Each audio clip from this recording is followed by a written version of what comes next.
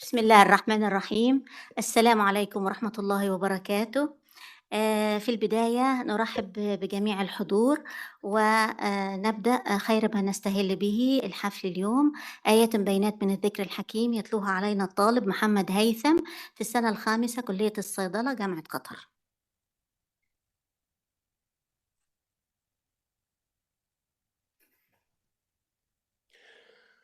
أعوذ بالله من الشيطان الرجيم. بسم الله الرحمن الرحيم. يا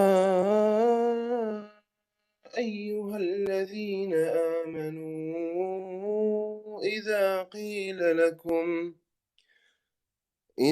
قيل لكم تفسحوا في المجالس فافسحوا يفسح الله لكم، وإذا قيل انشزوا فانشزوا يرفع الله الذين آمنوا منكم والذين أوتوا العلم درجات. يرفع الله الذين آمنوا منكم والذين أوتوا العلم درجات، والله بما تعملون خبير. صدق الله العظيم.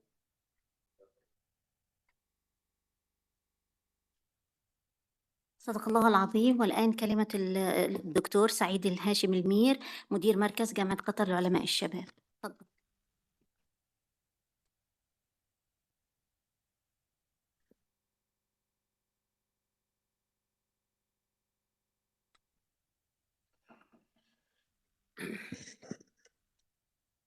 بسم الله الرحمن الرحيم. الحمد لله رب العالمين، والصلاة والسلام على أشرف المرسلين سيدنا محمد وعلى آله وصحبه أجمعين. ضيوفنا الكرام، لجنة التحكيم الكرام، زميلاتي وزملائي منتسبي الجامعة، بناتي وابنائي الباحثين، السلام عليكم ورحمة الله وبركاته. يسعدني أن أرحب بكم في افتتاح المنتدى البحثي السابع للشباب الذي ينظمه مركز جامعة قطر للعلماء الشباب بالتعاون مع اللجنة الوطنية القطرية للتربية والثقافة والعلوم، والذي جاء هذا العام تحت عنوان الطاقة المستدامة للجميع، التحديات والحلول. وسعيد أكثر بمشاركتكم في هذا المنتدى الذي يقوم على ثلاثية مهمة، هي البحث والشباب والاستدامة، التي تعد الأساس المتين لكل نهضة وتطور. لقد شهد هذا المنتدى منذ انطلاقته الأولى تطورا ملحوظا، وما زال يسير قدما نحو تحقيق أهدافه الطموحة، بعد أن صار منبرا جاذبا للشباب من قطر وجميع أنحاء العالم، يحتضن مواهبهم في البحث والابتكار ويهيئهم لحياة مهنية وشخصية ناجحة، وهو أيضا فرصة لعرض الإنجازات والابتكارات التي أنتجتها عقول شابة ملهمة في بيئة أكاديمية محفزة. ولعل أبرز ما يميزه هذا العام إسهامه في نشر ثقافة البحث العلمي وتنوع محاور الأبحاث، وقد وصل مجموع المشاركات 306 بحثا وملصقا بحثيا، وقبل منها 234 من أكثر من 25 دولة. الحضور الكريم، أن الشباب بما يملكون من حماس وطاقة وقدرات غير محدودة هم قاطرة التطوير والتجديد، وقاعدة نهوض المجتمع على مختلف الأصعدة. وقد أولتهم دولة قطر كل الرعاية والاهتمام، ووفرت متطلبات إعدادهم ليكونوا كوادر ماهرة تساهم بفعالية في تقدم المجتمع، وأدرجت التنمية البشرية على رأس أهداف الرؤية الوطنية 2030. وقد تصدر تمكين الطلبة ومنحهم فرص المشاركة العلمية النشطة إلى جانب أعضاء هيئة التدريس والباحثين كل الممارسات والخطط الاستراتيجية لجامعة قطر. طلابنا وطالباتنا الأعزاء، نحن فخورين بكم ونعدكم بالمزيد ونعدكم بالمزيد، وننتظركم قادة باحثين وعلماء تبنون الوطن وتخدمون المجتمع، وكلنا ثقة في أنكم قادرون على تحقيق إنجازات قيمة في مختلف المجالات. فتابعوا رحلة البحث والابتكار ولا تتوقفوا، ولن نكون إلا عونا لكم وسندا قويا داعما لكل خطوة جادة تخطونها نحو مستقبلكم المعرفي. وفي الختام، أشكر الباحثين أصحاب الأبحاث والملصقات البحثية ولجنة المنتدى الدائمة ولجنة التحكيم ولجنة التقييم التي وصلت هذا العام إلى 22 أستاذا من أساتذة جامعة قطر. كما أتوجه بالتحية وجزيل الشكر والتقدير إلى اللجنة الوطنية القطرية للتربية والثقافة والعلوم. شكرا لكم جميعا، والسلام عليكم ورحمة الله وبركاته.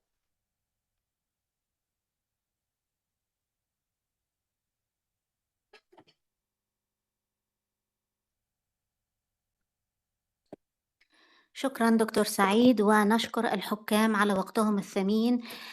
الأستاذ الدكتور أبو بكر عبد الله، مدير التميز البحثي قطاع البحث والدراسات العليا. شكرا. الأستاذ الدكتور محمد سالم أبو الفرج، أستاذ القانون الخاص كلية القانون بجامعة قطر. الأستاذ الدكتور ماهر أبو منشار، أستاذ التاريخ الإسلامي كلية الآداب والعلوم بجامعة قطر. الدكتور خالد الحسن، استشاري التعليم التربوي بوزارة التربية والتعليم العالي. السيدة عبير الحمادي، استشاري قطاع التعليم العالي. والدكتور خالد البلوشي، خبير ثقافي أول في اللجنة الوطنية القطرية للتربية والثقافة والعلوم عن بعد، يتابعنا أونلاين. ونبدأ أول. ما هو البحث يعني تم؟ هل فقط استعراض للأدبيات الموجودة في موضوع الطاقة المستدامة؟ ما هي التحديات وما هي الحلول؟ والبحث اللي انتم قمتوا به تحديدا كان شنو؟ ما أخذت أنا من التقديم هذا أي مجهود يتعمل، فقط استعراض للأدبيات الموجودة عن تعريف الطاقة المستدامة، لكن ما في بحث يتعمل يعني خرج بنتائج للإجابة على موضوع ما هي التحديات وما هي الحلول. شكرا جزيلا. شكرا أستاذ كوثر لهذا العرض. بس استكمالا لحضرتك، أنا كان نفسي فعلا العرض بتاع حضرتك أو البحث يركز على سلطنة عمان ومجهوداتها في هذا الإطار فقط لا غير. شكرا. شكرا. الباحثة كوثر. والآن مع لدي سؤال لو سمحتي. اتفضل يا دكتور، اتفضل. يعطيكم العافية وكل الشكر لكم ولفريق العمل والزملاء المحكمين الذين نلتقي فيهم سنويا. الأخت كوثر أيضا يعطيك العافية. أنا فقط يعني أزكي أو يعني على كلام الدكتور خالد فيما يخص الرواية الثقافية. أنت ذكرت الرواية الثقافية، طيب ما هي علاقتها الحين بالتنمية المستدامة؟ كنت أتمنى أن يعني وجود أمثلة، أنا طلعت على البحث، كنت أتمنى وجود أمثلة عملية علمية تربط بين الرواية الثقافية والجانب الفني والفن بشكل عام وعلاقته بالتنمية المستدامة. شكرا. تمام، شكرا دكتور خالد. والآن مع الباحثة مريم بنت حمدان المفرجية، جامعة التقنية والعلوم التطبيقية بنزوة سلطنة عمان. البحث: واقع استخدام الذكاء الاصطناعي في مجال العلاقات العامة في سلطنة عمان، الفرص والتحديات. باحثة مريم تفضلي، ونحول العرض على اللابتوب هنا من فضلك.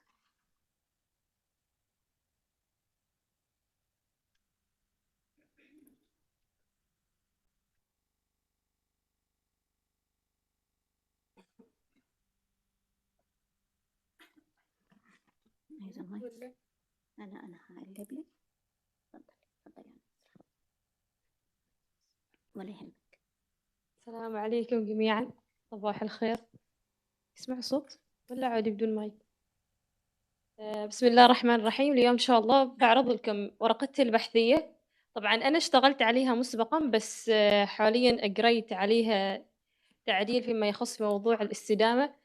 موضوع البحث هو دور الذكاء الاصطناعي في تعزيز استدامة قطاع العلاقات العامة، وعي الممارسين في المؤسسات الحكومية والخاصة في سلطنة عمان. ما أفضل إني أنا أغير أساس إنه طيب تعالي تفضلي. مشان أسرع عليه.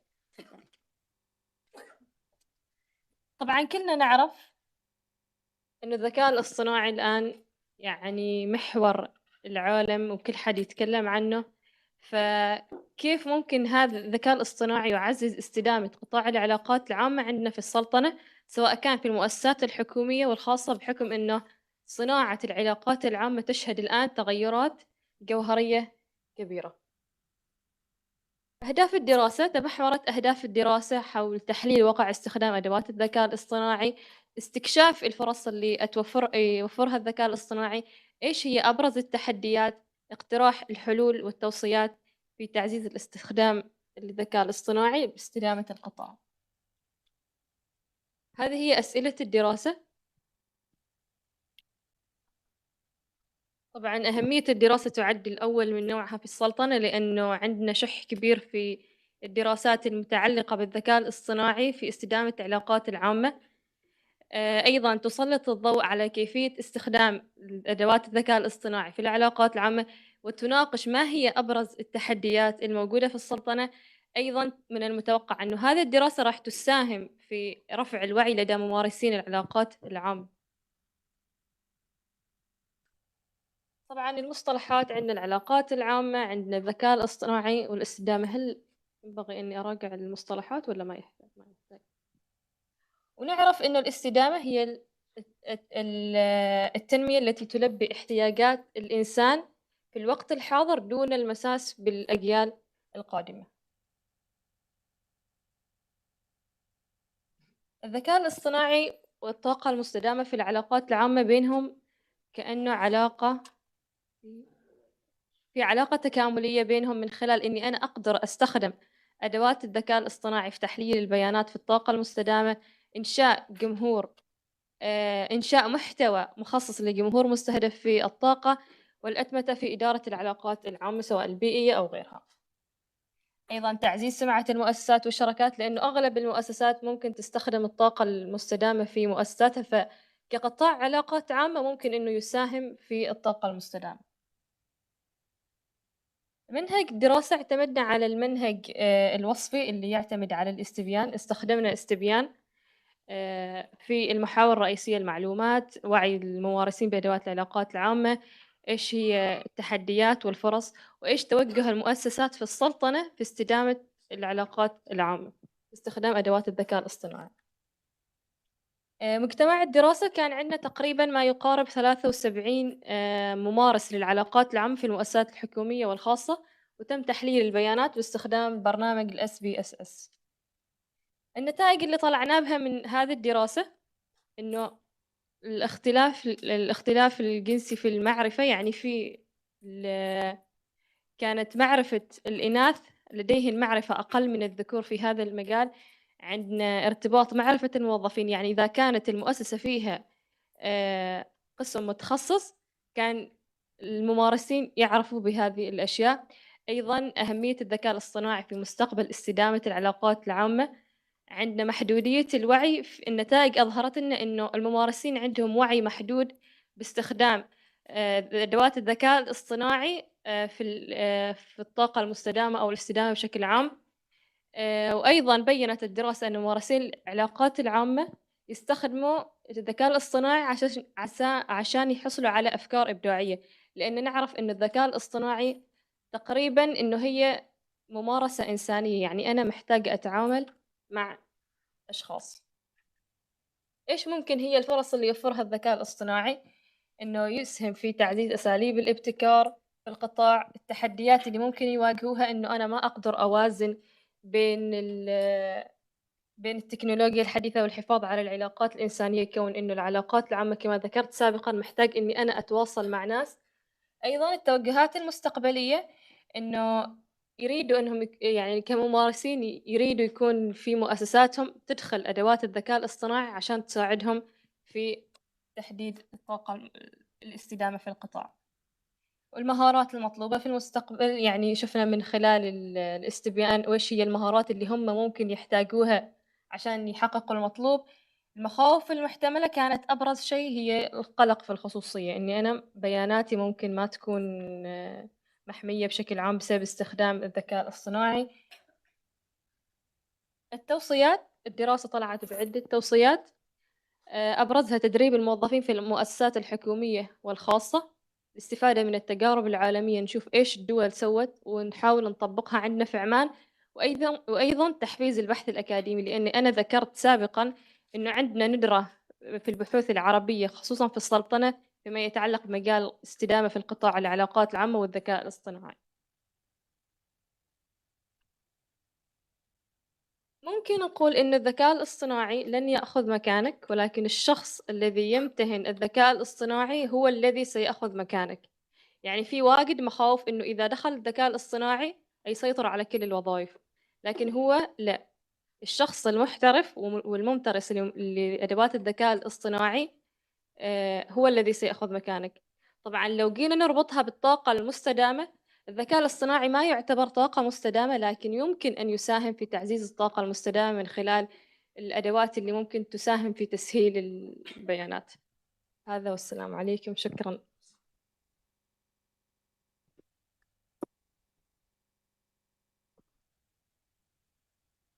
ها، خلي ده معاكِ عشان تجاوبي، خلي المايك معاكِ يا أحمد. السلام عليكم. شكرًا يا مريم على العرض التقديمي. أنتِ العينة كانت بتاعتِك قد إيه؟ كام واحد شارك في العينة؟ 73 شخص تقريبًا. 73. طيب عدد الذكور والإناث قد إيه وأعمارهم؟ في الاستبيان بس ما أدركت. أوكي. طيب أنا بس عايز أسأل أنتِ قُلتِ إن المخاطر، أحد المخاطر هو الخصوصية. هل هي دي المخاطر الوحيدة اللي ممكن هي في عدة مخاطر مخاوف عفوًا، ممكن الخصوصية، فقدان البيانات، أو إنه مثلًا أنا مستجد في أدوات الذكاء الاصطناعي فما أعرف أوظّفها توظيف صحيح في العمل، فهذه بعض وأيضًا واحدة من المخاوف كانت المخاوف الأخلاقية، إنه يصير في انتهاك في الشخصيات أو غيره. تمام. طيب معلش سؤال كمان بالنسبة لل ال ال الذكاء الاصطناعي، في منه أنواع طبعًا، في الذكاء الصناعي التوليدي، في الذكاء الصناعي التوجيهي، في الguided الnon guided. فأنا عايز أعرف أنتِ أي ذكاء اصطناعي أنتِ كنتِ بتركّزي عليه، والّا عموم أنتِ ركّزتِ على بشكل العموم؟ عام، بشكل بشكل عام. عام أيوه. طيب سؤال أخير هو إيه المثال اللي ممكن الذكاء الصناعي أو الاصطناعي يعزّز فيه العلاقات العامة؟ يعني اديني مثال يعني.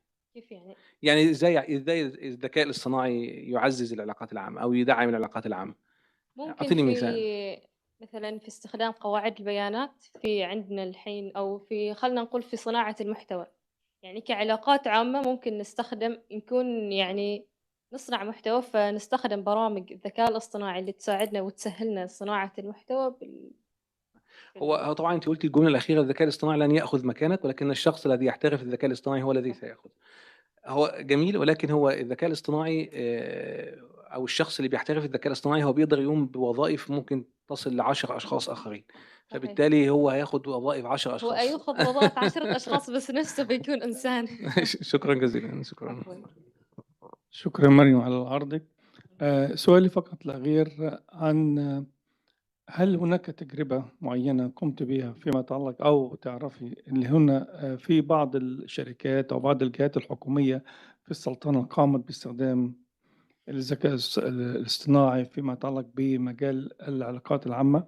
دي عايزين تجربة، هل أنتِ استطعتِ؟ بعدنا للآن ما، لأنه شوية نوعًا ما قطاع العلاقات العامة عندنا ضعيف، يعني في شركات في محترمة وكبيرة شركا جدًا في الشركات السلطنة الكبيرة ممكن، عندهم أنا أقصد في القطاع الحكومي، في الشركات الخاصة ممكن يستخدموا أدوات صناعة المحتوى في الحملات الإعلامية، في البرامج اللي يستخدموا أدوات الذكاء الاصطناعي عشان يوصلوا للجمهور المستهدف. ماشي يا فندم، شكرًا.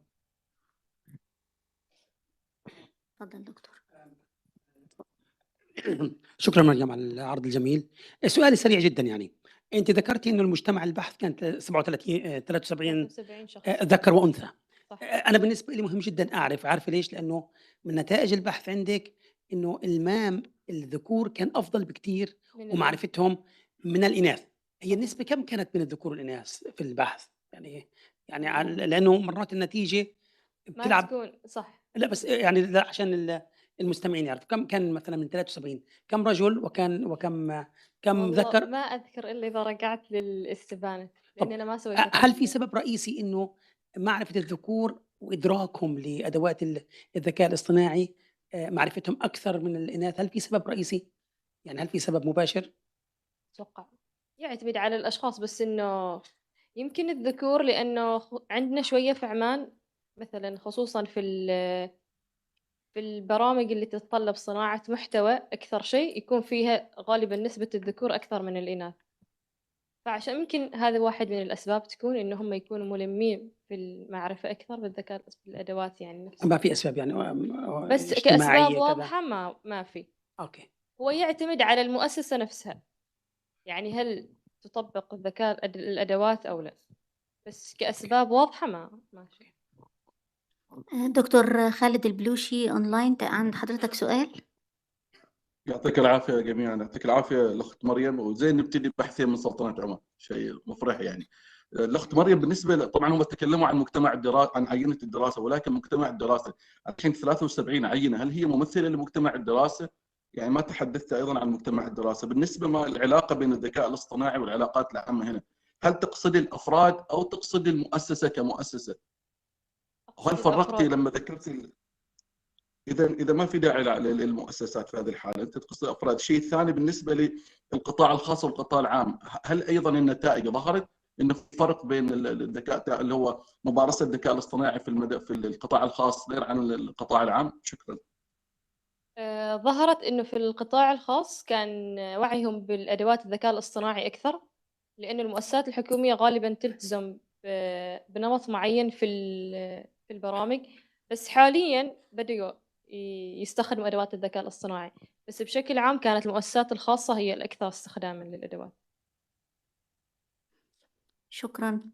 شكرا الباحثة مريم المفرجية، تفضلي، أهلا وسهلا بك. والآن مع الباحثين. شكرا. الآن مع الباحثين، الباحث عبد الرحمن هاشم السيد، تسنيم عبد الله، ومحمد السرارفي من كلية القانون جامعة قطر.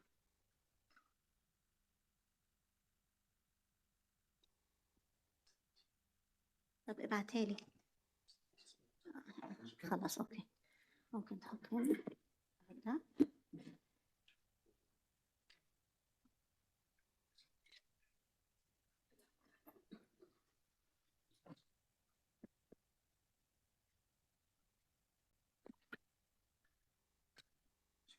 تبعتها لي ايميل احسن. يلا اوكي تفضل.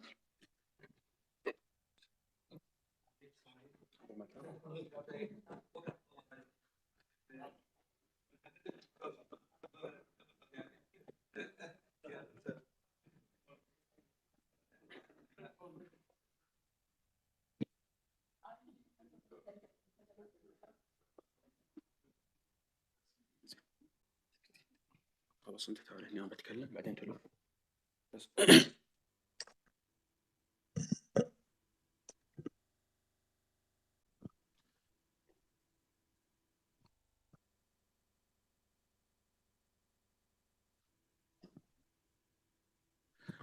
بسم الله الرحمن الرحيم. بدأت بسم الله والخير أقصد، وما لي إلا عونه حيث أعمد، وصليت تسليما على خير خلقه محمد الهادي إلى الحق يرشد، وأني لمضطر لودع عجالة لبيان ما هو أحق وأفيد. أنا قررت أني أقول نبذة عن البحث باللغة العربية لعدة أسباب. أول شيء هو كان يعني خلينا نقول تناقش بيني وبين الفريق أن هل نسوي البحث باللغة العربية أو باللغة الإنجليزية، وغلبت كفتهم لأن اللغة الإنجليزية هي لغة العالم اليوم ولغة الاقتصاد، وهي يعني عندها الكفة الراجحة. لكن أنا بتكلم باللغة العربية لعدة أسباب، في المقدمة بالذات لأن عندي أول شيء زملائي حضروا لي من كلية القانون، ثاني شيء توجه الدولة الآن إلى دعم الهوية واللغة العربية، كذلك يعني الموضوع يجب أن نحيط به من هذا الجانب، خاصة أنها مقدمة. ثم يعني بعد هذه النبذة سنتطرق إلى الكلام باللغة الإنجليزية. نقدم لكم اليوم هذه الورقة البحثية التي تتضمن بين كفتيها أبرز التحديات التشريعية التكنولوجية المتعلقة بحماية البيانات ومدى تقاطعها مع الحق في الخصوصية. والحق في الخصوصية جاء المشرع القطري وعدة من التشريعات العربية ونصت في دساتيرها، خاصة يعني إذا بنخصص الدستور المادة رقم 36 من الدستور القطري، جاءت وقالت لخصوصية الإنسان حرمتها، فلا يجوز التعرض لأي شخص بأي تدخل في خصوصياته. كذلك في آية في القرآن تأكد على هذا المبدأ: ولا تجسسوا ولا يغتب بعضكم بعضا. ومن الأثر أن سهيل بن عمرو وهو صحابي، سهيل بن سعد وهو صحابي، جاء وقال أن رجلا كان ينظر من ثقب في الرسول صلى الله عليه وسلم وهو يمشط شعره، فالرسول صلى الله عليه وسلم قال: لو أعلم أنك تنظر لطعنتك بعينك، إنما جعل الاستئذان من أجل البصر. وحديث من المطبخ الآن، البنك المركزي قبل تقريبا 48 دقيقة اليوم أعلن تعليمات معالجة وحماية البيانات، هذا اليوم قبل 48 دقيقة. من خلال هذه الورقة نقدم التدابير القانونية القطرية في حماية البيانات ومدى موائمتها مع المعايير التي أصدرت من لائحة الاتحاد الأوروبي GDPR. كذلك استخدمنا في هذا البحث المنهج التحليلي الوصفي المقارن من خلال بيان أوجه القصور في تشريع القانون القطري وكذلك في الاتحاد الأوروبي. ومن ثم بعد ما نبين أوجه القصور تطرقنا في البحث إلى ما هي أبرز التعديلات حتى نبين هذا الشيء الجديد، أو خلينا نقول هذا المبدأ الجديد أو الهيكل الجديد اللي هي حماية البيانات والحق في الخصوصية، كيف سيتقاطعون مع بعض. And now my colleague Mr. Sneem will continue from here. Thank you. So we live in an age where data privacy is becoming highly valuable due to the rise of technological advancements. The right to privacy has been enshrined in one of the most landmark legal texts, international legal texts, the Universal Declaration of Human Rights, produced by the United Nations. So as data becomes a very highly sought after commodity and a valuable commodity by companies, its protection becomes very necessary, and it brings about many privacy and security concerns. So the research question that we built our paper upon is: how effective is Qatar's data privacy protection law in combating these concerns, and how does it compare to other international practices such as the GDPR for the European Union? The research problem was the rapid adoption of technology, especially in Qatar nowadays, in order to meet the 2030 national vision. This, while it's a very a step forward for Qatar, it brings about a field of legal uncertainty on how individuals' privacy and data may be protected.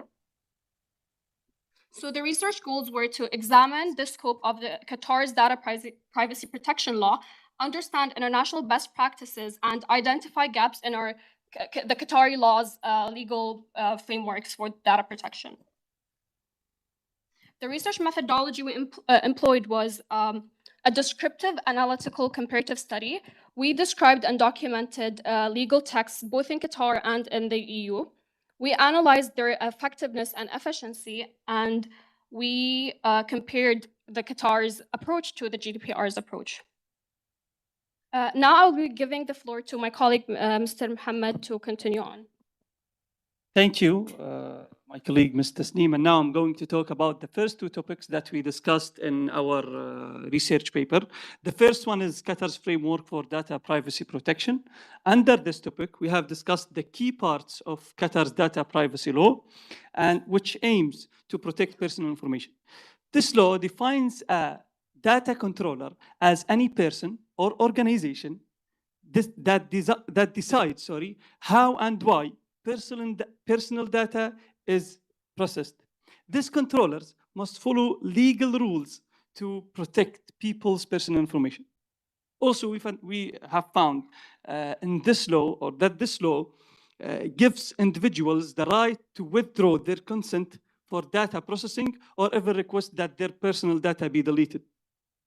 This law also sets strict penalties for anyone who breaks this law. These penalties can go up to 5 million Qatari riyals. And in the other topic in our research, data privacy protection and the Internet of Things, IoT, we can find that Qatar's Communications Regulatory Authority has a draft framework that defines IoT as a network of connected physical devices with sensors, software, and other technology. These devices collect and exchange data through the internet. This framework states that any personal data processed electronically, collected or extracted for electronic use is covered by the law.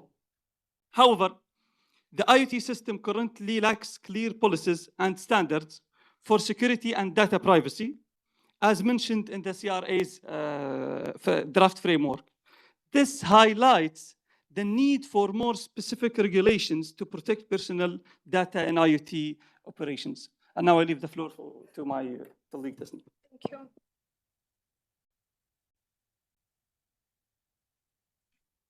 Now I'll be discussing data privacy protection in the context of smart grids. One second.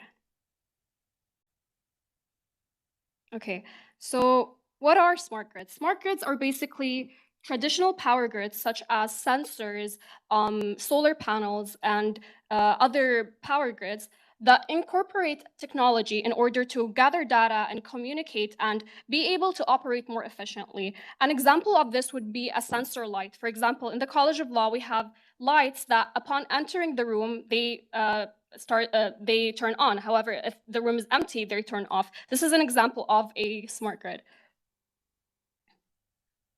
So it's defined by legal scholars and technical experts as a fusion of remote monitoring and control technologies, communication technologies, renewable energy such as that of solar panels, and analytical capabilities. However, while these technologies are very essential for the efficiency and also to preserve the environment and sustainability, as they really try to not consume as much energy as possible, this data that is collected by smart grids is very risky for individuals because it can indicate many things. For example, the example I mentioned before, the sensors that turn on lights. If people gained access to this data, they can have access to information of whether someone is home or not, whether someone is abroad or not, whether they're awake or asleep, which all threatens the privacy and security of individuals. So the legal framework here in Qatar is very general. Qatar's data privacy protection applies in its generality to any methods of any data collected by whatever means, whether it was electronic, whether it was traditional methods, it all applies to the law. So Article 2 is the one that governs this issue. However, while Article 2 is general, it applies to all forms of personal data and electronic data. However, this can bring about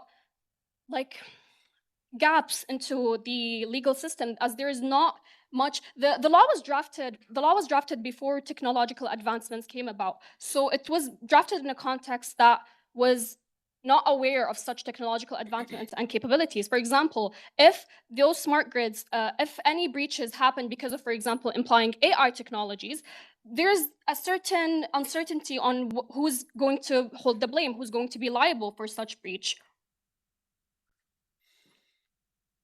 Now I'll be moving on to the European Union's approach to privacy protection. So two main legal texts or two main legal frameworks for this is the GDPR, the General Data Protection Act, as well as the European Commission Smart Grid Working Group.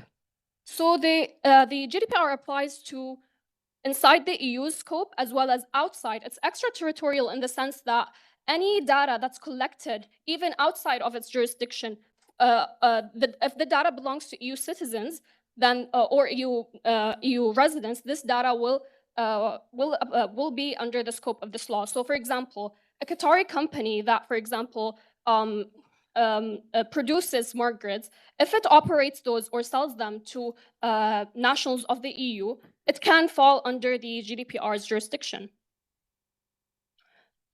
So the GDPR does not explicitly target IoT or smart grids. Its provisions, such as the similar to Qatar's legal framework, stays very broad in its application. However, the EU or the EU had employed a very smart approach by creating a specific task force that is responsible for creating policies and advising on smart grid matters. It's also like takes into account like smart technologies. So they have different experts. They have technological experts. They have legal experts in order to really have a holistic approach to such advancements. So in our conclusion, we find that Qatar's personal data privacy protection, while its general and broad application can be seen as a positive aspect, it also brings about a certain outdatedness. It really does not really tackle many of the new advancements that those technologies have brought about. And now I'll be moving on to my colleague Abdurrahman to conclude our presentation.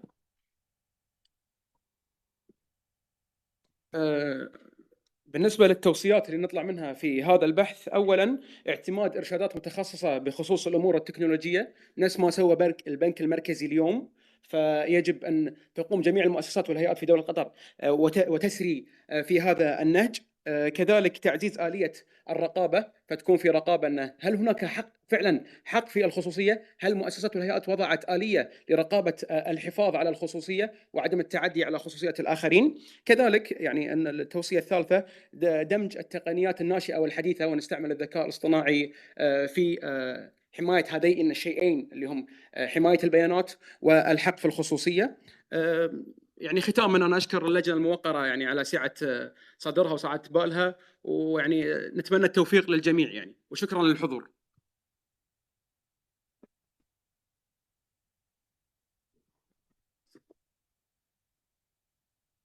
شكرا لكم شباب على هذا العرض المتميز. مش عاوز أكون مش عارفة بالعربي ولا بالإنجليزي. It's up to you guys. Yes, but it's very good. It's ناخد من بالعربي ولا بالانجليزي؟ اللي يريحكم باللغتين.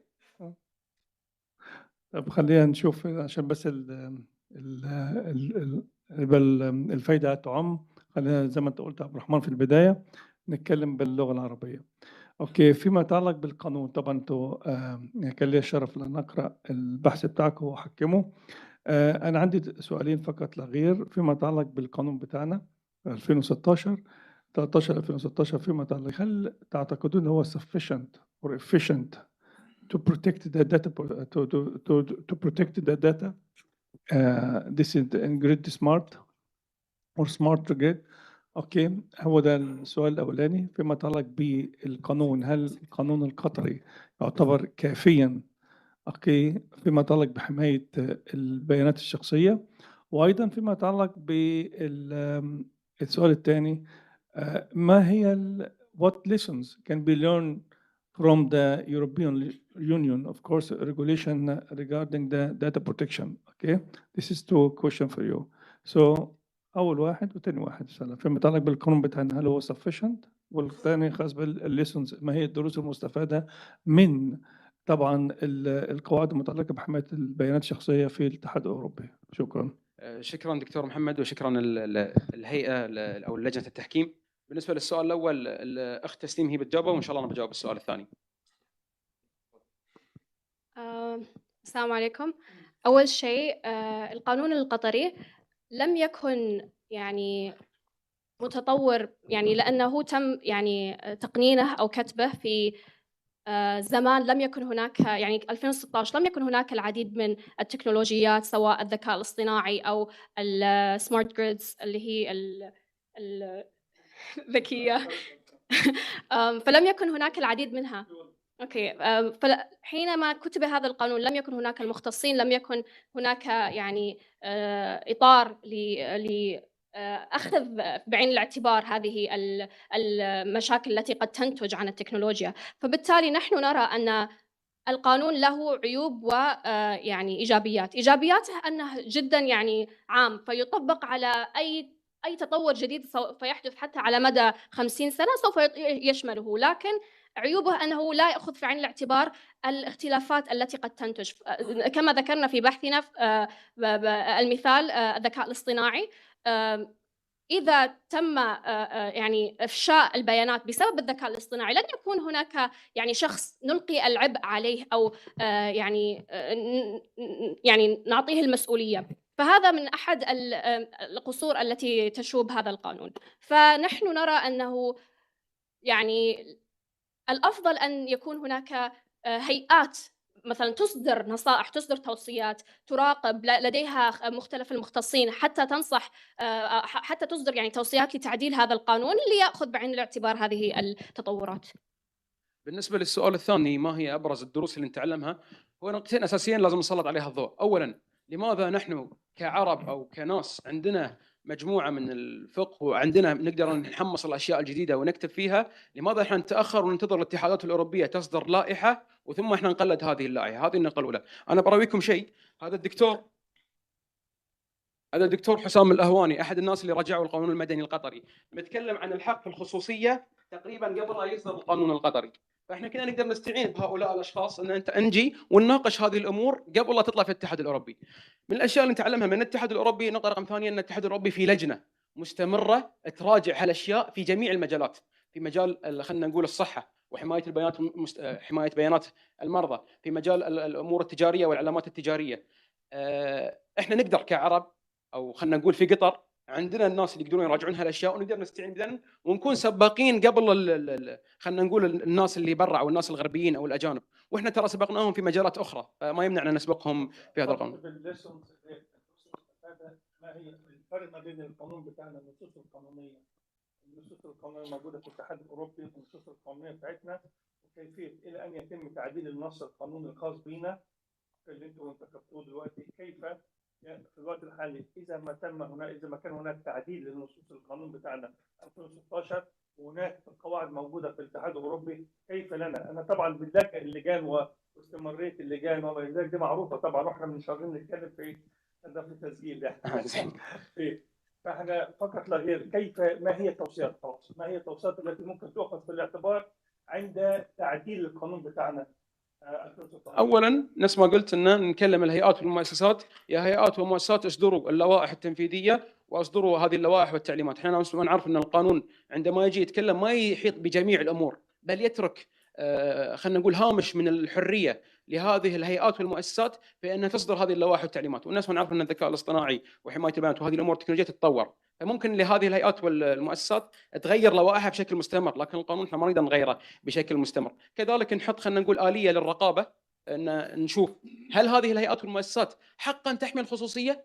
كيف نحقق ذلك؟ يعني بين قوسين الشفافيه، ان شلون نروي المجتمع، يا مجتمع هذه الهيئه والمؤسسه وزاره الصحه ايا كان او اي من الوزارات او الهيئات انها حقا تحمي خصوصياتكم ما حد يعرف عنها، ولا يعني ما حد يعرف عنها. فهذه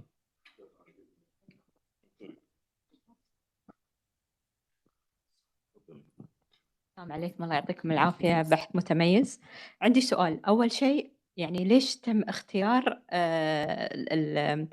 قانون الدول الأوروبية؟ هل هم كانوا أنا اللي عارفة أوروبا دائما سباقة من ناحية القوانين، هل هي الأولى أو لشموليتها أو يعني ليش تم اختيارها؟ ثاني شيء من ناحية نفاذ القانون القطري، هل صار في محاكم أو شو يسمونه arbitration؟ يعني هو عادة القوانين تتغير إذا صار في يعني مشاكل في التطبيق أو النفاذ للقانون، هل تم يعني هل يعني صارت محاكم في قطر بخصوص هذا القانون القضايا قانونية أيوة بهذا الأمر أو لا؟ شكرا. بداية لماذا تم مقارنة القانون القطري بقانون الاتحاد الأوروبي؟ ذلك لأن يعني قانون الاتحاد الأوروبي هو الرائد في حماية البيانات. مثلا مقارنة بأمريكا، أمريكا ليس لديهم يعني نظام عام يحمي البيانات، لديهم كل قطاع خاص له قانونه. For example الصحة لديهم الهيبا يعني حماية بيانات البيشنتس، القطاع القانوني له confidentiality، يعني كل قطاع له لائحة، فلم يكن هناك لائحة عامة تشمل. وعيب ذلك أنه هناك العديد من يعني الثغرات، هناك قطاعات ليس لديها قانون يراقب عليها. فنفس ما قلنا الGDPR كان هو قانون عام، قانون يعني أصدر ممكن من 100 صفحة، يعني جدا جدا comprehensive يعني مفصل. مقارنة بالقانون القطري يعني مواده تعد جدا قليلة، فلذلك السبب اخترنا. وطبعا يعني أغلب الدول الآن ومنهم قطر قد اقتدت بالGDPR. قطر أصدرت قانونها 2016 في نفس سنة نفاذ القانون الاتحاد الأوروبي، وكان أغلب نصوصها إذا يعني قارنا بينهم نجد أنها مستوحاة أو يعني inspired من الGDPR. السؤال الثاني، هل هناك قضايا؟ أوكي. زين، بالنسبه للسؤال الثاني، احنا لما رجعنا حق الاحكام القضائيه المنشوره على المواقع الالكترونيه في دوله قطر، لا توجد سابقه قضائيه او حكم قضائي استند على هذا القانون. قد يكون هناك لكنها لم تنشر، واحنا بعض الاحيان نسمع هذه المعلومات من محامين ان استند الى هذا القانون او سوى هذا القانون وكان في حكم بهذا الخصوص. بالنسبه خليجيا، الامارات العربيه السعوديه استندت على هذا القانون وكانت في قضايا، على ما اظن واحده من الوزارات وبالاخص وزاره الصحه، خلينا نقول واحد من الدكاتره او واحده من المؤسسات نشرت بيانات مريض من المرضى، فراح هذا المريض من المرضى وقاضى وزاره الصحه او المستشفى وتم تعويضه. في دوله قطر ما في سابقه قضائيه، وقد نفسر ذلك يعني نحط حجه للقضاء ان هذا شيء جديد ويخافون ان يحكمون فيه او ينشرون فيه، ومن ثم يتعرضون للنقد من قبل الفقهاء، لان الفقهاء ينتظرونهم بالمرصاد: يا قاضي لماذا لم تحكم بذلك، او لماذا لم تستعمل هذه الماده بدل هذه الماده. فهذه الخاصه، وشكرا لك على هذه الاسئله الطيبه. الله يسلمك. شكرا للباحثين، شكرا. الدكتور خالد البلوشي أونلاين، هل لحضرتك سؤال؟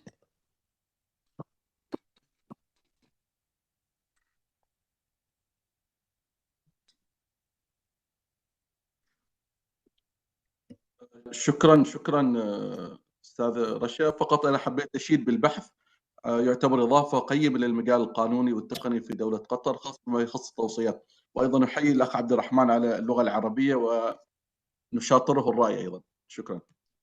شكرا دكتور، شكرا للطلبة، شكرا. والآن مع الباحثة سمية الكواري، كلية الهندسة، قسم هندسة الحاسب، جامعة قطر، أونلاين. تفضلي. سوف تشاركنا أونلاين. تفضلي الباحثة سمية الكواري. السلام عليكم.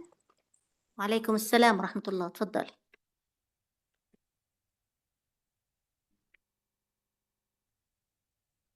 واضح البرزنتيشن؟ أيوة تفضلي. السلام عليكم. والله كان ودي إني أكون موجودة معكم، لكن قدر الله ما شاء فعل. I'll be presenting this research in English. Good morning, everyone. My name is Sumaya Al-Kawari, and today I will be presenting my research in microalgae self-healing solar panel. This study explores how microalgae biofilms can be integrated into solar technology to create a self-healing sustainable energy solution.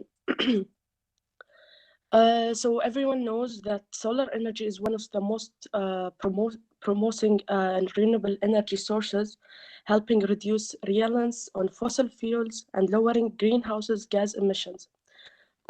However, solar panels degrade over time due to environmental factors like UV radiation, dust accumulation, and temperature fluctuation. This results efficiency losses and high maintenance cost. So to address this issue, research has explored self-healing material. While synthetic self-healing material exists, They can be expensive and environmentally unfriendly, which doesn't match our sustainable theme. So first of all, what is a microalgae biofilm? Microalgae is a microscopic photosynthetic organism known as a rapid regeneration and ability to form a biofilms, a protective layer to adhere to surfaces. These biofilms secrete polymetric substance as known as EPS, which help to maintain their structure, protect against environmental stress, and aid self-repair. By applying this microalgae biofilm to solar panels, we can leverage their natural self-healing capabilities to repair surface damage, prevent efficiency losses, and extend a lifespan of solar panels. So in my research, I have 4 objectives that my research has been based on. First of all, assessing the feasibility of a microalgae biofilm in solar technology. Secondly, is understanding the self-healing mechanism of these biofilms. Third, identifying benefits and challenges of a biofilm integration in the PV systems. Fourth, promoting a sustainable energy solution through the biological innovation. So by achieving this objective, we can determine whether microalgae biofilm can provide a practical and scalable solution to solar panel maintenance. So in my methodology, to evaluate this concept, I have 4 steps for my methodology. Literature review. I analyze an existing study on solar panel degradation, self-healing materials, and microalgae application in biochemistry. Based on this research, I conclude to my research. Secondly, experimental setup. I cultivate a microalgae biofilm on solar panel surfaces and simulated in a real-world condition, including UV exposure, temperature fluctuation, and physical aberrations. Okay. So third, performing testing. I measured energy output, healing rate, and environmental durability of a biofilm coated panels compared to the standard panels. Data analysis methods such as ANOVA and comparative analysis we are used to determine effectiveness of biofilm in maintaining solar panel performance. So going to the results, based on the existing research, I expect the following results, which is biofilm adhesion and growth. Microalgae biofilms successfully adhere to solar panels, forming a stable protective layer. Secondly, self-healing performance. When a microcracks form, the biofilm regenerate and cover the damaged area within 24 to 72 hours. Energy output efficiency. Biofilm coated a solar panel that retain up to 90% efficiency after damage, whereas untreated panels experience a 20% efficiency loss due to cracks. Fourthly, environmental durability. For the polymetric substance, EPS, help to protect the biofilm from the UV exposure, temperature change, and dust accumulation. So what is the advantage of microalgae biofilm? The integration of the microalgae biofilm in solar panels offers several advantages, which is self-healing capability, which reduce maintenance cost and extend solar panel lifespan. Dust pollution and protection, prevents dirt accumulation, ensuring consistent efficiency. Eco-friendly. Unlike a synthetic material, microalgae are biodegradable and absorb for the carbon oxide or dioxide. Cost-effective long-term. While initial setup cost may be high, reduced maintenance expenses make this solution financially valuable over time. So while doing this research, I've been facing a challenge and limitation.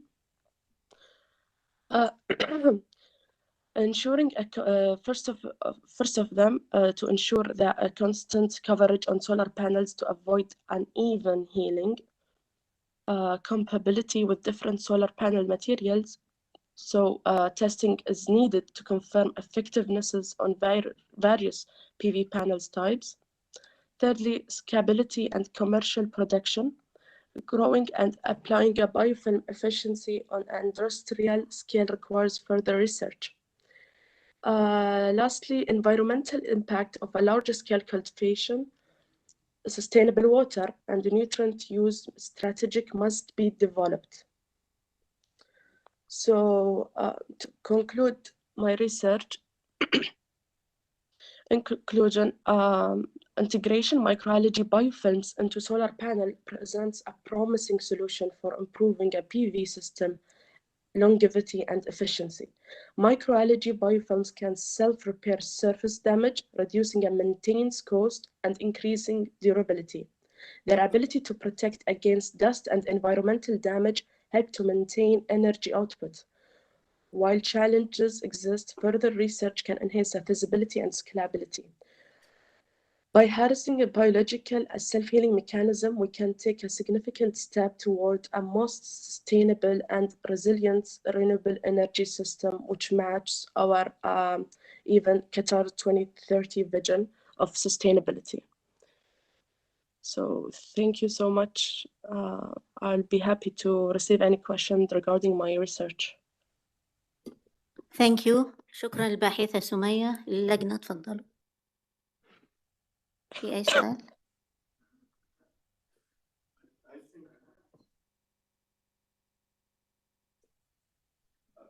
Thank you very much. I think it's very significant research, but I think the limitation of the research are a major limitation compared to the advantage of this microfilm.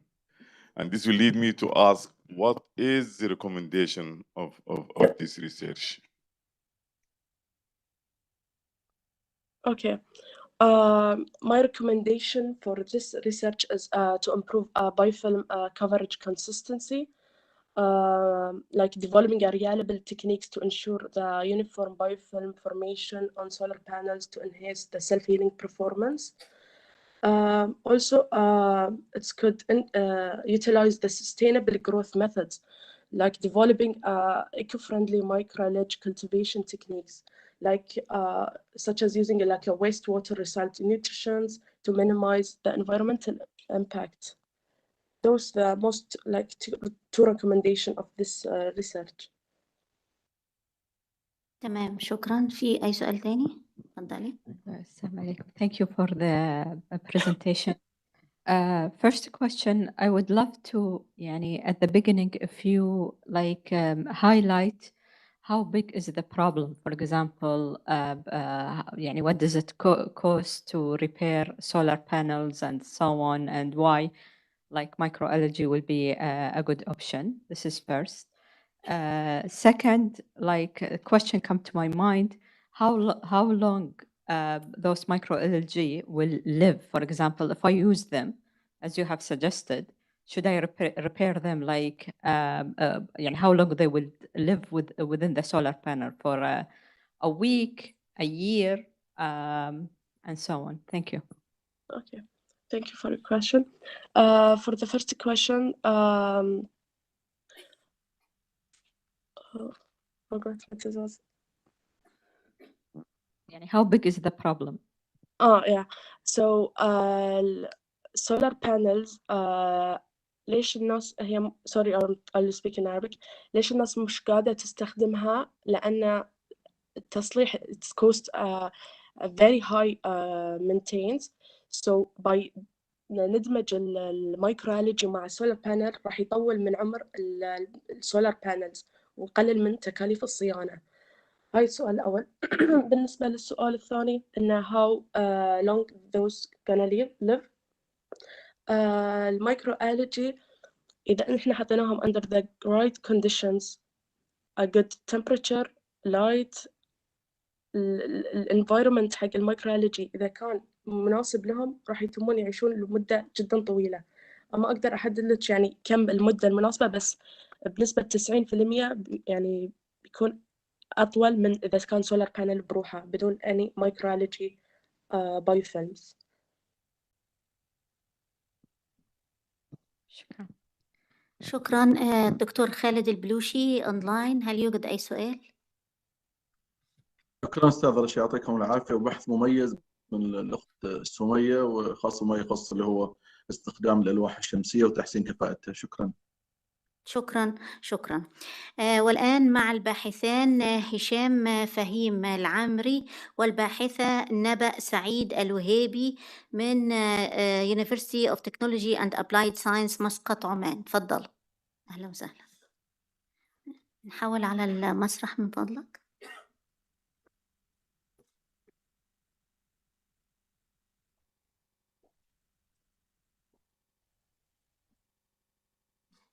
تفضل.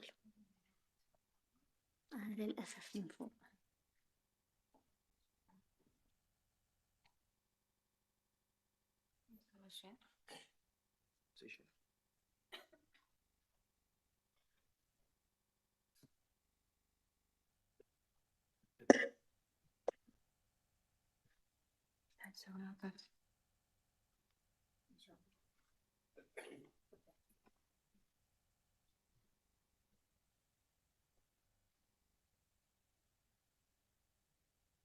نحول دلوقتي على الشاشة على المسرح من اللابتوب.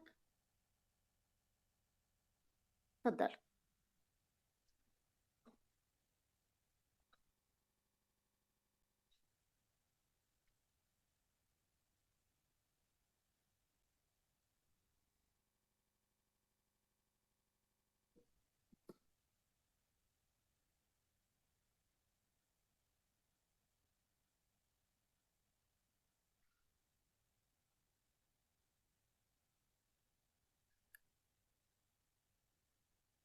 استخدم المايك هذا الآن.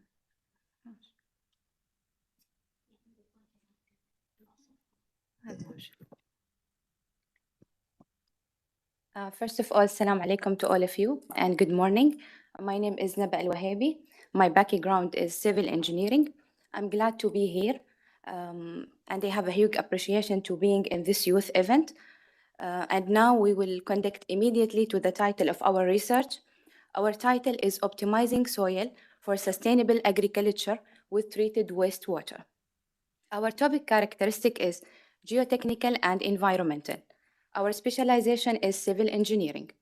This research has been held in University of Technology and Applied Science in Oman, in Muscat exactly.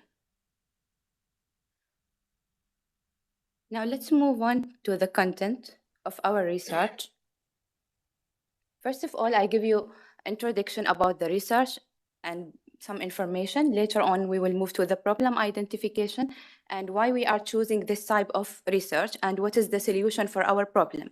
Later on, I will talk about the mission, then the methodology and what we found, and the last point is conclusion and recommendation. Now let's start with the first point, which is the introduction. As many knows, water is life. Agriculture is one of the largest water consumer, but can we use water? Can we use the wastewater sustainably? We will know this later. Oman's growing water demand. So, how can treated wastewater be a solution to this unfixed demand? This picture illustrates the growth of treated wastewater in Oman. So, as you notice, the growth is increasing year by year. Our goal to study wastewater impact on soil and vice versa. Now let's move on to the next point, which is problem identification. 94% of Oman's conventional water is from groundwater. Consequently, there is a fear of depletion, and desalination is expensive, so it is economically impact.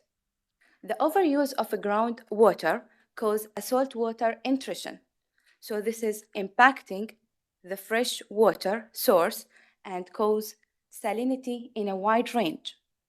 So a solution, a sustainable alternative treated wastewater.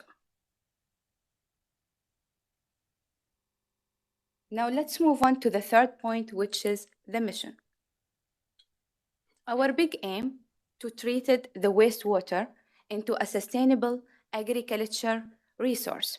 There are three main objectives. First of all, to find the right agriculture location. As you notice in this picture, this one is a location in Oman, specifically in Barka. If you notice, there is a green area and there is a little bit white area. So that land exactly, there is a weak fertile. The second point, to collect and analyze soil samples. Two types of soil, disturbed and undisturbed samples, before and after irrigation. The third point, to determine how soil filtration affects wastewater quality and vice versa. And now my colleague will complete.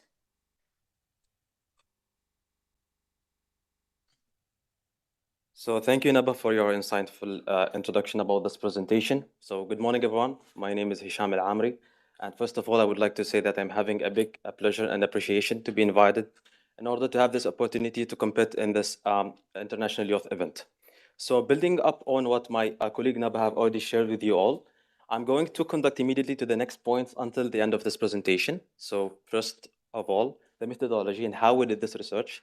So as my colleague Naba had mentioned, after choosing the suitable area, we have collected both samples, undisturbed, disturbed soil with different techniques along with the treated wastewater.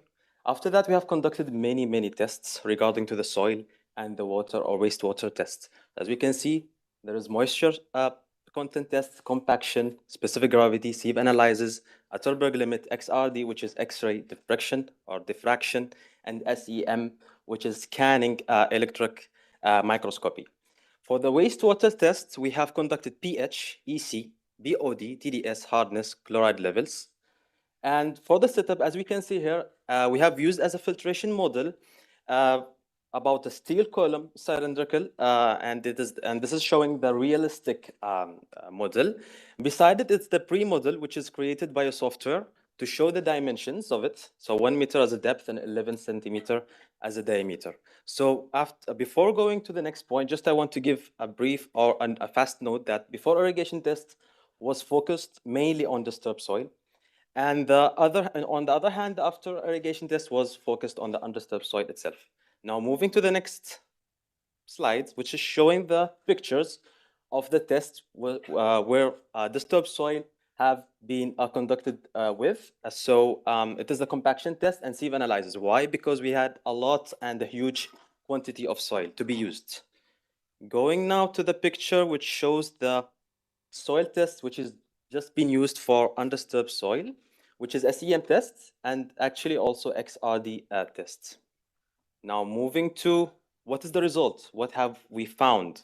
So regarding to the soil quality, disturbed versus undisturbed. In other words, before irrigation and after irrigation. So regarding to the moisture content, for the undisturbed soil, the moisture content was retained more in the undisturbed because the undisturbed soil was exposed more to treated wastewater than the disturbed soil. And this is, of course, making it absorb more water. Going to the specific gravity of the undisturbed soil was more because of the mitigation of higher minerals deposits, such as sodium, magnesium, and chloride levels. Going to the Terberg limits, which shows the workability of the soil. In the undisturbed soil, there was high plasticity index, which shows that this soil is more workable than the disturbed soil. And this is showing that the disturbed soil has a low plasticity index, which also shows that it is less cohesive and drier. Now let us move to the next test results, which is XRD, X-ray diffraction, as I mentioned. So before irrigation, there was higher calcium and magnesium as a value. After irrigation, both of them have decreased or reduced with the increase of the moisture content, which will make the soil better in drainage and also better in the infiltration of water capacity and also having a high porosity. The last result of the soil test showing the compaction and bulk density changes. So before irrigation, that the soil or the undertop soil was more compacted and less permeable, so there was no allowance of water to be going through it. After irrigation, the bulk density increased initially, but it reduced suddenly with the increase of the moisture content, and obviously it made the soil more softer. Now going to what we have found regarding to the water's quality. So as I mentioned, the water in a shortcut, the water test showed that the wastewater became alkaline slightly, and it became also more pollutant because of the oxygen reduction, as well as it's dissolved with many minerals deposits. And as a last mention, it became more accumulated with salt. Now, as a conclusion recommendation to our research, so the treated wastewater actually improved the soil quality, but it caused a salt buildup over time. So what is the recommendation and what is the future steps? Test water's effect over multiple seasons and for a long term to know what is the verified quality of our research, and explore soil treatments or soil types for better verifications or results. So thank you everyone for listening to our presentation, and I hope it was clear enough.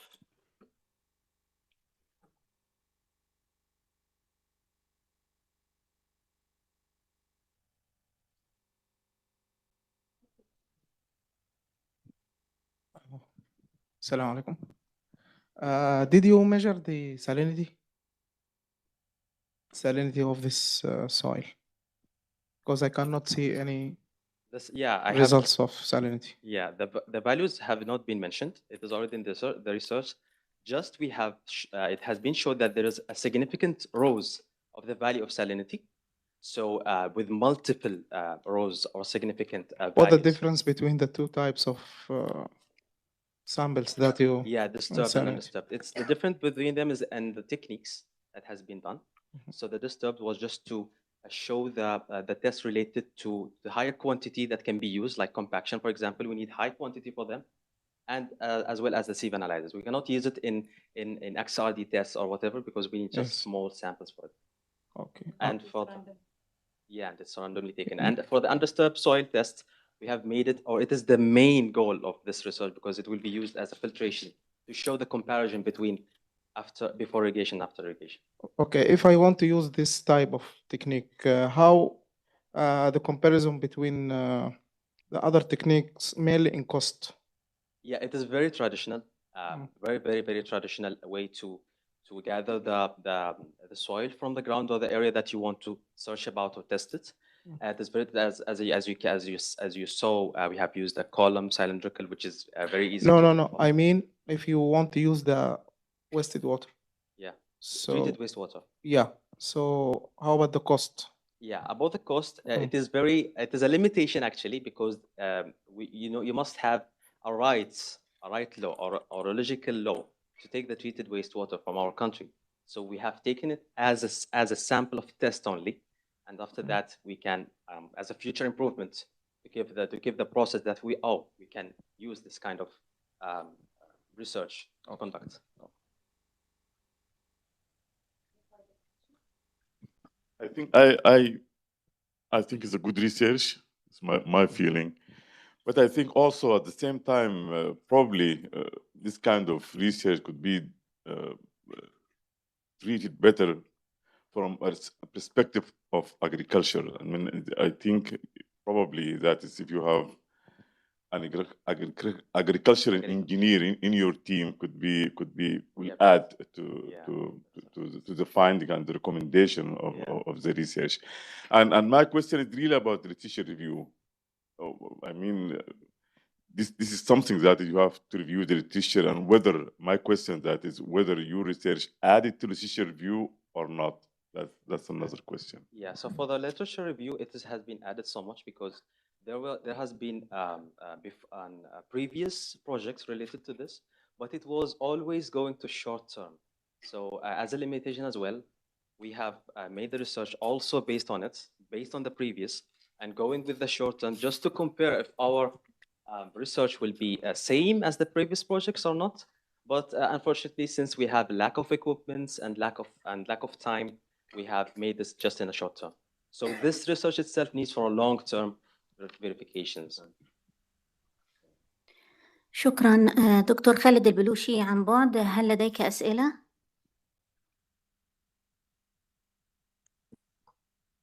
شكرا أستاذ رشا، والشكر للأخ هشام والأخت نبأ. من حقيقة البحوث المميزة واللي ممكن تقدم مساهمة. شكرا لكم. شكرا دكتور، شكرا شكرا شكرا.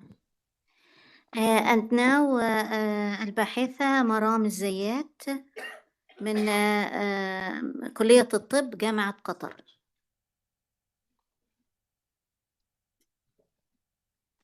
عليكم السلام.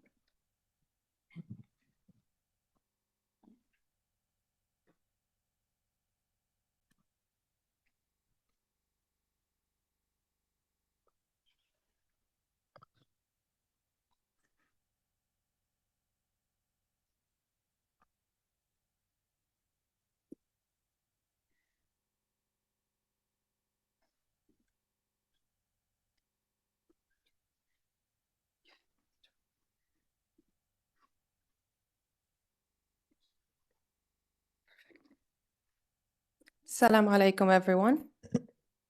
Good morning, everyone. I'm Rabiel Khawaja, and this is my colleague Baram Al-Zayat, and we're from College of Medicine of Qatar University. Today, we'll be talking about the psychological impact of artificial intelligence on the undergraduate students' persistence and career aspiration in STEM disciplines. Before we delve in, I'd just like to declare that this presentation was only made possible throughout the hard research work performed during the Summer Research Internship Program last year, organized by the Qatar University Young Scientists Center, and we have no conflict of interest to disclose with respect to this presentation. Now, here's an overview of the topics we'll discuss today. So I'll start by talking about our research objectives and then methodology. Then my colleague will talk about our findings, and finally we'll conclude with any key insights and address any questions that you may have. So first, let's talk a bit about artificial intelligence. So artificial intelligence is rapidly transforming the educational field by introducing innovative methods that both engage and inspire students in ways that we couldn't even imagine, let's say, a decade ago. So in the realm of STEM education, it's not only enhancing the learning experiences, but also reshaping how we as students perceive potential career paths in STEM. So the purpose of our study is to investigate the extent of this influence. So by understanding AI's role in guiding students' academic journeys and their career outlooks, we can make informed decisions as institutions about incorporating this AI into educational programs and curriculums. So these are our objectives. The first one is understanding the educational and technological effects of AI in STEM education. The second one is exploring the implication of this on students' career pathways. And the third is to investigate engagement and satisfaction levels of STEM education with AI integration. And we have come up with a research question. Basically, it's how does AI influence undergraduate students' persistence in STEM disciplines and shape their career aspirations?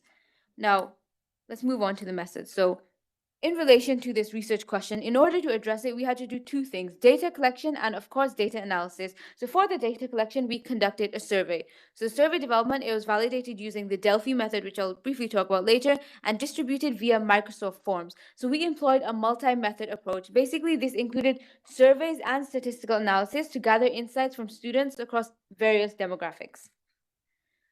First thing was keyword selection. So this used terms like AI, STEM education, undergraduate students, and psychological impact factors such as stress or mental health. And then we did Prisma. So what is Prisma? As most of you probably know, it's the preferred reporting item for systematic review and meta-analysis. So to put it simply, it's an approach for reporting data based on research evidence. And then we identified constructs. So this was educational and technological effects, educational and technological implications, and engagement and satisfaction. So then based on these 5 identified constructs, we prepared the questionnaire. And in this questionnaire, we use both closed questions and scaling questions to gather any relevant data. And now, just to touch up on the Delphi method. So to put it simply, it gathers expert opinions and seeks to reach a consensus. So essentially, the experts will answer the questionnaire anonymously, and their responses will be summarized and shared. And this process will be repeated several times. So each round will basically refine their views, and ultimately, you'll identify common agreements. So in our survey questionnaire, 3 experts participated, and 3 rounds were done. And to prepare the survey questionnaire, we did literature review using relevant search terms with and or tools. And the databases for this literature selection were ERIC, Scopus, and Web of Science. Studies we included were focused on AI in undergraduate STEM education, and they were peer-reviewed and they had to be written in English, and from the time frame of 2015 to 2024. So after exclusion criteria and the first and second screening, we were left with a total of 10 eligible articles that were retrieved for full text review. So for our data analysis, we calculated statistical measures including variance, standard deviation, and mean values in order to capture the diversity and consistency in responses.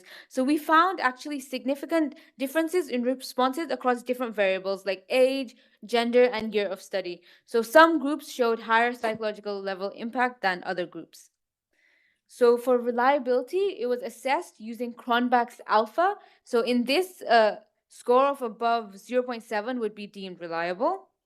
And for normality, we tested it using these tests, the Shapiro-Wilk and the Kolmogorov-Smirnov tests. And t-test, it basically compares between two groups, means between two groups to assess differences. So we use Mann-Whitney U-test, which is a type of t-test, and is basically conducted to know the effect size of psychological impact in different groups. And finally, this data that we collected was analyzed using the SPSS software. So now on to my colleague for the results. Thank you so much, Rabel, for this insightful information. Now let's move on to our results. So here's an overview of the demographic information. We had about 175 students participating in our survey, and here are the different variables. So for year of study, we had year ones all the way down to year 6 participating in our survey, with majority being in year 2 and year 3. As for gender, females dominated the field with about 61%. As for age, it was subdivided into 4 categories: 15 to 18, 19 to 21, which was majority of our students, 22 to 25, and finally 26 and above. And then for nationality, it was subdivided into Qatari students and non-Qatari students, most of which were dominated by non-Qatari students. And finally, we also included the occupation of both parents, whether they were in the STEM field or not. And we employed different statistical measures such as mean, standard deviation, and variances. And I'd like you to notice the high variances bolded in mother's occupation and also educational year. This reflects the diversity in our responses. However, if we were to look at the low variances and SDs in the nationality category, it would tell us or reflect the predominance of expatriate population, which was about 156 out of 175 students in our sample, and only about 19 students were Qatari. And this would be very important later on when we discuss the results. So let's go on and dive deeply into the data analysis, starting off with the reliability test. In order for us to understand it, the reliability of the constructs, Cronbach alpha reliability test was used, and values deemed reliable were above 0.7. And as you could see, we had 2 domains, educational implication and engagement and satisfaction, that were deemed highly reliable. And this basically means that our constructs that were utilized for the survey questionnaire were highly reliable. Next up is the normality test, which was conducted, and the p-values, as you could see here, for all of our 5 constructs were statistically significant, which means that our data is not normally distributed in all of the 5 constructs, and that we need non-parametric testing, such as the Mann-Whitney U-test, in order to know any of the effect sizes of psychological impact in different groups according to gender and nationality. Let's pause for a bit before we move on to the Mann-Whitney U-test and look at everything in an illustrated point of view. So here are different box plots indicating psychological impact analyzed by different categories according to gender, educational level, age, and nationality. It would be easier to demonstrate it on bar charts. So as you can see here, we have gender differences for both Qataris and non-Qatari students. Psychological impact was higher for females as opposed to males. And in regards to age and psychological impact for both males and females within the age category of 26 and above, they reported the highest psychological impact other than other age groups. However, this could have been simply confounded because of the fewer responses received from this age category. We had about 5% of students in this age category, and simply because they're more mature, so they may report higher psychological impact than others. In regards to psychological impact assessed according to academic years, we could see that among males and females, psychological impact peaked in year 5, and the trend continues with females dominating, showing higher psychological impact than their male peers. As for nationality, on the other hand, Qatari students reported higher psychological impact in year 4, whereas non-Qataris reported higher psychological impact in year 5. Now, what about the differences between the groups? Well, we have to ask ourselves these two questions. Did females truly display higher psychological impact than males? And did non-Qataris truly display higher psychological impact than Qataris? Well, to answer this question, we've utilized the Mann-Whitney-U test. So we've seen, or according to the Mann-Whitney-U test, the results show statistically significant differences between the genders with a p-value of 0.01. As for nationality, on the other hand, it was not statistically significant with a p-value of 0.06. This could be, or the lack of significance would simply be due to the smaller number of Qatari participants in our study, only about 19 of which, so that could be one of the reasons. Here's a visual representation of the Mann-Whitney-U test. For a quick reference, we could see that for gender, in the male category, the mean rank was 75.95, and only 69 students participated, whereas for females, the mean rank was 95.84. So we could say that, on average, female participants have slightly higher ranks than male participants, and here's the small effect size of 0.19. As for if we were to say that previous studies have demonstrated that women tend to perform better academically when provided with guidance and mentorship as well as personalized experiences. If we were to look at nationality, on the other hand, because of the wider range of expatriate students who've participated in our trial, we can't simply say that this could be statistically significant. So going back to our question, did females truly display higher psychological impact than males? The answer is yes. However, did non-Qataris truly display higher psychological impact than Qataris? We can't simply say because of the small sample size.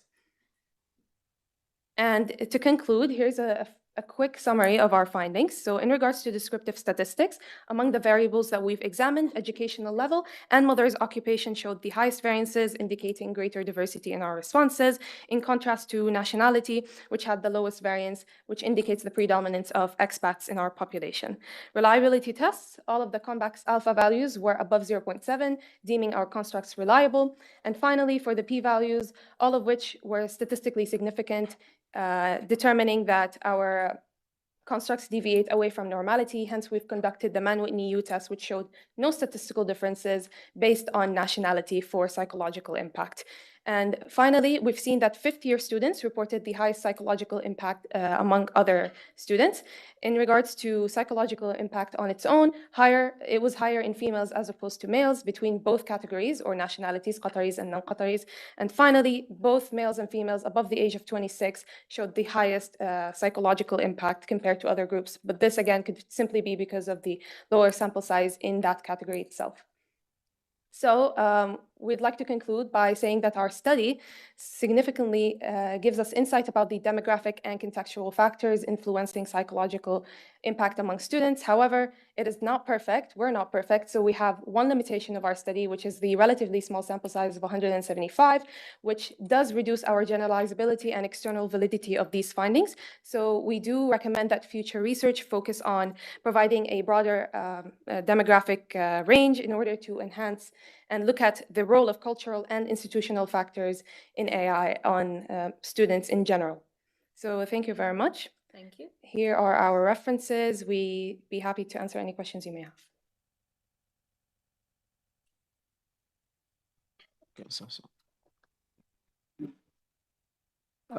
I have one question for you. Based on which theory or framework that you have designed your questionnaire? And well, we utilized the PRISMA framework for our questionnaire. We had to come up with constructs. So this is basically a step-by-step process. First things first is come up with the actual question and look up articles or do literature review as according to different guidelines, the PRISMA framework. For the first time, you just go to the literature and find the question same like? No, we'd go to different websites like Web of Science, Scopus, etc. We'd search up different terminologies related to AI, STEM education, undergraduate students, and so on and so forth, after which we'd combine them together, and then we do the different, the constructs were basically how we ended up creating questions for the questionnaire. So you didn't follow any framework or theory or? It was just the PRISMA framework for systematic reviews. Thanks. I think it's another good research. I think my feeling dealing with a very important research problem. But I believe that is, and I'm glad that you mentioned in your limitation is the sampling method. Which kind of sampling methods that have been used in your survey, and what is the targeted population, and what's the percentage of the respondent of your research? It is 175. So those are, I think, are very critical questions to your research. How do you respond to that? Thank you so much. I'm actually glad you've mentioned. We've done this research before with less respondents, actually with 102 participants, but then we've done it again, this time with a broader overview of the questions, and we've tried to utilize it and give it to other people from other STEM disciplines as well, and we ended up with 175. That was the best we could do at that point. So yeah, we had to do the research with a few respondents, and this is one of the limitations, and hopefully future researchers can expand on that. And of course, since this is distributed via Microsoft Forms, this is also one of the limitations. So it's not where one of those studies where it's very easy to recruit participants. We basically have to give them the choice. You can fill this survey or you can't. Of course, we cannot force them. So because of this, the response rate, even though we might have sent it to, let's say, 500 people, the response rate could be very low. So because of this, it's we should try to send it more often in order to get as much responses as we can to make it as generalizable as possible. Unfortunately, there are always some circumstances where that can't be possible. شكرا دكتور خالد البلوشي أونلاين. في عند حضرتك سؤال؟ شكرا استاذ رشا، يعطيكم شكرا بنات. Thank you so much. شكرا. والآن مع الباحثة عهود الغيداني، Department of Soil, Water and Agriculture Engineering، سلطان قابوس يونيفرسيتي عمان. تفضلي.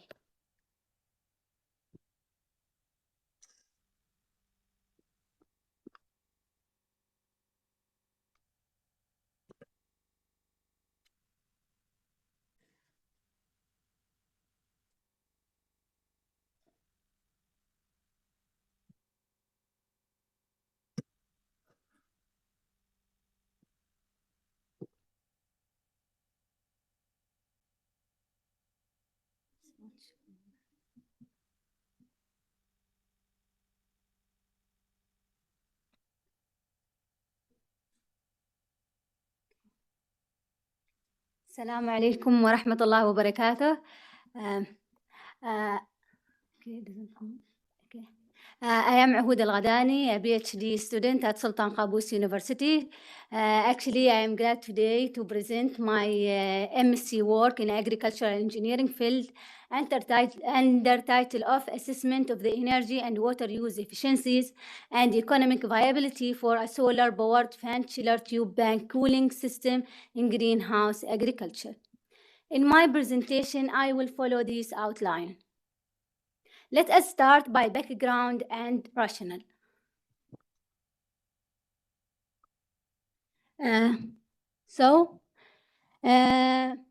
My study was done in Oman, so basically the literature was based on my country, but we can consider also our Gulf country because we all suffer from the harsh environmental condition. In Oman, the temperature during summer is above 45 degrees Celsius, and it's hot enough to fry an egg, actually. Additionally, the annual average rainfall in Oman is less than 100 millimeters. So we suffer from water shortage. So we consider water as a gold in our countries and in a hot climate condition. So these are actually the challenges for farmers in Oman and in Gulf country. So what is the solution? Greenhouses should be the solution. However, greenhouses cooled with the traditional cooling system such as a fan bed cooling system creates a new problem. This system consumes high amount of water. So based on literature, they say that 58% of the water used in the greenhouses is consumed by this cooling system. Additionally, these systems consume 98% of the energy used in the greenhouses. Additionally, this system consists of a wet bed. So with the high humidity, this system invites plant disease and soil pathogen issues. So what if we have a novel, energy and water efficient cooling system? Actually, that's what I studied in my project. I work with a novel and the newly designed cooling system called solar power fan chiller tube bank cooling system. It is a patent cooling system. However, there was no experiment were conducted to evaluate its efficiency. So my study come to evaluate the energy use efficiency, water use efficiency, and economic viabilities of the on-grid solar-powered fan chiller tube bank cooling system using both growing okra cultivation.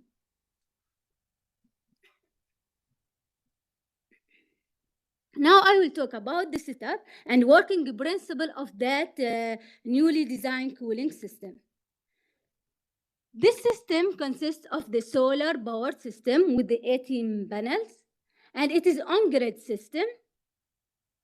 It's controlled by a thermostat where if the temperature become more than the set point or the desired temperature inside the greenhouse, this system will work. It consists of water chiller and pump, underground tank, and tube bank heat exchanger, where the cooled water cool the entered air through these pipes.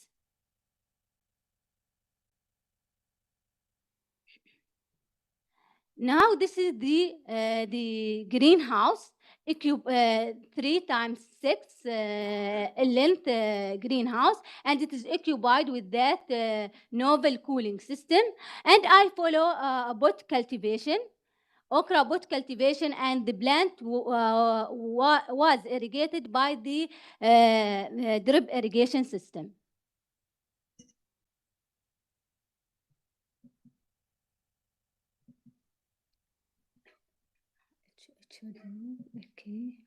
Okay.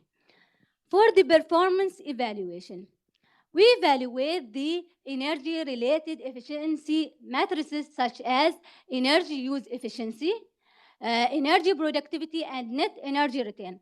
Just to clarify, the energy output, it is what we gain from that greenhouses. It is solar energy received plus the crop production.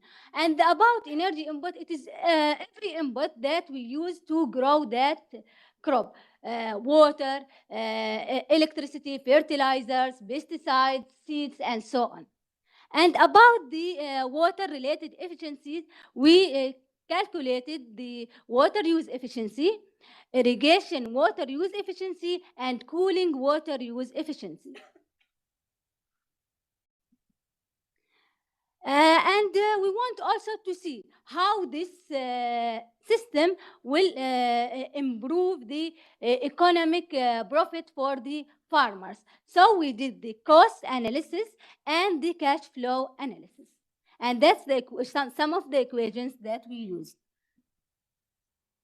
So the question now comes, does the system efficient, energy efficient, water efficient, and does that system improve the profit for the farmers?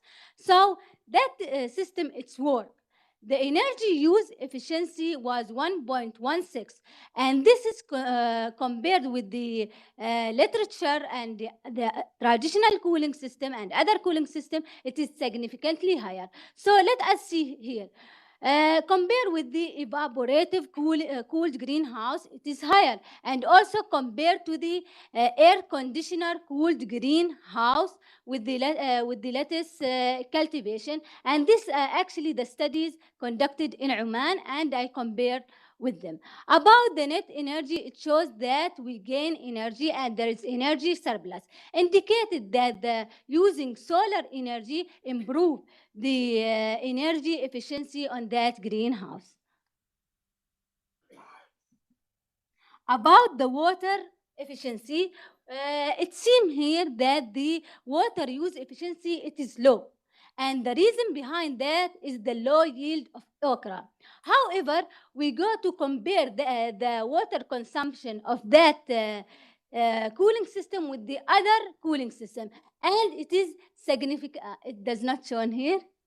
So it is significantly lower than the fan bed cooling system. I will read it from here. The cooling from the literature, the cooling water consumed by a fan bed cooling system, it is from 9 to 20 meter cube.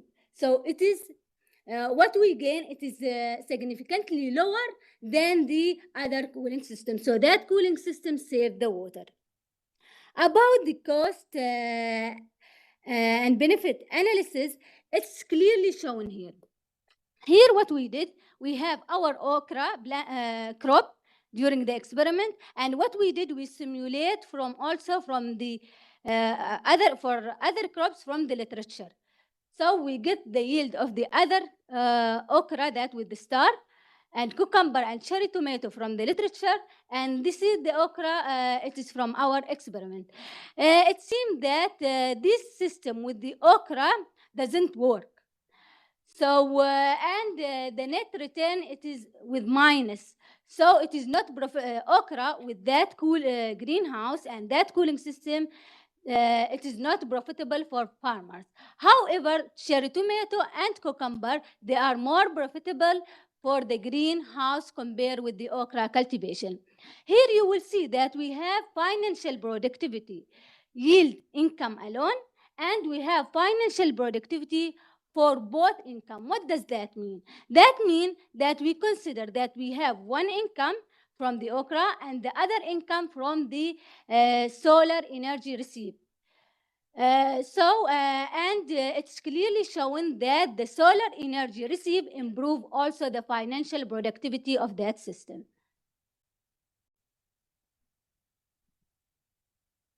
Also, we did the cash flow analysis to show, to indicate how that system will work over the time.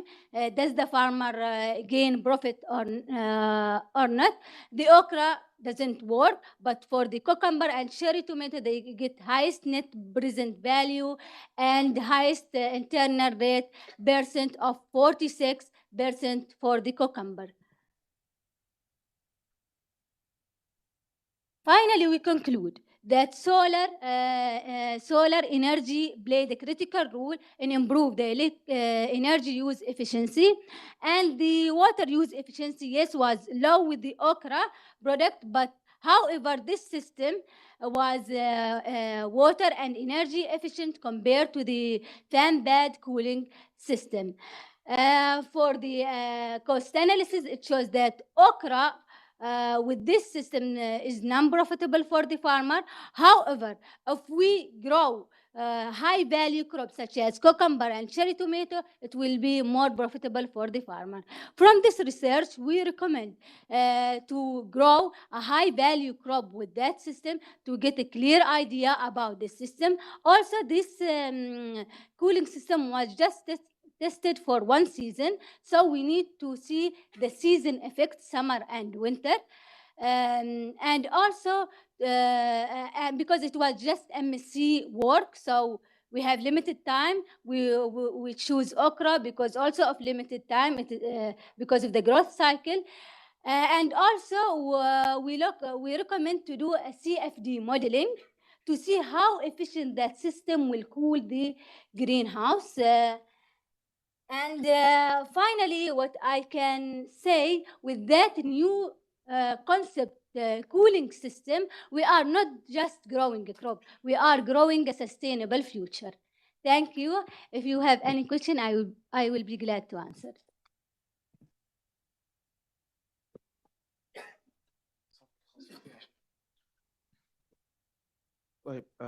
Very nice research, very nice work, great effort. Because this is my major also.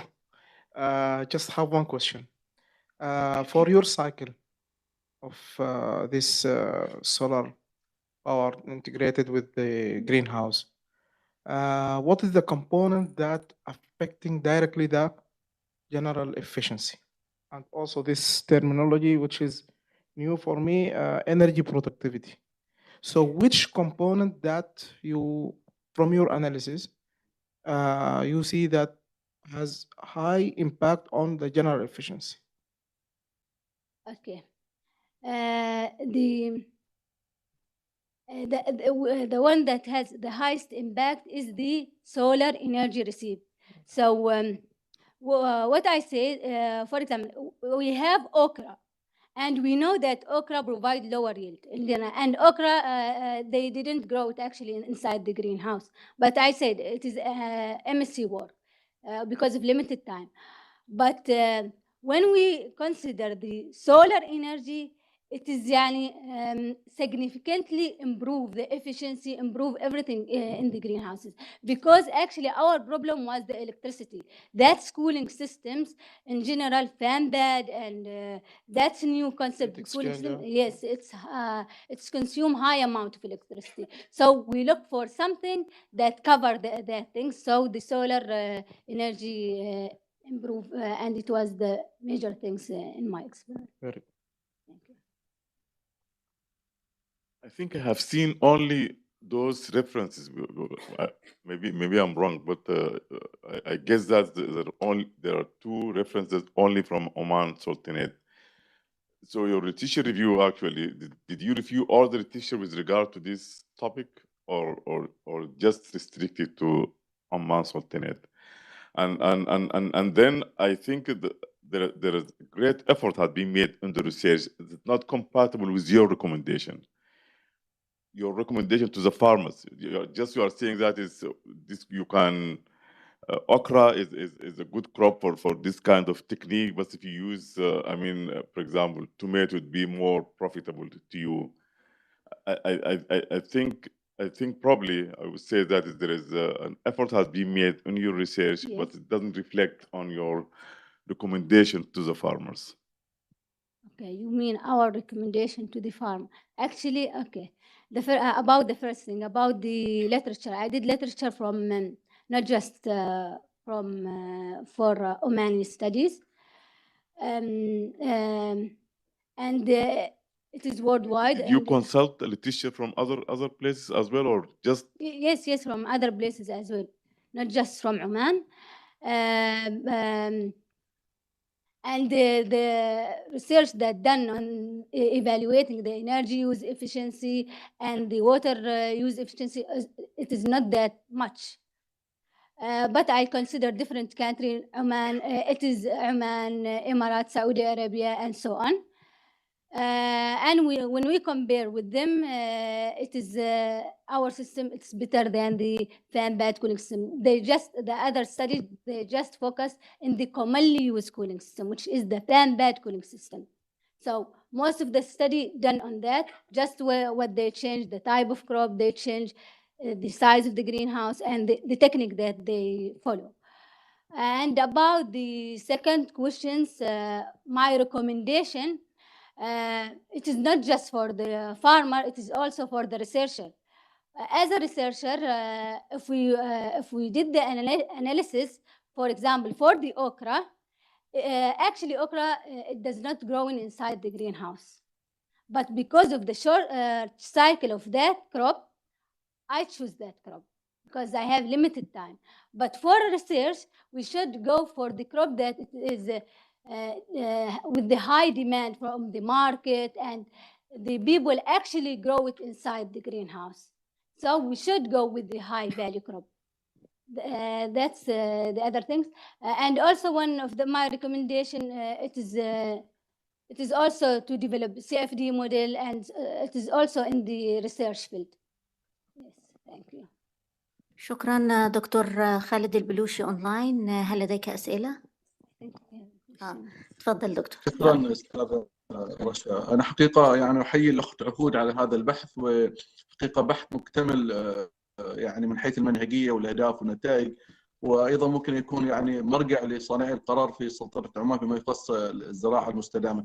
ما اعرف استاذ عهود، هل في خطه لتطوير هذا البحث وتقديمه لذوي الاختصاص معاكم هناك؟ ايوه في خطه، والمشروع حصل على دعم من الحكومة إنه يتم تطوير هذا النظام التبريد هذا، وإن شاء الله يتم العمل على تطويره خلال السنوات القادمة. I will translate it. This system will be improved with the another design because it has a lot of limitation. And now this system and this project get a big funding in Oman because you know this is a big issues in our region. So that's it. Yes, thank you. Thank you. شكرا.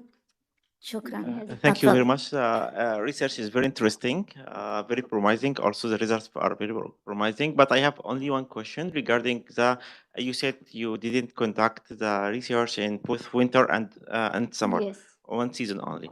Okay, so so the comparison with other studies, they are in the same season or different season? They are in the same season. Okay. What I put here, they are in the same Okay, season. but different countries. Different countries and also our country. Okay, so And have you even the calculated like psychrometric conditions like air humidity, the effect of wet bulb temperature, you know, air enthalpy, all these things affect on the cooling efficiency. Have you calculated all these? Actually, what I present now, it is, you know that MSc work, it is a big, and we get from that project, we get 3 papers. This is one of them.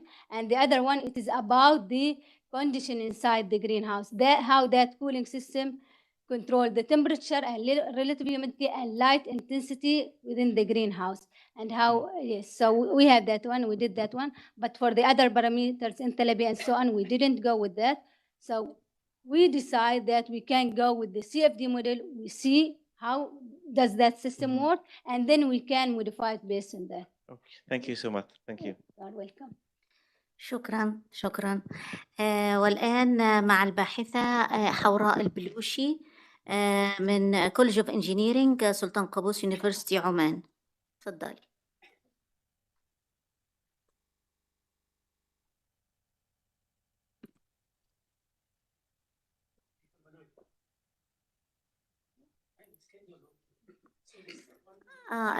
ريسيرش نمبر 9. نمبر 8 متأخر شوية معلش. السلام عليكم. I'm حوراء السعود البلوشي from Sultanate of Oman, Sultan Qaboos University, an industrial engineer. So to start with, hydrogen as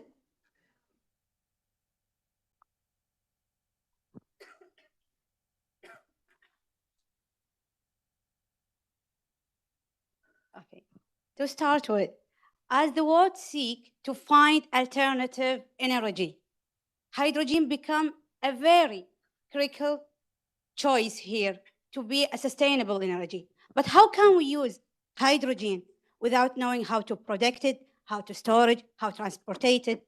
And because of that, I'm here to present my work, my project, Design and Optimization of Hydrogen Supply Chain Network, a case study of Oman.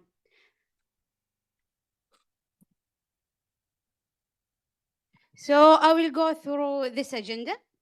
First of all, the introduction. After that, the problem statement, data collection, problem explanation, mathematical model, test result, and the case studies of Oman with Hydrom. And then we have the conclusion. So the introduction. Hydrogen supply chain. The supply chain is basically system contain process of production, transportation, and store the hydrogen until it's received to the end demand. That the supply chain, the identification of supply chain. After that, what we did in my project, the feedstocks, production technology, transportation method, and the end users, as I mentioned before. The feedstock, we have natural gas, coal, energy, biomass, solar energy, and wind energy.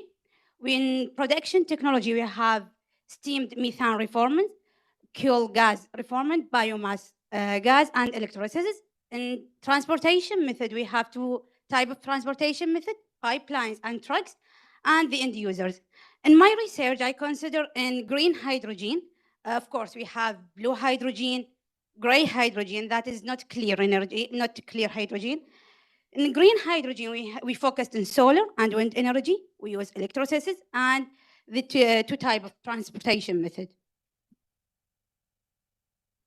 So what is the supply chain go through? What is the system? First of all, we use electrolysis. That means we will use water to have that electrolysis. That water will go from the seas. Here we have the production technology, the production blocks. You can see that one there. We use solar and wind energy. The hydrogen is a gas. So if we want to transport it through pipelines, it's easy because we will compost that gas and it will go through a high pressure. But if we want to export that hydrogen, we cannot do that with a gas. So we are transport the hydrogen to methane. Into NH3, which is ammonia. After doing that, the liquefaction process that transport the hydrogen from the gas to a liquid to export it outside Oman and even anywhere else. And actually, the people do that because there are a huge amount of leaking of hydrogen if it will be in a gas. So liquefaction, the hydrogen is the most suitable things here. So the problem statement of us we tried to optimize the hydrogen flow through the supply chain, and as well as to reduce the total oil cost. That cost contained production, transportation, and storage.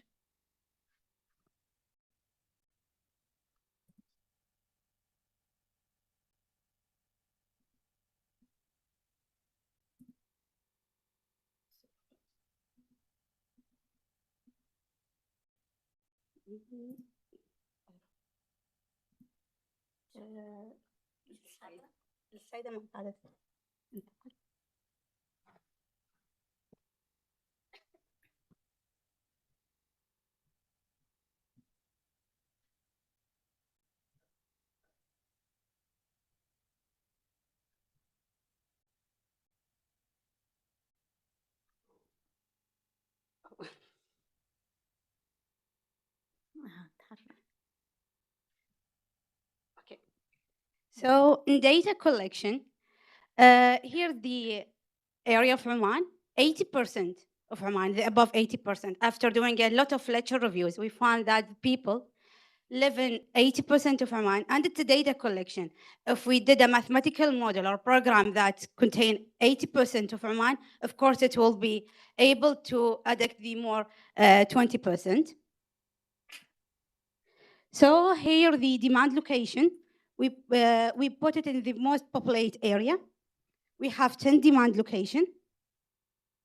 And here the candidate location for facility production location. After that, as I said before, it's a candidate location. We have 10 candidate location, but after doing the data analysis in the model will choose the most, let's say the suitable area for that production facility, where it should be. So here, the facility production is 3.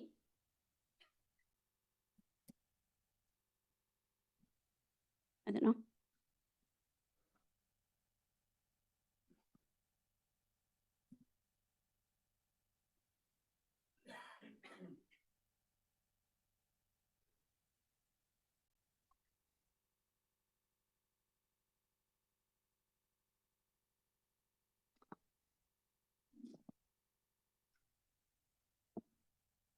ممكن حد من الاي تي من فضلك ينزل لنا؟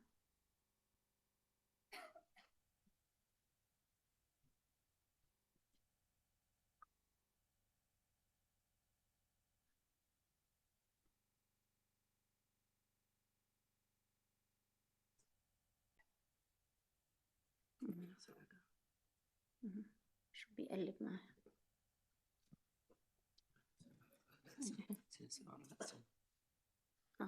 ظهرت بس مش بتقلب.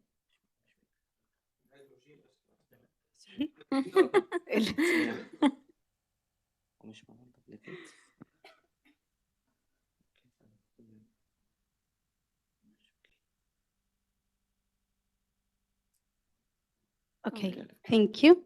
And sorry for that. Okay. And here we have the transportation method. It could be pipeline or trucks, as I mentioned before. So in real life, this is the candidate locations for production facility, this one's.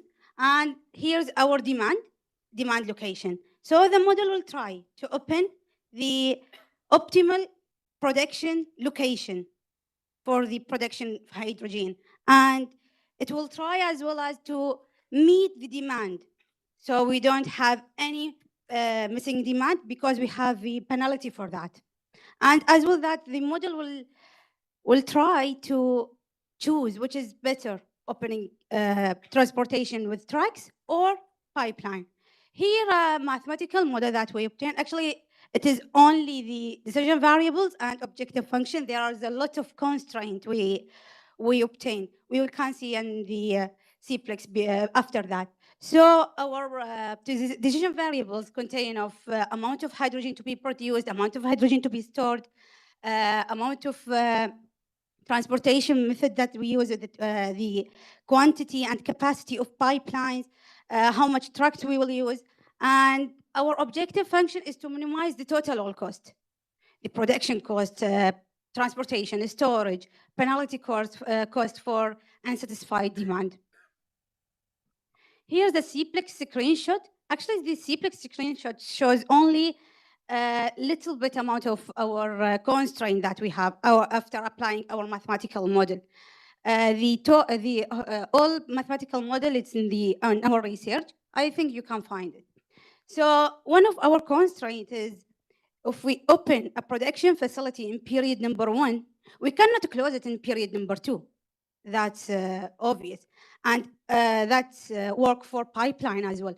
If we open a pipeline from area 1 to area 2 in period number 1, we cannot close it in period number 4 because it's a pipeline. And here's the test result.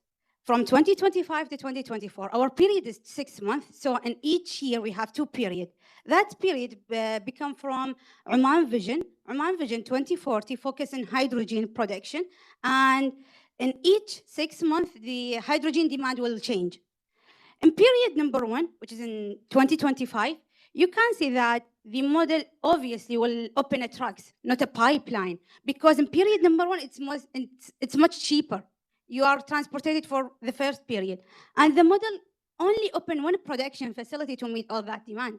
But in period number 20, in 2024, the model shift to opening a pipeline because in long term, the pipeline is most cheaper than using trucks as a transportation method. And in period number 20, there are 4 production facilities that will be opened. So to meet that demand, we opened 3 production facilities. This result for our data that we collect in 80% of Oman. But after going more deep in that research and we conduct with the EDO, which is Energy Development of Oman, we go with Hydrom.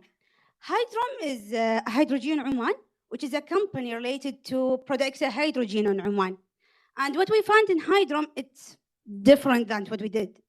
Hydrom have 7 blocks for production, which is 1, 2, 3, 4, 5, 6, and 7, and in 3 blocks, only in 3 areas, which is Duqm, El Jazer, and Dhufar. And Hydrom trying to export all the hydrogen that will be produced in Oman to outside.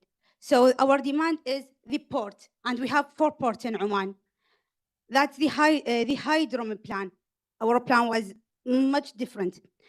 Because in Hydrom, why Hydrom did that? Because Oman is the most, let's say, the 3rd country in the world in production of hydrogen, because Oman have wind and solar energy all times around the year.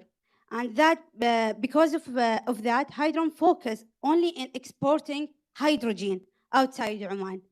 because they're thinking from the cost benefit side. So, no, one before. Okay, Hydrom have 7 blocks, as I said, for production. So before we will have a 10 candidate location.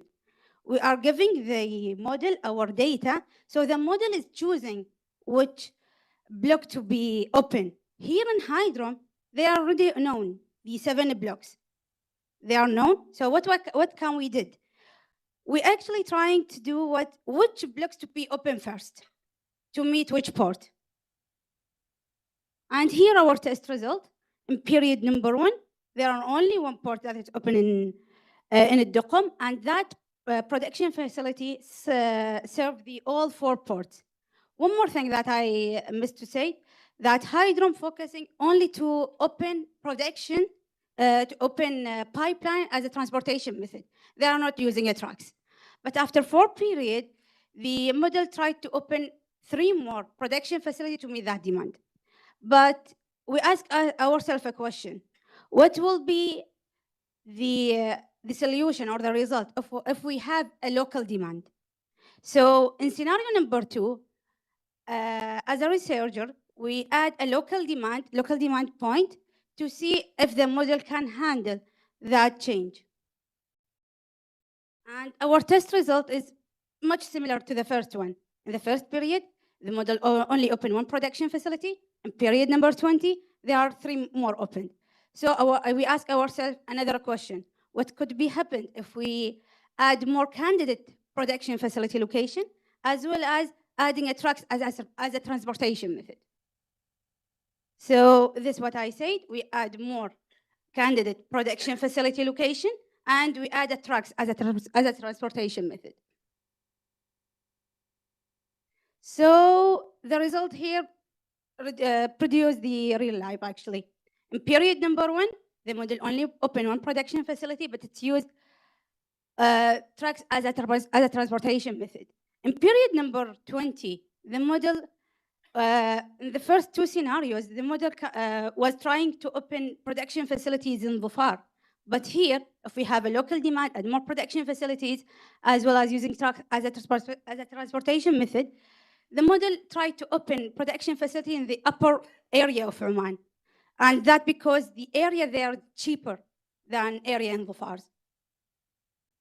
So this is the compare between the 3 scenarios. In scenario number 1, we only use current operation of Hydrom with only exporting hydrogen. Scenario number 2, we add the future local demand. Scenario number 3, we add a production facility location as well as trucks as a transportation method. And the opening production facility was different from in the third one from the 2 above. And that's the end. If you have any question, feel free to ask.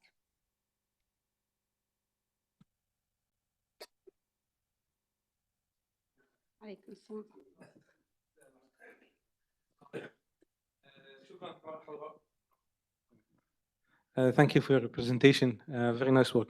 So the idea of the research is to minimize the cost. So this is the whole idea. No. Is to find a model. So you have different scenarios. You want the best scenario to minimize the cost.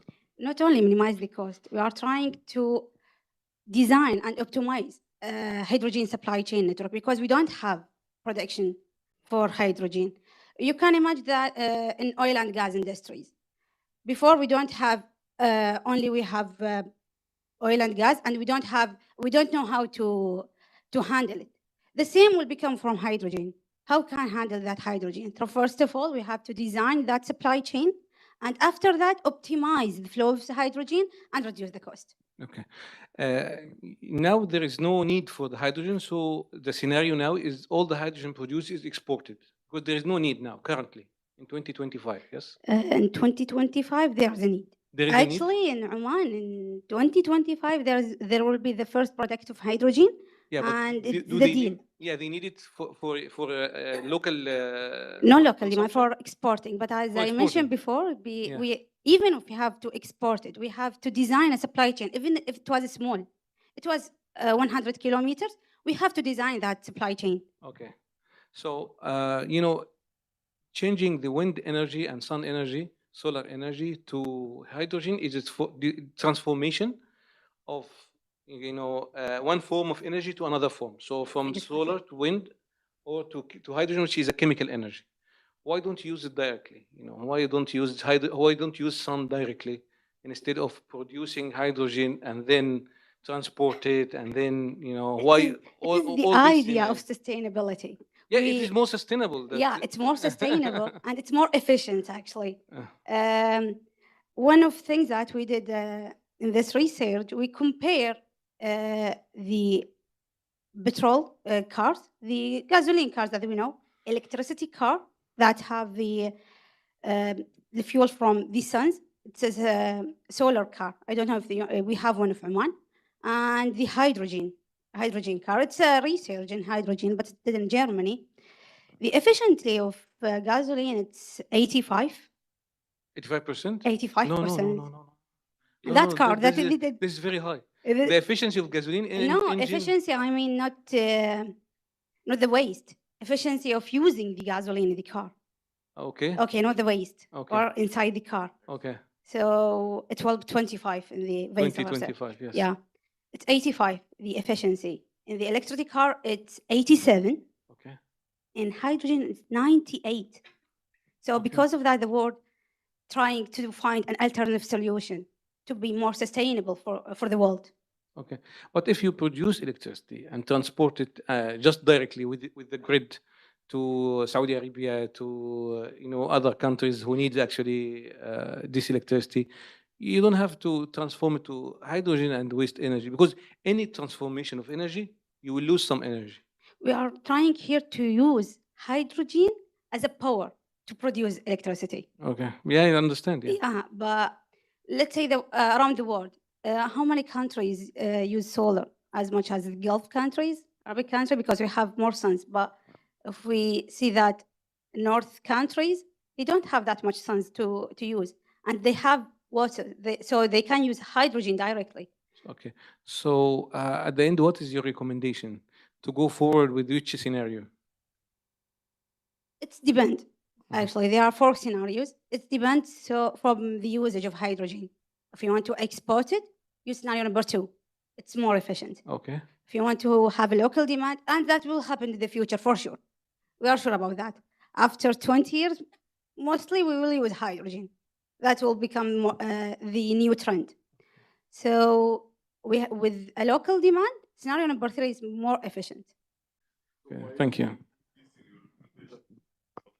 The recommendation actually in the report, I just find that time to write it here in the presentation. Thank you, Doctor. Anyone have another question? Yeah, go ahead.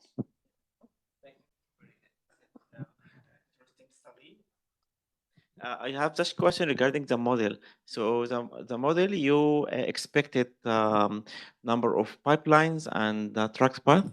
Okay. Okay. So how did you validate the model? That's the scenario number 1 of us. Yeah. That the model explanation, I can go through that. Before hydrogen scenarios, this one, the test result. Here, after we're doing the model, this is the model validation, actually, our test result. Okay. We give the model fake data, actually. We didn't know the real demand. We estimated from multiple research. And because of that, we did it multiple times to validate our model. Okay. And this test result shows us that the model is... so what is the input of the model? Here, we have, first of all, the candidate location for production facility. So the model will choose the optimal production facility. We have the demand. We have the capacity of pipelines. Okay. We have the amount of hydrogen that the demand need. Okay. We have number of trucks. We have the cost. So this all of that parameters. But the topography and geological structure is not among, because you have to extend the pipeline. So the distance is, of course, we use equivalent distance. So did you feed it like a map with geology, with topography? Exactly. We use the XY coordinate around the Oman, and each location represents an XY coordinate. So the model finds the distance. Actually, here you can see the numbers. The number shows the capacity of pipeline that it should be open.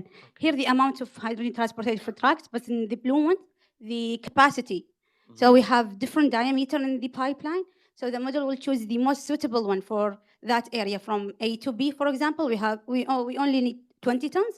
So we can use the smallest pipeline diameter. Okay, and you mentioned also the pipeline will be less expensive than trucks in the future. So based on what this estimation? We did a multiple research, but let's say that no, in oil and gas industries. Do you refer to transport oil from the desert to here through a trucks or pipeline? Depends.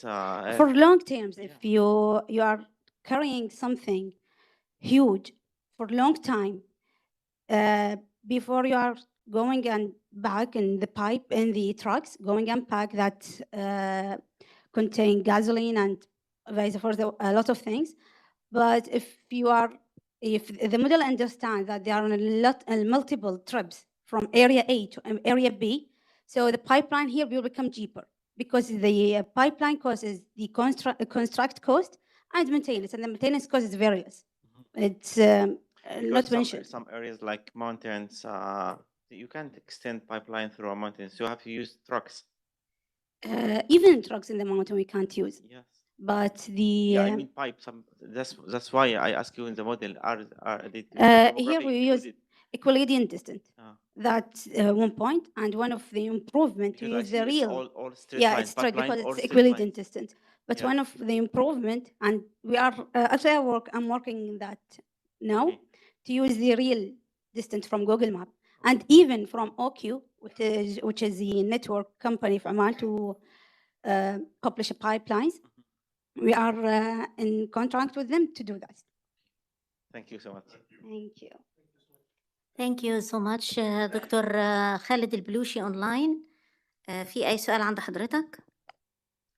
يعطيك العافية أستاذ الأشياء. فقط سؤالي للأخت حوراء، يعني هذا الموديل أو هذا التصميم وين ممكن المكان الأمثل في عمان ممكن تطبيقه؟ هل في الدقم، في صلالة، أم في صحار؟ طبعا صحار بعيدة عن الموقع اللي تكلمت عنه، أو في صور طبعا. شكرا أستاذ خالد. هو الفكرة اللي نحن قابلنا هايدروم عشانها، هم كانوا بادين يسوونها في صلالة أو الجازر، هم البلوك 1 وبلوك 2 صلالة عند الجازر، لكن بعد ما درسنا الموديل وحللنا اكتشفنا المكان الأمثل في الدقم. because of that, actually Hydrom changed their work. We do that, and the cost was significantly less before they are doing. شكرا طالبة حوراء، شكرا ليكي، شكرا. And now back to research number 8. الباحث عمر الصحن بالنيابة عن الباحث شيراز التيجاني من كلية طب الأسنان جامعة قطر.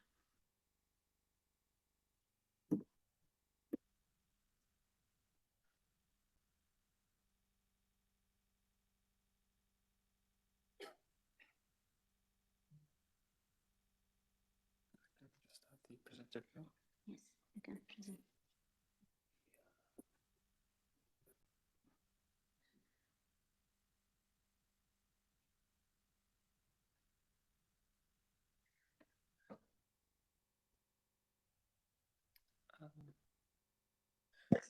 Can you open the presenter view? Presenter view.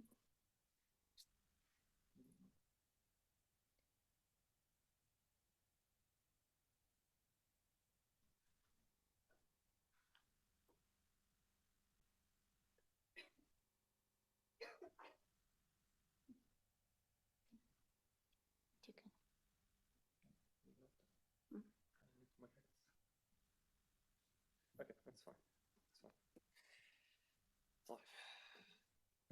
السلام عليكم. We'll be شوي switching to a more medical topic, but hopefully there is enough to have benefits from whatever we were able to look into. So, assalamu alaikum everyone. My name is Omar Sahan, and today I'll be presenting a topic that me and my team have been working on for the past year, where we conducted a systematic review on the effect of drugs on bleeding while utilizing artificial intelligence and validating that artificial intelligence model. So starting off, I'll begin with a quick introduction to catch you up on the topic. I'll then move on to the methods that we utilized. I'll also discuss the results of those methods, and then I'll end off with some conclusions and finishing remarks. So to begin with, there's a very big concern for the public and for especially healthcare practitioners on concerns and of complications due to drug interactions. Since a lot of the drugs that are used in the medical field do have an effect on bleeding. So for surgeons, dentists, nurses, and the general public, it's a huge risk to undergo any procedure while on a drug that might increase bleeding for the patient. So that's a very big concern for us. And additionally, new research and new results are starting to show that there are some unconventional effects of some drugs that might increase bleeding. So there might be a drug that we thought would not have any effect on bleeding, such as antidepressants. However, new results are starting to show that antidepressants might have an effect on bleeding. It might increase bleeding, which is quite significant for surgical procedures. Additionally, adding on to that concern, there's a concern with prescription trends. We can see, especially in North America and in the Americas in general, there is a very big and steep increase in the prescription of direct oral anticoagulants or drugs that might have an effect on bleeding. You can see during the past few years, there was a 69.2% increase. And the Middle East did show a very similar trend in the same trajectory. As you can also see, there is an increase in the prescription of those drugs. Additionally, adding on to that concern, we have the recent studies that are starting to show that 6.1% of patients that are taking drugs that might have an effect on bleeding do experience some sort of bleeding complication or bleeding event during dental treatments, for example. So we can see that it is an actual issue. It is an actual concern as people are suffering and are being affected from this issue. And from that, it prompted us to generate this very simple research question. What are the drugs that could affect bleeding in general? And from that research question, we hypothesized that if we integrated or incorporated AI in a systematic review process, through full automation or semi-automation of the data extraction process, it could assist effectively in assessing different databases and identifying all of the drugs that could affect bleeding. And with that, we hoped to screen all of the literature to identify the drugs, or some of the literature to identify the drugs that could affect bleeding, while assessing the accuracy and validating the open source AI model that we used for data extraction and comparing it to the manual data extraction. So traditionally, in a systematic review process, researchers would try to look into the literature and compile the evidence in the literature in order to present a conclusion. However, the issues with this method is it's notoriously labor intensive. The data extraction accuracy is very variable depending on the researchers or the people who are conducting the systematic review. And the process itself is very time consuming. And with the increase in literature, we're getting a lot more papers. It's becoming way more and more difficult to actually conduct systematic reviews. As such, we propose the use of AI or the help of AI in tackling the literature load. By using either AI-assisted methods or AI-automated methods. However, there are concerns around the reliability, the transparency, and the validity of such models, and that is what we hoped to tackle during our research. So what are the methods that we employed? Well, we began by using a sensitive search strategy to try to capture the most amount of research articles in the PubMed database, which is a database for medical research. We looked at mesh terms for hemorrhage and chemical and drugs in general in order to capture all of the papers in this domain. Additionally, we then moved on to a more specific search strategy to get the specific papers that we wanted to look at, a more specific search, where we got all of the terms that might relate to drugs, all of the terms that might relate to the effects of those drugs, and all of the terms that might relate to bleeding. And through this specific search strategy, we are able to capture all of the papers that might be discussing the effect of drugs on bleeding. We also registered our systematic review or use the Prospero protocol registration number that is listed below here. We also employed an eligibility criteria in order to filter the articles that we were able to find into only the relevant articles. So, for example, we included all of the drugs that were recognized and categorized by the FDA, and only articles that assessed the effect of drugs on both humans and animals. We also conducted it for observational. We also included all observational, experimental, and randomized controlled trials, and only articles in the English language. In terms of exclusion, we excluded any drugs that are applied locally because we were looking for more systematic effects. We excluded any other types of studies, such as case reports, letters, and comments, since they have low weight. We also excluded any studies that are on cancer, metastasis, and osteonecrosis, since that would tilt the results. And then we also excluded any non-English language articles. And out of that, we were able to find, in the first specific search strategy, 1,578 articles. From those, with abstract screening, we were able to identify 447 articles that were relevant to us. From those articles, 63 were not in the English language, 45 did not have enough details about the thing that we wanted to look at, 17 did not have any systemic effects, and 159 were not from the study designs that we were looking at. And so we were left with only 85 eligible studies, which in the context of systematic reviews is a quite huge number. And in terms of quality assessment, we assessed the quality of those 85 included articles. So we used 3 different quality assessment tools. We used the Systematic Review Center for Laboratory and Animal Experimentation checklist for the animal studies. For the observational studies, we used the Strobe checklist. And for the randomized control trials, we used the Cochrane ROP2 tool for quality assessment. And lastly, for the main point of our research, or the most interesting part, in my opinion, is the data extraction methods. So as we have mentioned before, we employed the manual or traditional way of conducting systematic reviews, where we got 4 independent researchers to perform manual data extraction by reading all of the papers and extracting 4 main data points, such as the author name, the drug class, and its effect on bleeding. And then we employed manual AI, where we used the ChatGPT software in order to input a unified search prompt alongside the research article that we were trying to extract the data from. And then we asked it to, through this unified search prompt, to extract the same 4 data points that were extracted manually, which were the author name, the drug class, and the effect on bleeding. We then compared the data from the manual AI extraction, or the data that the ChatGPT model was able to give us, with the data for the manual extraction. And we did that for all of the papers.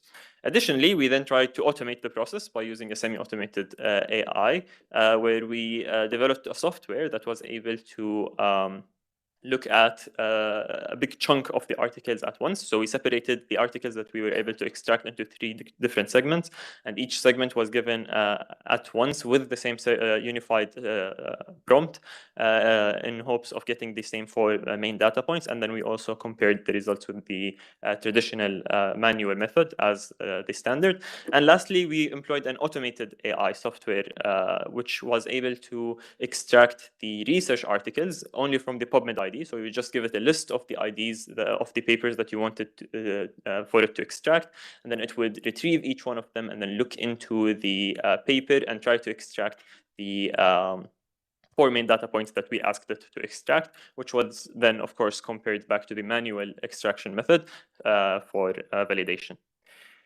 So what are the results of our research? Well, medically speaking, we were able to identify 18 different drug classes. 56% of those had an increased effect on bleeding, 41% of them had a decreased effect on bleeding, and 3% had no effect on bleeding at all. We were able to categorize those classes into lists, where we had a list for the drugs that increased bleeding. Most notably, we have the analgesics and antipyretics and HMG-CoA reductase inhibitors. And for decreased bleeding, most notably, we had the ROS scavengers, growth factors, and proton pump inhibitors, which were noted in some research papers to decrease bleeding. Now for the most important part, the comparison of the extraction methods or the validation of the AI model. For the manual AI, where we use ChatGPT and with a single prompt and asked it to extract the points, it had a 76% accuracy in identifying the parameters correctly. And when we were able to conduct the semi-automated AI extraction, we were able to raise that into 79.7% accuracy in identifying the parameters. And lastly, and most notably, for the automated AI extraction, we were able to raise it up to 87% accuracy in identifying the 4 main parameters. So in conclusion, what did we find in our research?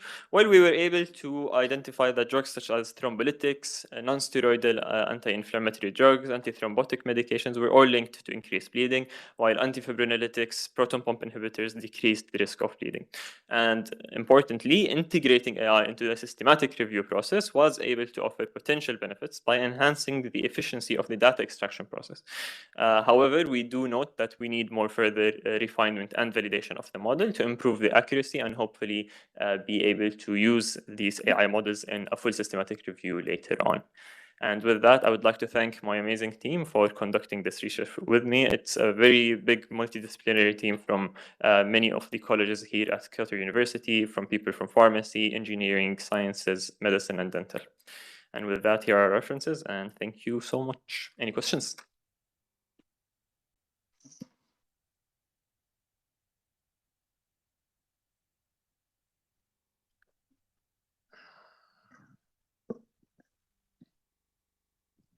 Thank you so much for your nice presentation.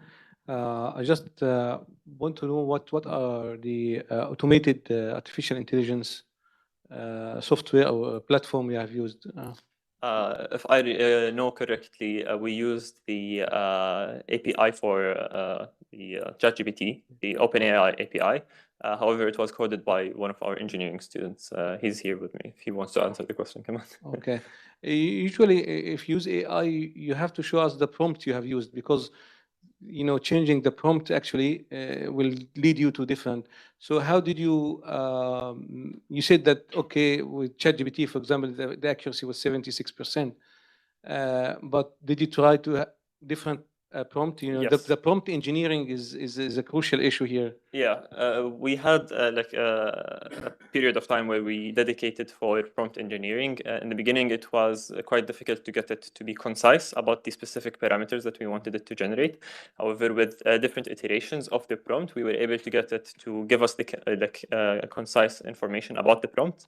And we were also able to iron out some of the issues where in identifying the drug effect, sometimes it would confuse some of the wording inside the papers. So working that out, we were able to get a quite good search prompt. I can also share that with you if you want. Okay. Have you compared other platforms with ChatGPT, like DeepSeek, for example, or something like this, or no? Currently, no. The main point of our research was to try to see if it's possible in the first place, and then using it as a stepping stone towards expanding into bigger softwares. Okay. Just one last question regarding the number of papers you mentioned. It's almost like 1,500 papers or something like this? Yeah, in the beginning, that's the first extracted out of the database. Okay, so then you minimize them to something like 547. 447. Okay. Based on relevance. Oh, right. And when you compare this to the literature, I mean, your recommendations still valid? I mean, that these are the best anti-bleeding drugs that people can use? The thing is, the way with the systematic reviews, there are many papers out there that discuss specific drugs. So a paper would discuss the specific drug if it increases or decreases bleeding. And the point of our systematic review, or systematic reviews in general, is to look at all of the papers and see all of the effects and compile them together. From our knowledge, there is no paper currently that tries to identify all of the drugs that increase or decrease bleeding. So we can't really compare the data with a specified database, because that does not exist yet. But from what we can see, yes, the data is valid, the data is accurate. However, we do note that some of the studies that were included did have low quality in the quality assessment. However, that is expected in systematic reviews. Okay, thank you. Any other questions?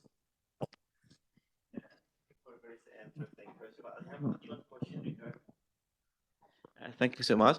I have only one question regarding, as I understood, you used AI to extract information from the paper. Yes. But you didn't use it for search for the topics or search for the paper, right? So you use it manually. Yeah, that's a very amazing point because I really wanted to get into that. We did, we're starting to work on that and we're getting some promising results, but we wanted to refine those results before presenting them. But in terms of is it possible or is it not possible, it is definitely possible and the results are very promising. Okay, thank you so much. Thank you. Any other questions? دكتور خالد البلوشي اونلاين، في سؤال عند حضرتك. شكرا استاذ، يعطيكم العافيه. العافيه دكتور، العفو، شكرا. ثانك يو.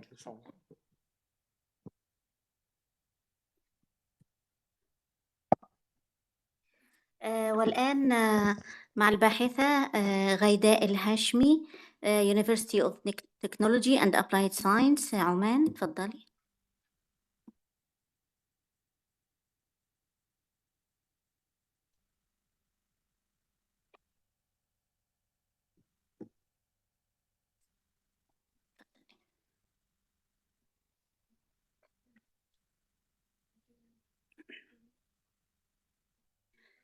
Assalamu alaikum wa rahmatullah. Good morning to everyone.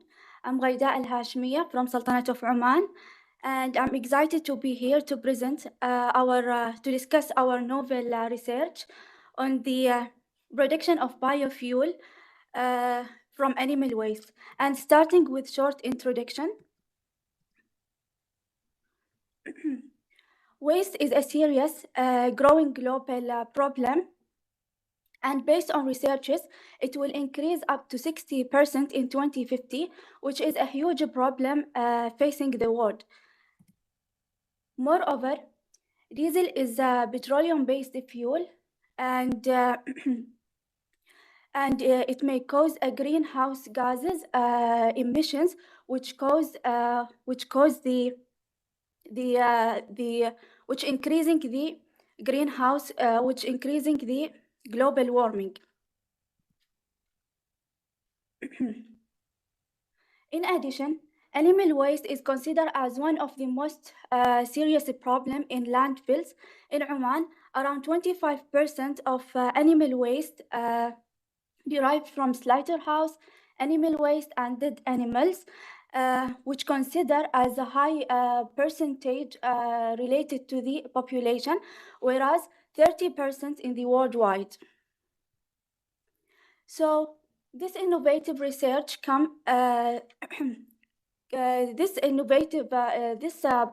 this research project comes to innovate a solution into approaches waste management and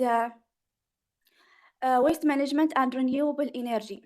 As we work on animal waste such as the bones, and to convert them into novel bifunctional heterogeneous catalyst to be used in trans-esterification process, and then to produce biodiesel in one step only. Then now let's move to the method parts, and starting with the catalyst preparation. First of all, the calcium oxide was prepared from calcined animal bones at 900 degrees Celsius, which is the basic site. In addition, a novel catalyst of sulfated alumina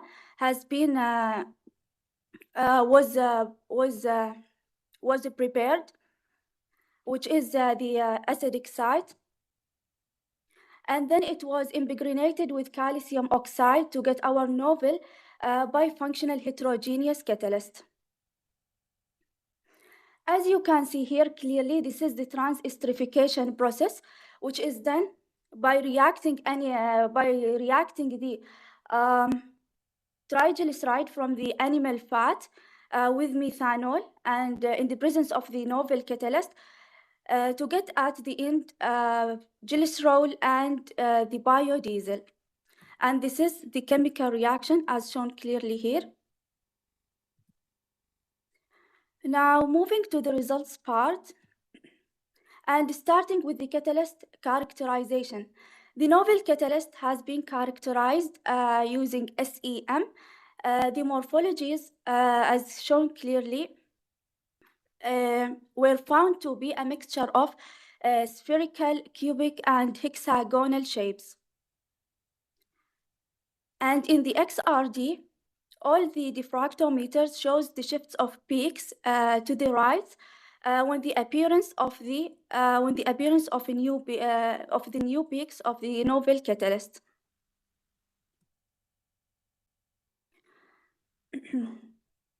Now, here in this chart, there are many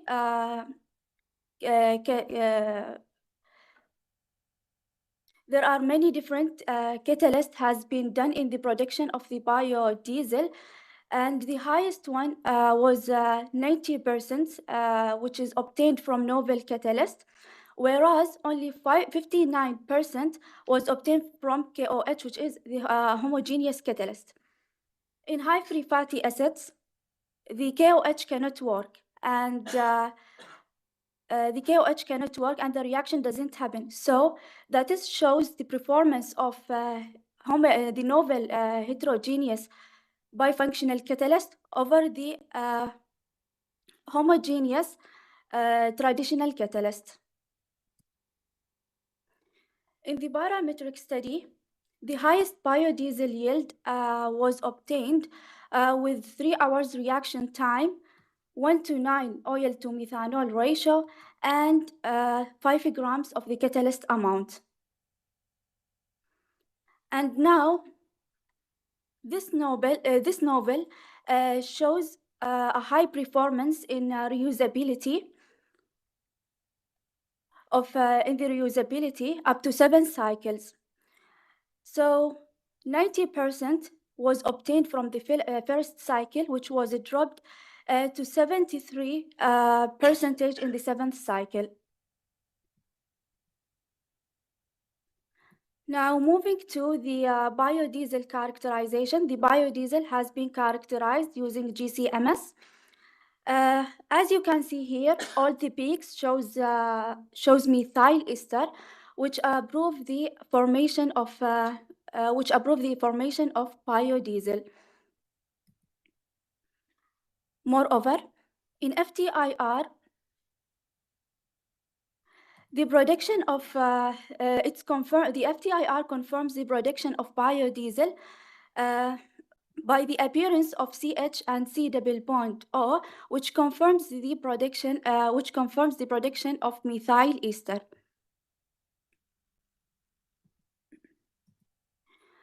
The produced biodiesel can be used in various technologies, like, for example, aircrafts and bus transport. At the end, our research supports renewable energy and the production of green fuels, like, for example, biodiesel, and reduce the dependence on fossil fuels. And now we are working on the process of creating a fertilizer from animal bones by using the treated sewage water and waste food. That is the end. Thank you for your attention, and you are welcome to ask any question.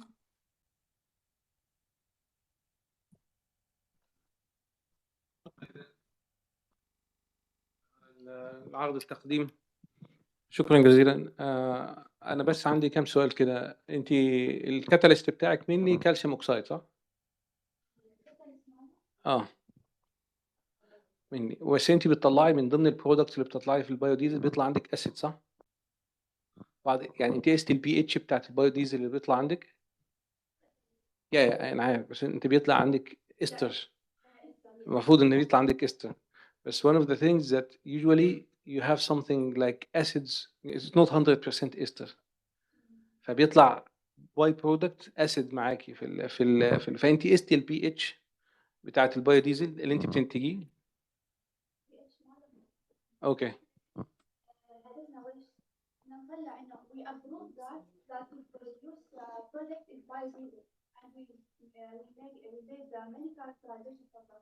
لا أنا مصدقك، أنا بقول ليه الديجراديشن بتاع الكاتاليست بيحصل مع التايم.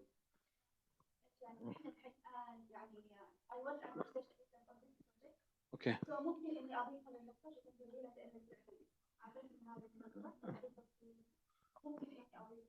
هي الفكرة ليه السايكل الأولانية 90% وسايكل 7 حوالي 76% أو 75%. 75%.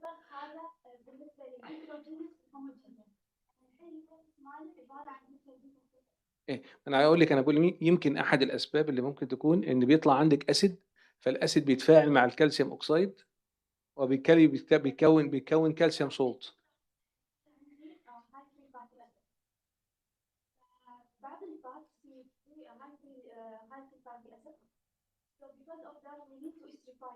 اهم.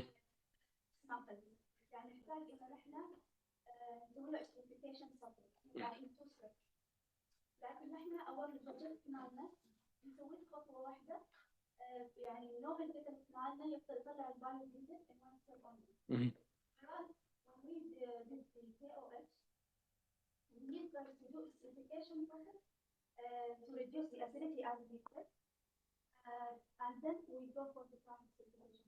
Okay. What is the role of the bones? You mentioned that you use fat and bones. So what the bones will do here? The bones is calcium phosphate mainly.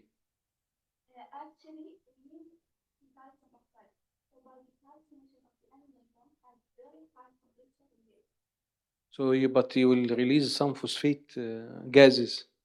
This is very dangerous. And if you get rid of phosphorus as gas, this is very dangerous. So you have to be careful. يعني do the calcination, but you have to be, because the bones has a lot of phosphorus compounds. So you have to be very careful with this. But thank you so much. It's a promising project. Thank you. شكرا غايدة. أنا أعتقد البحث كله جيد بصورة كويسة، لكن أنا أعتقد إنه في ال identification of the research problem لما أنت to generalize إنه تقول إنه والله ال waste of animal is a problem، بتكون في argument against it definitely. يعني مؤكد إنه ال waste of animal is not a problem. المخلفات الصناعة البلاستيك والأشياء التانية هي المشكلة. ما أعتقد يعني هو باع الآن هسه إحنا مشينا السوق عمان والّا إمم.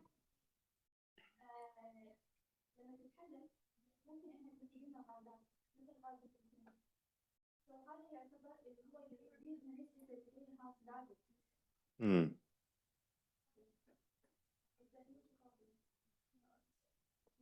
percentage صح؟ يعني يعني إيش كثر تطلع من الgreen gases تطلع من الbones versus إيش كثر تطلع من عوادم السيارات من الأشياء الصناعية؟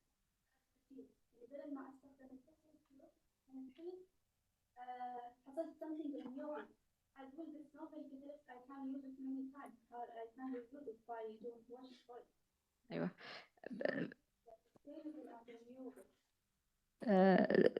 شكرًا على البحث، مجهود تشكرون عليه.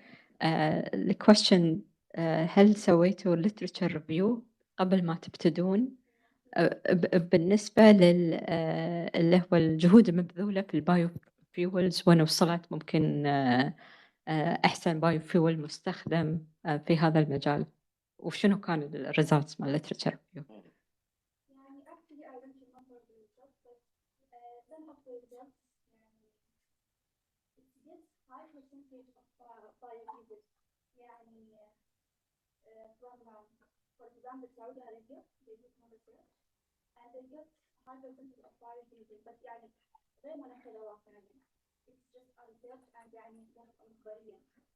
أوكي.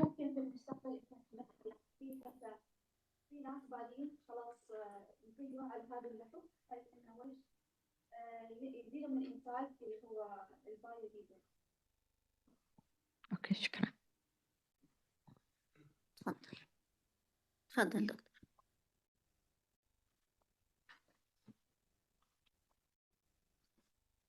شكرا على البحث القيم. فقط لي سؤالين. السؤال الأول بخصوص اللي هو أنا طبعا شفت في بايوديزل كتير معمول من باحثين من منتجات نباتية. بس دي بصراحة أول مرة أشوف من منتج حيواني. هل في تأثير مثلا ممكن نقول مثلا تأثير بعض اللي هو التأثير الحيواني اللي هو زي ما تفضل البروفيسور أبو بكر قال إن هو تأثير باي برودكت ممكن يأثر على اللي هو الاختلاف في الجودة ما بين البيوديزل اللي هو مصدره حيواني أو نباتي. يعني هل البيوديزل الكواليتي بتاعت البيوديزل منتج خلال البروسيس.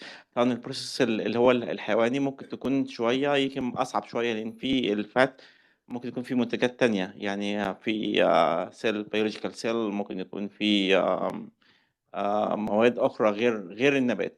فهل الكواليتي أو مثلا لو أنا هيحتاج مثلا البيوديزل المنتج من خلال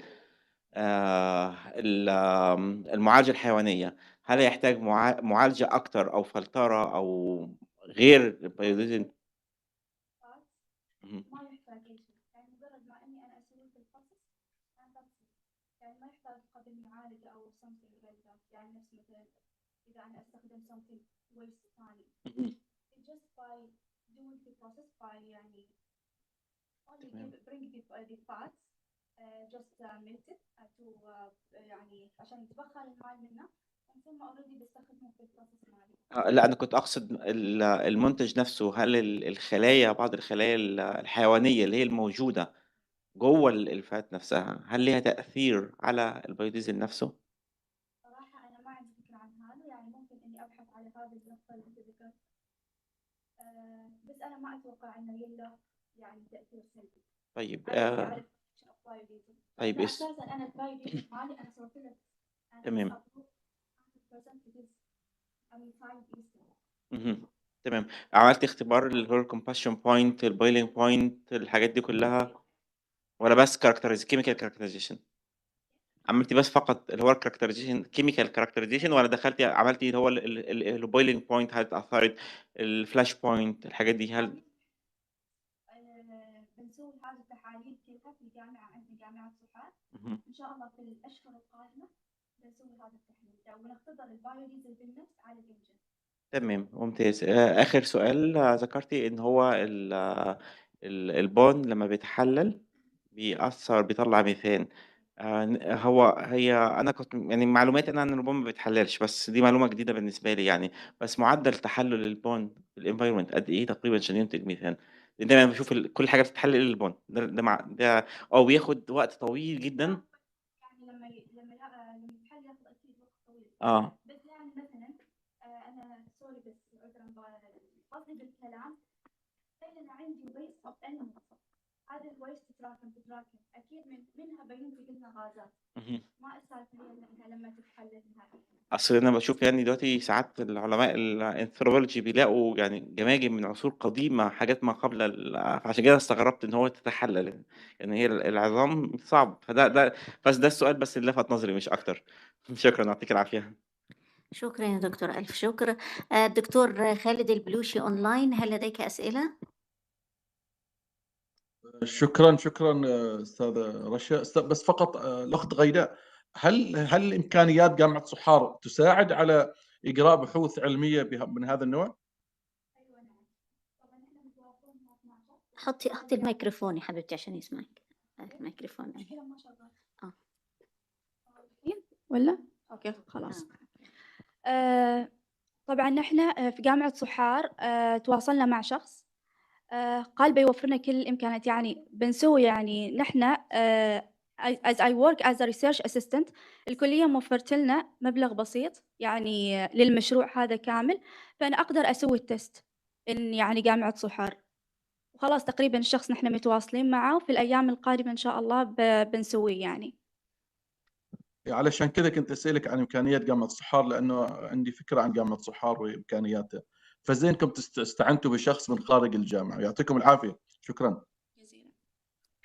شكرا دكتور، شكرا السادة الحضور. نأخذ فاصل قصير للصلاة ونعود بعد ربع ساعة إن شاء الله. تفضل.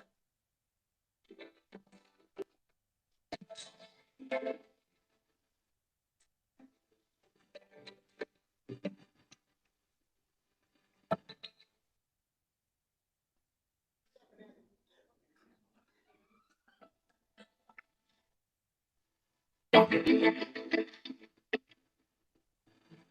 بكم في المنتدى والمعرض البحثي السنوي لجامعة قطر للعام 2023، وهو حدث نوعي يشجع ثقافة الوعي والبحث.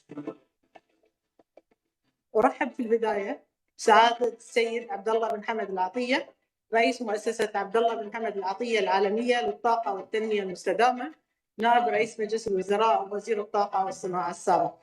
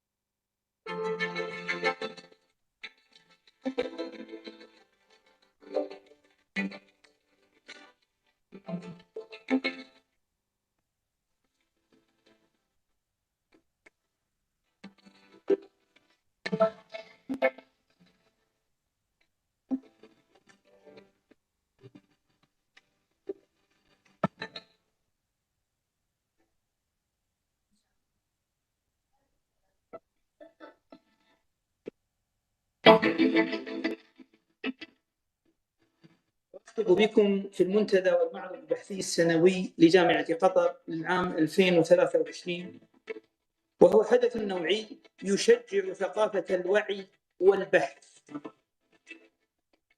أرحب في البداية سعادة السيد عبد الله بن حمد العطية، رئيس مؤسسة عبد الله بن حمد العطية العالمية للطاقة والتنمية المستدامة، نائب رئيس مجلس الوزراء ووزير الطاقة والصناعة السابع.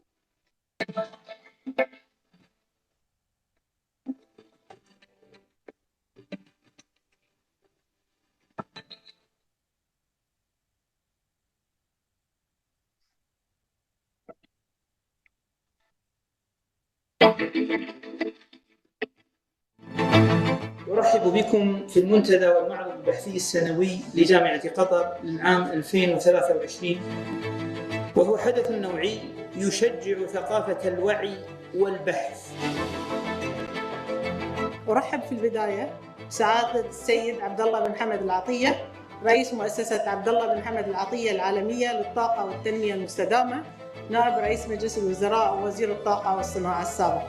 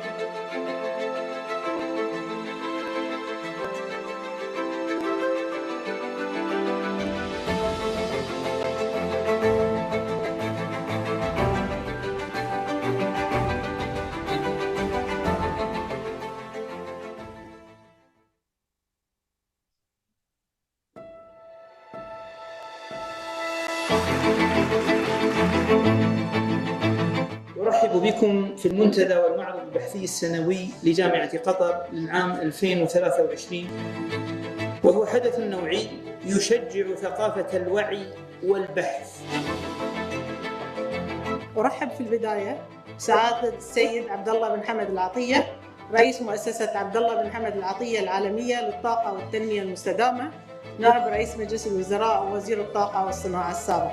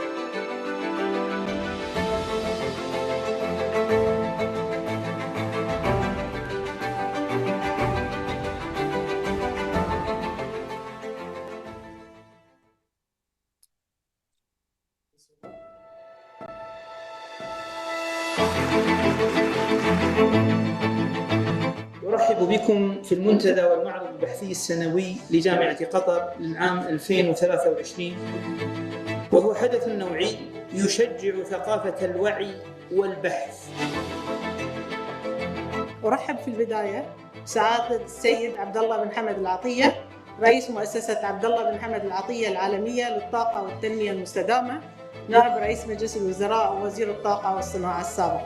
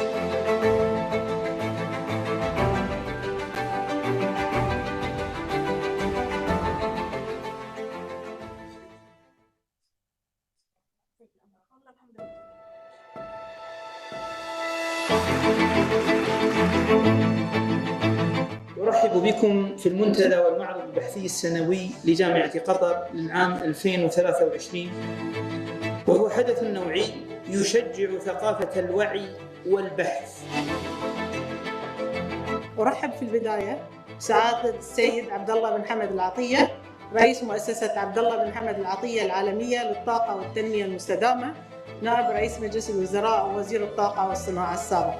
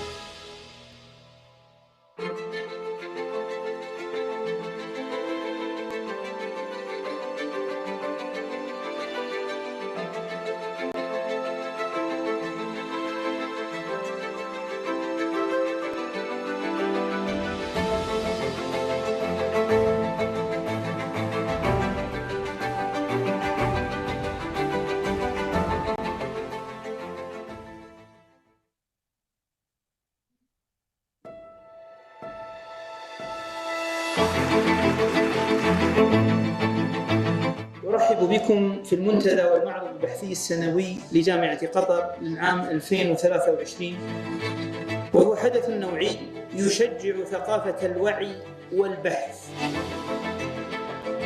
أرحب في البداية سعادة السيد عبد الله بن حمد العطية، رئيس مؤسسة عبد الله بن حمد العطية العالمية للطاقة والتنمية المستدامة، نائب رئيس مجلس الوزراء ووزير الطاقة والصناعة السابع.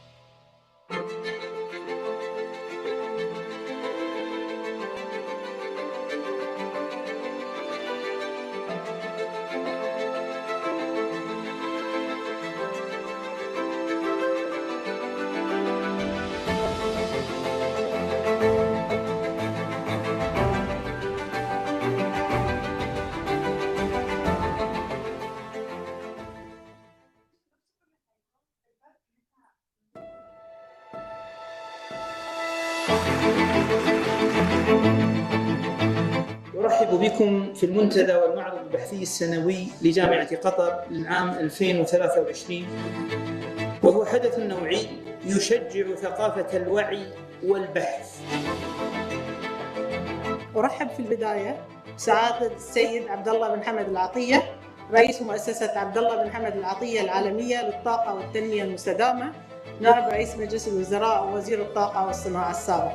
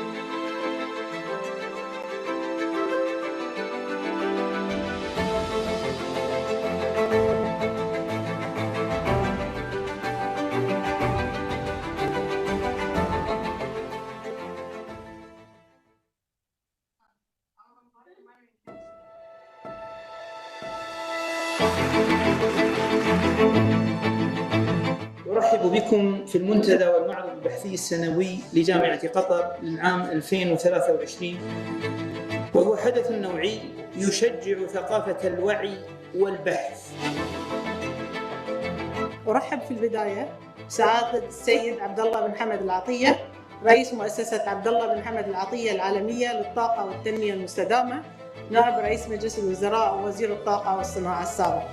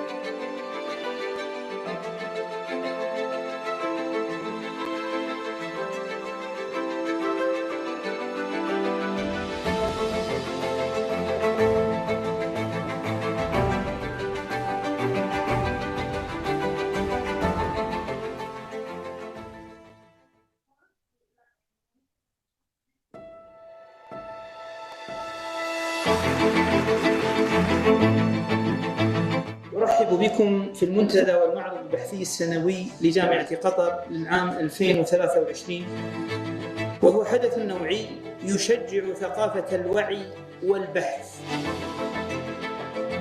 أرحب في البداية سعادة السيد عبد الله بن حمد العطية، رئيس مؤسسة عبد الله بن حمد العطية العالمية للطاقة والتنمية المستدامة، نائب رئيس مجلس الوزراء ووزير الطاقة والصناعة السابع.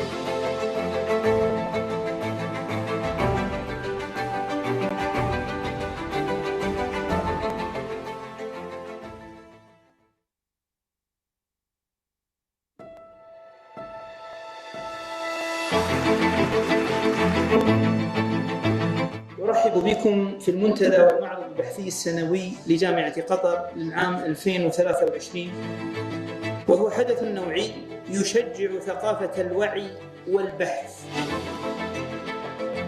أرحب في البداية بسعادة السيد عبد الله بن حمد العطية، رئيس مؤسسة عبد الله بن حمد العطية العالمية للطاقة والتنمية المستدامة، نائب رئيس مجلس الوزراء ووزير الطاقة والصناعة السابع.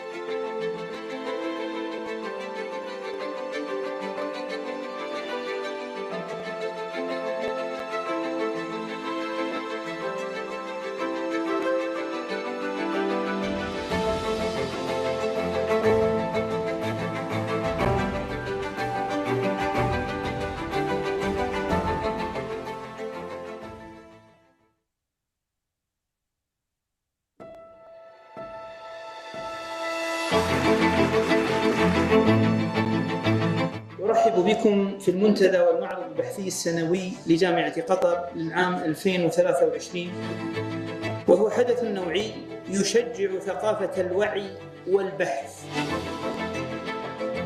أرحب في البداية بسعادة السيد عبد الله بن حمد العطية، رئيس مؤسسة عبد الله بن حمد العطية العالمية للطاقة والتنمية المستدامة، نائب رئيس مجلس الوزراء ووزير الطاقة والصناعة السابع.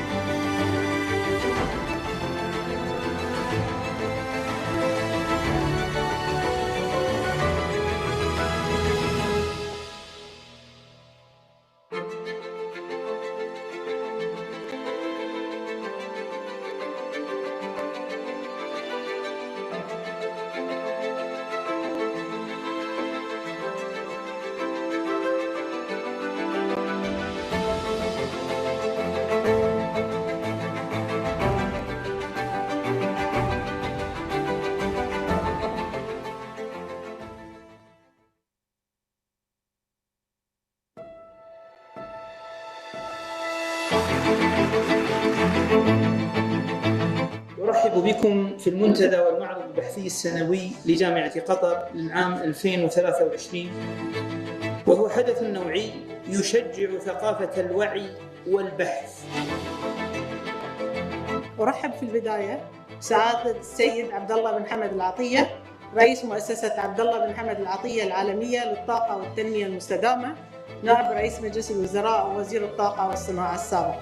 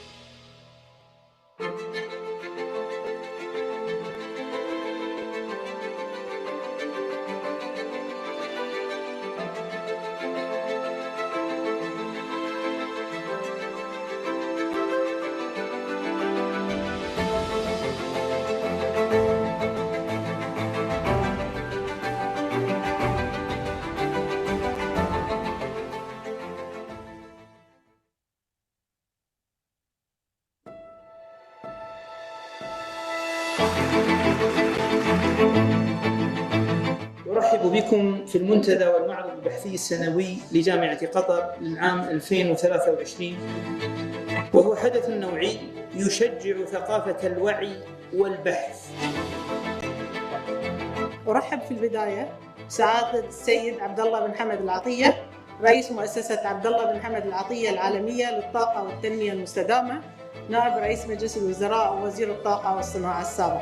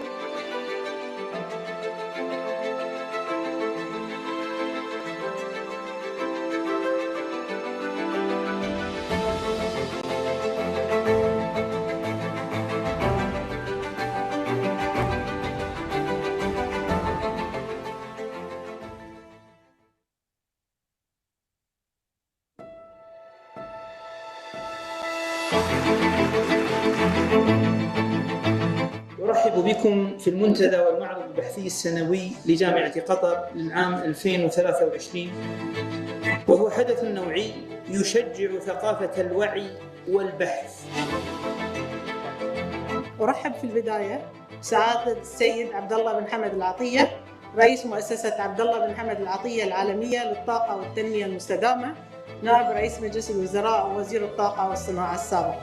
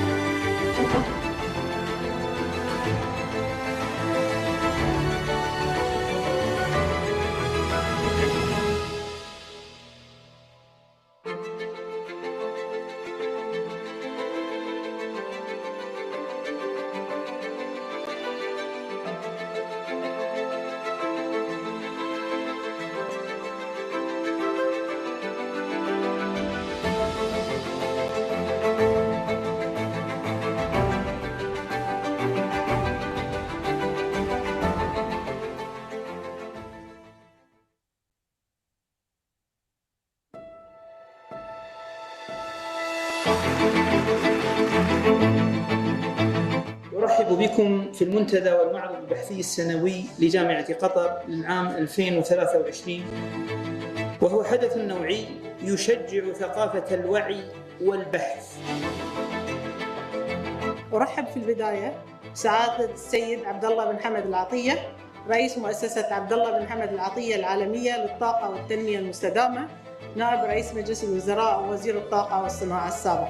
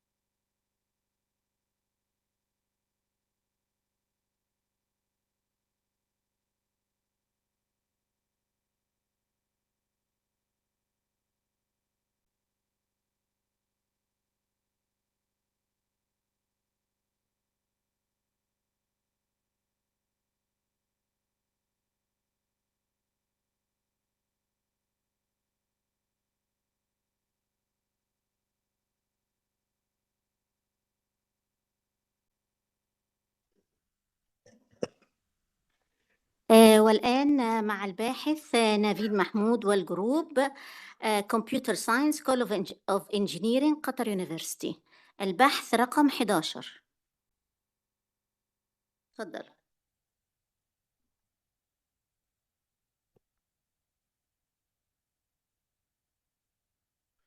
Assalamu alaikum, my respected dignitaries and my colleagues. I'm Nafin Mahmoud from Computer Science Department, along with my team, Mr. Mohammed, Mr. Fahad, Ms. Jawariya, and Ms. Mariam. I would like to present our research project, IoT Air Quality Monitoring, which we worked for the last several months under the mentorship of Dr. Amit Khandekar from College of Engineering.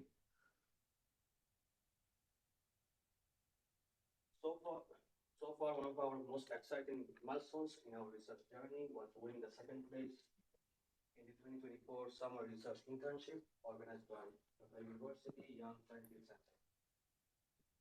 And this achievement helped us to learn more and improve our approach in the IoT air quality review. I will submit to the youth research group. And as a part of this effort, we compiled our findings.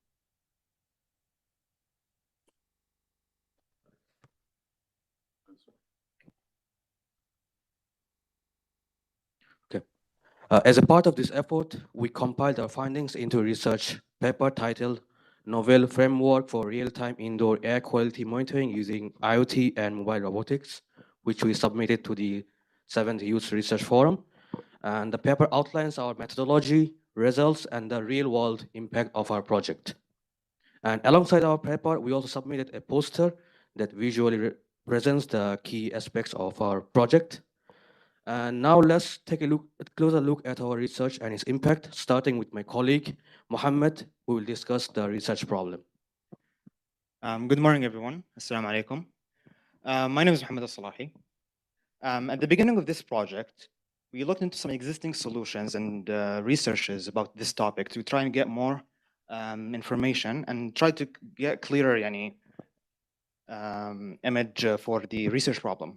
So we found out that approximately 3.2 million deaths happen annually due to air pollution. Now, obviously, this is a scaring number. So the more and more we get information about this problem, the more we get a clearer vision on our research problem, which is how can we develop a more efficient mobile system that monitors air quality across larger areas with real-time alerts. Now, we've looked into some existing solutions. We tried to optimize on their downside. And I'm going to let my friend Jawariya explain in more depth.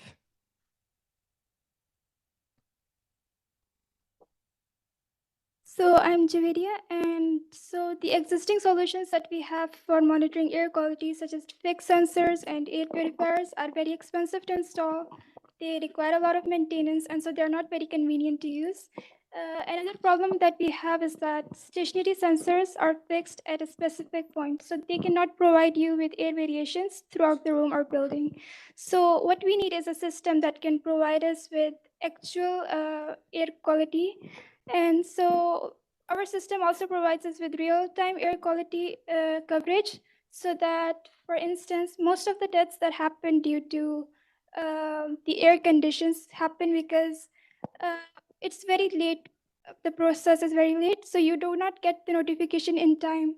So our system is based on real time, so it gives you notifications if there are any unusual conditions in air quality, so that you can take the necessary measures to prevent any accidents from happening.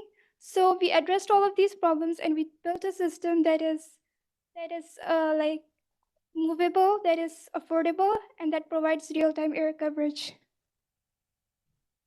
Thank you. As we began exploring solutions for air quality monitoring, we looked into existing systems available in the market. Most conventional solutions rely on fixed sensors, which are placed in different locations to measure air quality. We quickly noticed that these sensors have significant limitations. These sensors are placed in one location, so they cover only one spot at a time, leaving large areas in the indoor space unmonitored. This means that air quality fluctuations can go undetected.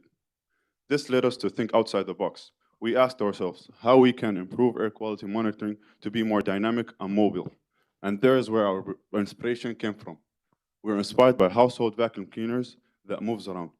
These smart devices moves autonomously all over the house, covering every single corner instead of being limited to just one position. By this inspired concept, we developed our own robotic system that moves around, but instead of cleaning dust, it monitors air quality. By this technician, we can improve air quality and covers larger areas and providing more accurate results. So as far as the methodology is concerned, we started things off by getting a list of all the components that we need, whether it's basically motors, motor drives, which are the things that control motors, or even wheels, sensors, and the most important thing we have is this guy right here, microcontrollers. Microcontrollers are basically a chip that you can program to do whatever, basically. You can use it to connect everything and control everything. It's a very crucial component because we can optimize it. We can optimize it and we can choose the best microcontroller that we have in the market. This here is called an ESP32, which is a very excellent microcontroller for these kind of IoT projects. Basically, they have built-in Wi-Fi modules, they have built-in Bluetooth modules, they have large areas, and we can use even C language, which is a low-level language to program them. So we basically just configured everything together with the microcontroller. We've included an IP camera, which is basically a mobile camera that we're not using it from the app. We're using the IP address of the phone to access the camera. Configured everything together, connected it into a MATLAB graphical user interface for manual control, and then the final product is this one. So the results were successful, but I'm not going to talk about them. I'm going to let my friend Mariam talk about them. The results were promising. We successfully implemented a mobile robot capable of real-time air quality monitoring. Its mobility enabled comprehensive coverage for the entire coverage, which is more effective than stationary sensors. Through Blink, we received real-time alerts, and the heat maps from MATLAB provided a visual representation of gas concentration in various areas, showcasing the system's potential to improve indoor air safety. Now we'll show the demo for the project.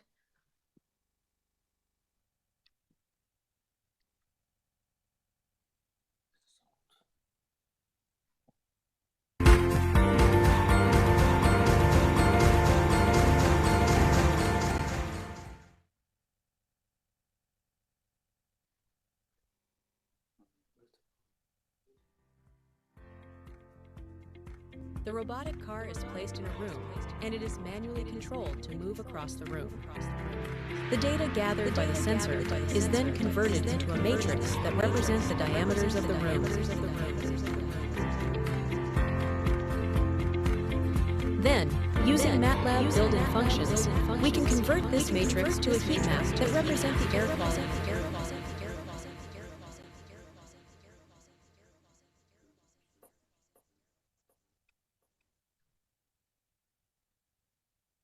Let's talk about the future.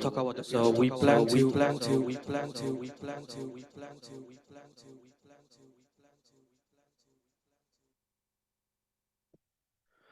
So for future work, we plan to integrate the machine learning model with our robot, so the robot can move autonomously without any manual control, which will improve efficiency. Also, we also plan to use the ESP-Now architecture, which will help us to monitor multiple robots in a large environment compared to the one which is smaller for our current model. And lastly, we'll also improve our heat map generation model with more detailed air quality visualization compared to the one which we have right now using MATLAB. So now let's move on to our next part of our presentation. So for the personal takeaways, we had, upon the journey, we had a lot of things that we've learned. The most important things that we've learned that we've obtained are these two. The research paper that we've submitted for this forum, titled "The Novel Framework for Real-Time Indoor Air Quality Monitoring Using IoT and Mobile Robotics," it's a very big thing for us engineers and scientists because this is basically our field. And the second thing is the patent we're going to file, inshallah, hopefully, with the help of Dr. Amit and Engineer Kevin, Engineer Ashanar, inshallah, in the future. They both have a lot of experience in this field, and we're going to keep working on it, and maybe, hopefully, we're going to turn it into an actual product. Now, for the final slide, the acknowledgement slide, obviously, we had a lot of help throughout this journey. I would personally like to thank the research and graduate student sector, College of Engineering, QUISC, and everyone who helped us throughout the journey, Dr. Amit, Engineer Kevin, Engineer Ashanar, and it was an honor working with them, and thank you.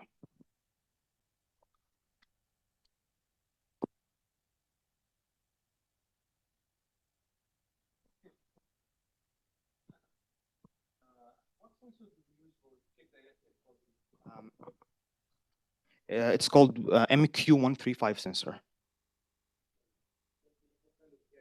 Oh, it checks every abnormality in the air, because air normally typically have oxygen, carbon dioxide, nitrogen. So anything else, carbon monoxide, ammonia, anything else, it detects it and then it maps it to a value.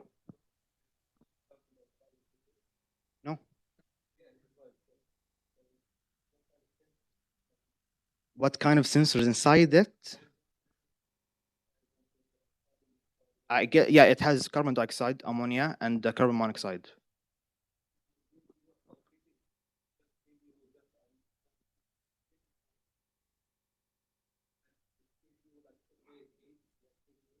Oh no, so no, it's not like that. Sensors typically work differently. They have they work based on the microcontroller itself, because it has a voltage value and it maps it to a number from 0 to 1023, and it just increases or decreases based on the gas pollution.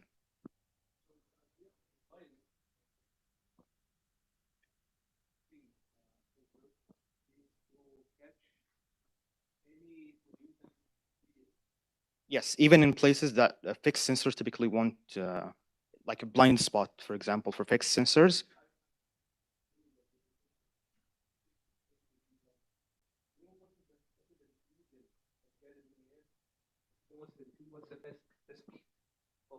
Of gases in air, it's very high. But sometimes gases are thicker, so they would just go down or go up. Yeah, so fixed sensors won't typically. But this is not CO or not CO2. Maybe H2S, Yeah, but you don't have H2S. This depends on the type of sensor. We can obviously change the sensor, and for these kind of gases that accumulates down or up, we can change the sensor for them. And it's a problem eventually. So by changing the type of sensor, we can solve it.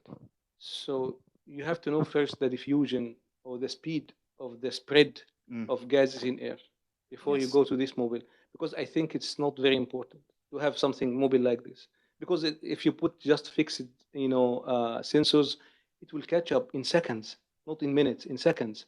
Any leakage in any gas or any pollutant. Not any gas. I'm just saying, depending on the sensor. Yeah, it depends on the sensor. Yeah, so eventually, if you have sensors of CO or CO2 or ammonia or nitrogen or whatever, so and you put them fixed or H2S is heavy, so you put the sensor on the ground. So if you have these sensors fixed in fixed places, in a second it will detect. And this is why the sensor at your home, once you have that flame, it detects the sensor in few seconds. Yes, but this is the case for smoke or carbon dioxide. But we've looked into some existing researches that talks about this being one of the limitations. Do you have a pump in this mobile? You have a pump to withdraw the air from the room? No. Okay, so it is if you go to a larger space, you will need a pump. Because if you have a larger space, yeah, maybe. Yeah, but this is for indoor monitoring. Yeah, indoor. Yeah, but you said that for future you want to increase the scale of the space you are testing. So if you go to larger space, you have to have a pump in order to absorb or to increase the scale of the system. We're making more robots per the house, basically. Okay. But anyway, you just you have to check first the speed of the gases. Okay. And before you decide this, because I think it will not help so much. Yeah. Okay. I think Dr. Obak's questions are very critical, I guess, to your research. They may change your methodology, probably, I guess. But my question is, what what are your recommendations actually, and what is the limitation of your research, considering all these questions that asked by Dr. Obakr? The limitation of our research is basically number one, the framework or the tools that we've used, the types of sensors, they're not the most optimal thing. It's the best thing we could have gotten. Similarly, the tool that we've used, MATLAB, it's okay for IoT projects, but if we're going to file a patent, make it an actual product, a framework has to be made for users to control it. Yani. Recommendation for what?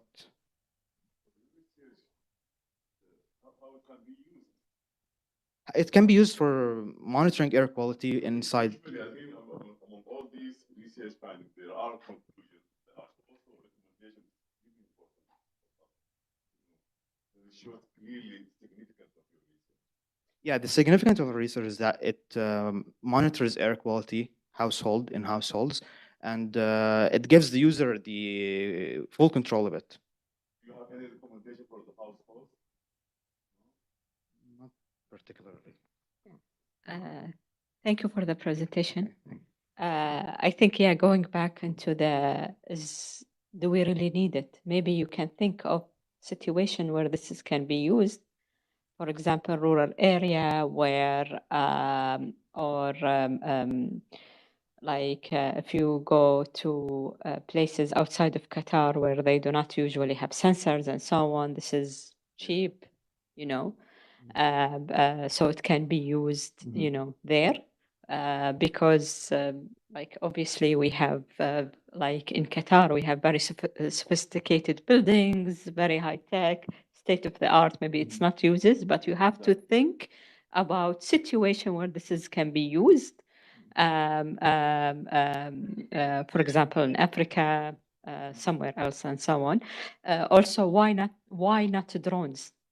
Why Because do you it's put it in household. You can't have flying drones in household. again? Do we need it in households? You have to think about, I think, the application of this. You will find a lot, but you have to think We thought a of little it being bit. a drone. That was our initial idea. Then we found Especially as you said, because you know gases up have different. some of them up, some of them down. Yeah, So yes. we thought initially of a drone, but then we said it's in household environment, so we cannot have flying drones in households. Don't limit yourself to the household. And try to find different applications. Thank you. Okay, thank you.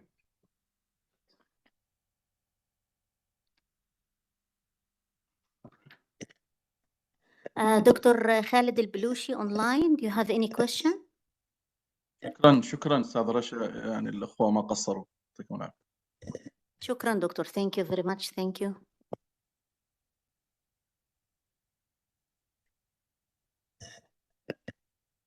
والآن مع الباحث أدهم الرحبي، College of Medicine and Health Science, Sultan Qaboos University, online. He will join us online.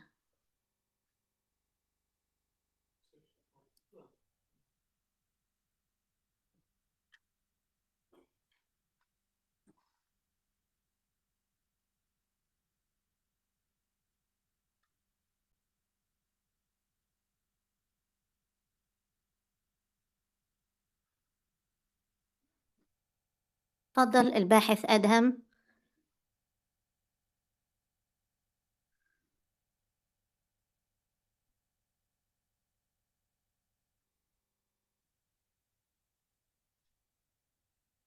الصوت بس حضرتك مش طالع.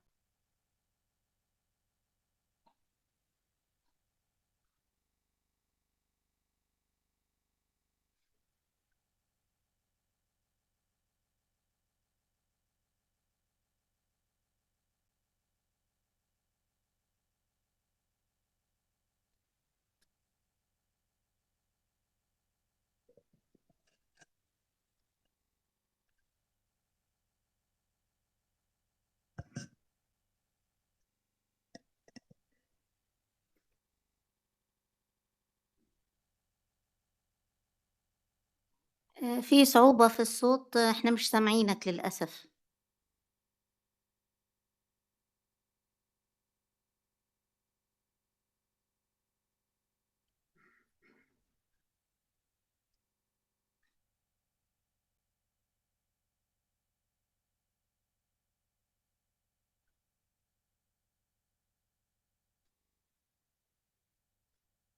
طيب لا تقدر تعرضي دلوقتي.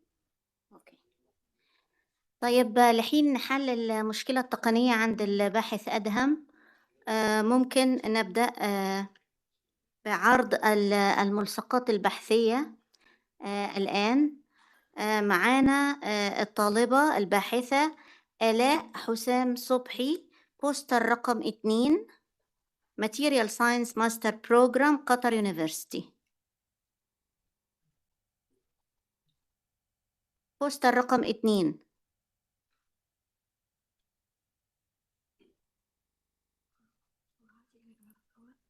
عادي.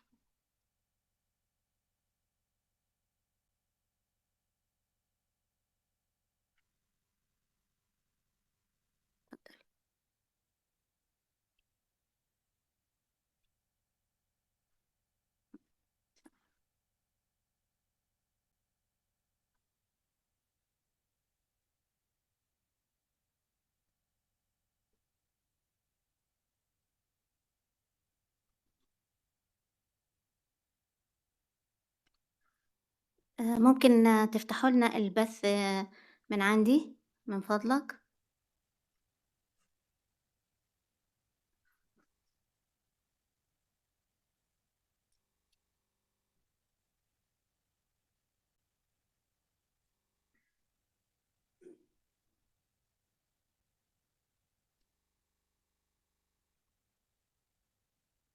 ممكن حد من الاي تي لو سمحتي يشرفنا هنا عن المسرح؟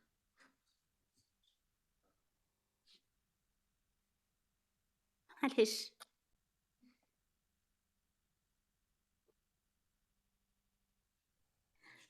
مش عارفين نحركه، مش نخليه ثابت كده.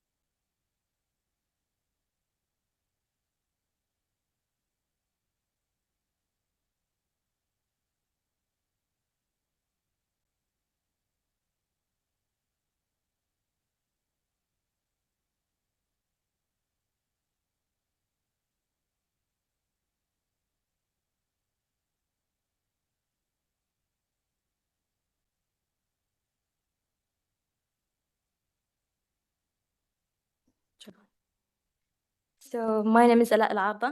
I'm a master's student in material science and technology. And today I'm excited to share with you my project, which is about the threats of using paper cups. So we are consuming harmful substances on daily basis from something as simple as paper cups. So you might wonder, like, why and how? So if you looked on closer look on the paper cup itself, you will find that it's mostly made of plastic. So the moment it touches or you pour some hot liquid on the paper cup, it will start to leach microplastics, tiny particles, less than 5 mm micrometer. And it will leach also PAE, which is also known as the additive, which is placed in the paper cup to prevent any leakage to the paper. So with time, it will start accumulating in our body, and it will cause for us health concerns like heart diseases and cancer. So what we did is we basically bought paper cups from local market, and we pour hot water inside the paper cups. Three cups, 3 samples. And we took from each cup the liquid, the thin film from the inside, and a small sample from the lid itself. And we did the analysis, GCMS, FTIR, and SIM. So for the SIM analysis, as you can see, the particles are clearly shown in each sample. The above samples are the cup cover and the liquid we poured on a filter paper, and we took the filter paper for analysis, and we have the film. After that, we did the FTIR, and if we went back to the functional groups of the plastics, we can find that it's clearly shown in the graph. And we did the GC analysis, and it indicated that we have multiple types of the additives in the liquid itself that we drink daily. So to sum up, our project was successfully proven that we have microplastic in the hot water that we did on, and that we need to take a sustainable practice for this issue. And I would like to thank Qatar University and CAM CLU for their help and their support through the project. Thank you. Thank you, Ala. Very nice work. I just have one question regarding the temperature. Did you try different temperature and see the effect of temperature on the microplastics? Yes, we did. We tried on two different temperatures, 95 and 85, which is like we normally did after 5 minutes and 10 minutes from pouring. It's okay. We did try on two different temperatures, 95 and 85. Since there was difference, because the more hot the liquid is, the more it will leach microplastic in the liquid. How much is the difference? Double, triple the amount? It depends on the time, like how much we will leave the paper to drink. 5 minutes, 10 minutes, for 15 minutes. It will decrease, but it will increase the leaching.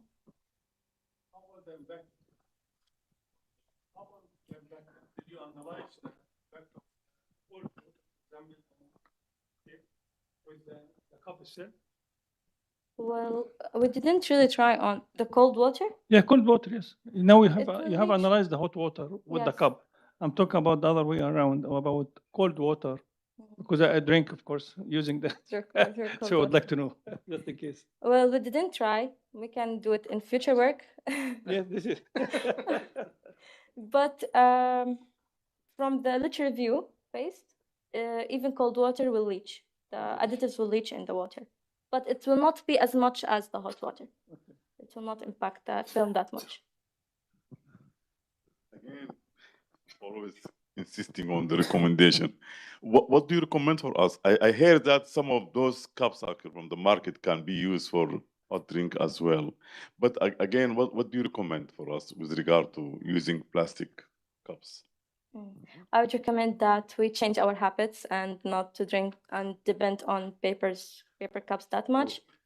And I would like to try to do paper cups based on biodegradable materials. It will be a great sustainable solution for the future. But I want to try, inshallah, in the future. So could you add a section to your poster that about the recommendation? Actually, I did. You have it? Yes. I did put their future directions on there, but I don't think I did add. Like those micro materials or the leaching that the plastic. Did you do literature review on the impact, like, for example, a threshold, like if we have a specific percentage and that will be, lead to a specific problem? Is there a literature review on this? Or how the body, is it, for example, how does the body dispose it? Does it like, or does it stay? Do you have any information about that? Did you do any animal tests? No, to be honest, I didn't. But inshallah, if I have the chance, I will.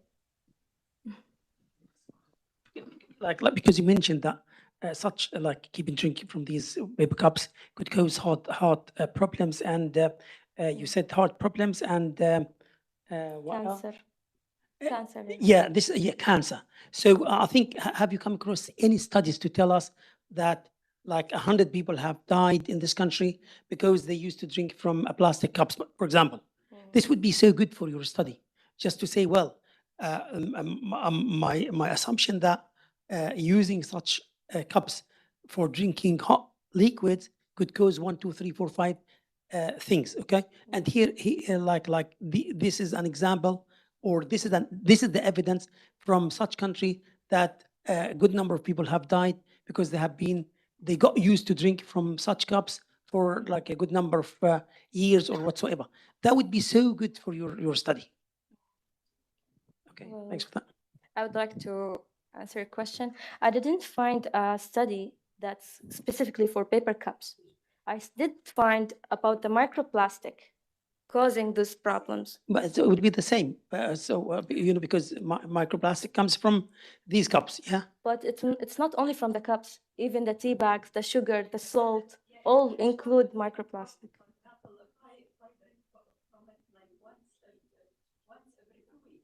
Mm-hmm.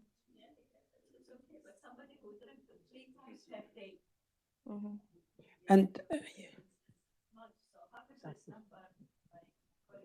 And I think something else before I stop. It's like I like to drink coffee, tea, or whatsoever while they are so hot. It's a habit. So if I put my coffee in one of those plastic and these paper cups, and then I drink it within 2 or 3 minutes. So in this case, it will not leach. So or this chemical stuff or this plastic microplastic will not leach. Okay. How long I have to wait until I make sure because this would be so good to make us in your study to make distinguish between like if you wait 10 minutes or you drink it on spot. That would be so good, of course, just to warn people about it. Yes. If I drink it very quick, it will not affect me, okay? But if I drink it after 5 minutes or 10 minutes or 15 minutes, yes, the problem will occur. So these things, it would be good to be included in your paper. I will, inshallah. Thank you so much. Yes.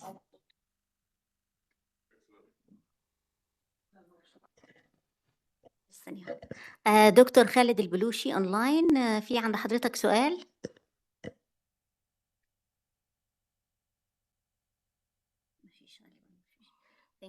شكرا استاذ، والله صوفت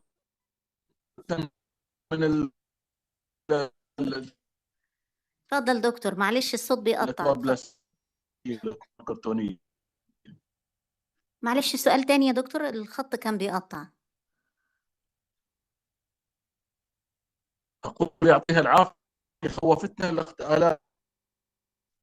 يعطيكم العافية، يعطيكم العافية. ألف شكر، ألف شكر يا دكتور، شكرا. والآن مع البوستر رقم 1 الباحثات الشيماء الثاني وخلود إبراهيم من جامعة قطر. تفضل.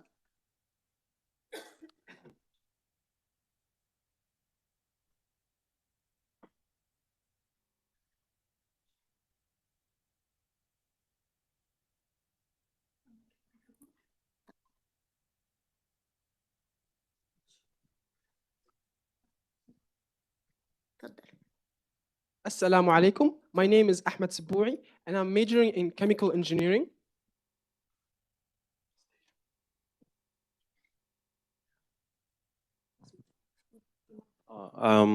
Assalamu alaikum. I am Badr Abdullah. I'm majoring in environmental science. Assalamu alaikum wa barakatuh. My name is Shema Nasr Al-Thani. I'm a senior student majoring in biological science and minoring in chemistry. We're very happy to be here today to present to you our research project titled Effective Hydrophobic Coating on Solar PV Panels. So as we know, solar panels plays a crucial role in clean energy production. They provide a sustainable and environmentally friendly way to generate electricity through sunlight. However, in arid regions like Qatar, the efficiency is heavily impacted by environmental factors like dust accumulations. These dust form a layer on top of the panel, which blocks the sunlight and reduces the energy output. Now, this problem requires regular cleaning in order to maintain the performance efficiency, and traditional solutions like regular cleaning, anti-static coating, and mechanical dust removal are very expensive, time-intensive, and also they are impractical for large installations. So it requires for a more initiative and a low-maintenance alternative. So to tackle this challenge, our research investigated the application of hydrophobic ceramic nanocoatings, and these advanced coatings repelled water, and it also prevented dust from accumulating into the panel. And so this, helped to increase the efficiency and also offered a low maintenance cost. And offered a low maintenance cost. And this was a way for us to to have a better solution to limit regular cleaning, for example. Now, to see the impact of this advanced coatings, we did a comparative study. We used identical PV panels, one with hydrophobic coating and one that was uncoated. For the hydrophobic coatings, where we applied these coatings, we can see that it prevented and repelled water and also prevent dust from accumulating into the panel. So it helped us to, minimize regular cleaning. For both systems, we used the same microcontroller, which is the ESP32. This helped to collect data from all the sensors. So we have the irradiance sensor to measure the intensity of the sunlight. We have temperature sensor to tell us the effect of the heat. And we have current and voltage sensor, which gave us the energy output. For the uncoated one, of course, we can see that there was a lot of dust forming on top of the panel that affected the energy output. Now, the data that was collected from the microcontroller from all of these sensors helped us to evaluate and determine the impact of these hydrophobic coating on the on the performance of solar panels. In this section, I will walk you through our results, which illustrate a performance comparison between the two panels, the coated panel and the non-coated panel. Now, the primary metric involved here is the maximum PV power generated in watts over the 7 days that we have been working on. Now, this is for the 3 months, June, July, and August. Firstly, beginning in the month of June, we noticed that both panels exhibit similar power generation trend, with the coated panel consistently performing slightly better. Now, although the improvement is subtle, it is still a noticeable change. And this also indicates that even in the stable environmental conditions that we have in the month of June, this hydrophobic coating still increases the efficiency of the panel and is still beneficial. Now, moving on to the month of July, and this is where we notice a significant difference between the two panels. We find that the panels that were not coated start to experience significant dips in their efficiency, and this is due to the external factors such as dust accumulation and humidity fluctuation that are very predominant in the month of July. However, this is not the case for the panels that were coated, as they continue to maintain that high efficiency that they had from the previous month of June. And we see that this trend continues as well in the month of August, where the coated panels overperform the panels that were not coated. And this also signifies that this is not just a solution for harsh conditions, it's an implementation for an all year round innovation.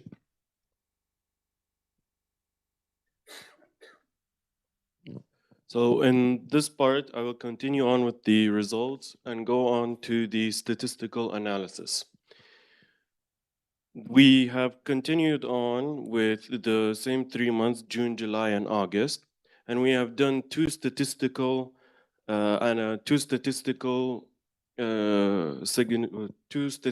matrix, which include the P average and the t-test average. The P average shows how significant the statistics were, where the lower the number, the better significance these solar panels showed. The t-test average showed us how reliable the solar panels were, where the higher values showed us how significant it is.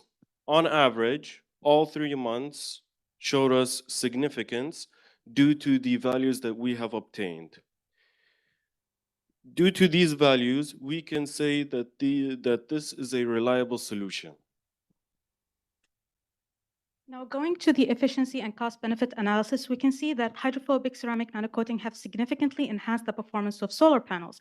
It increased the PV efficiency by 10 to 15%, which led to an increase in energy generation. It also lowered the maintenance cost up to 40%, which resulted in a return of investment within 1 to 2 years. Now, for Qatar, as we know that solar energy is a key parameter for sustainability initiatives, these advanced coatings have provided multiple benefits. So we have maximizing solar power output to meet the national energy goal, reducing water usage as we limited the regular cleaning, lowering operational costs for large-scale PV installation, and lastly, extending panel lifespan as it provided a long-term efficiency. So by implementing these innovations, Qatar can take a major step to meet its national vision for 2030, which prioritizes sustainable development and also energy diversifications for a greener and self-sufficient future.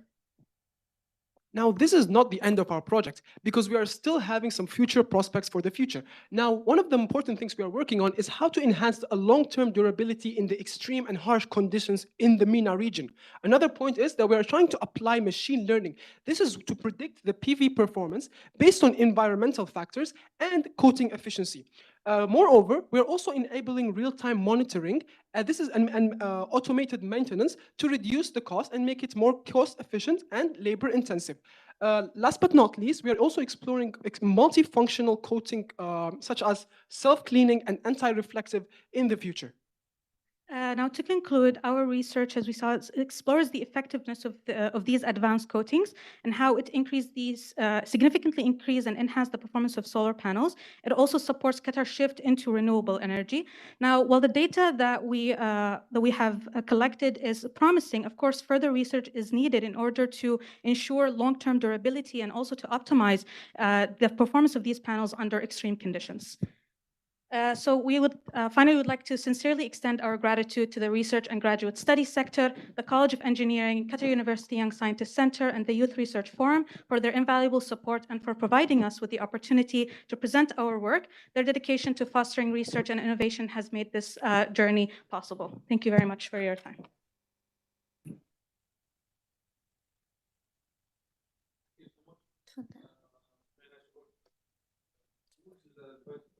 Dr. Ahmed.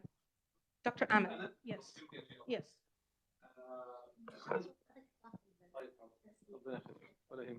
شكرا جزيلا.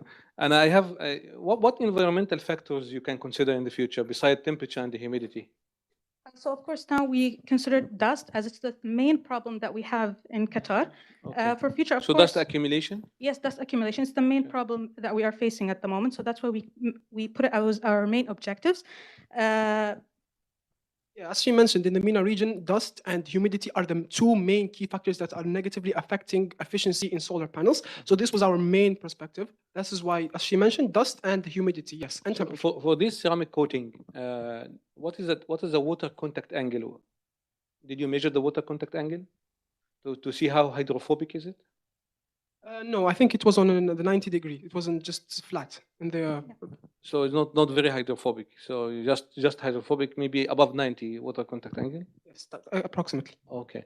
So one of the things, this is completely transparent coating, yes? Completely transparent, 100%.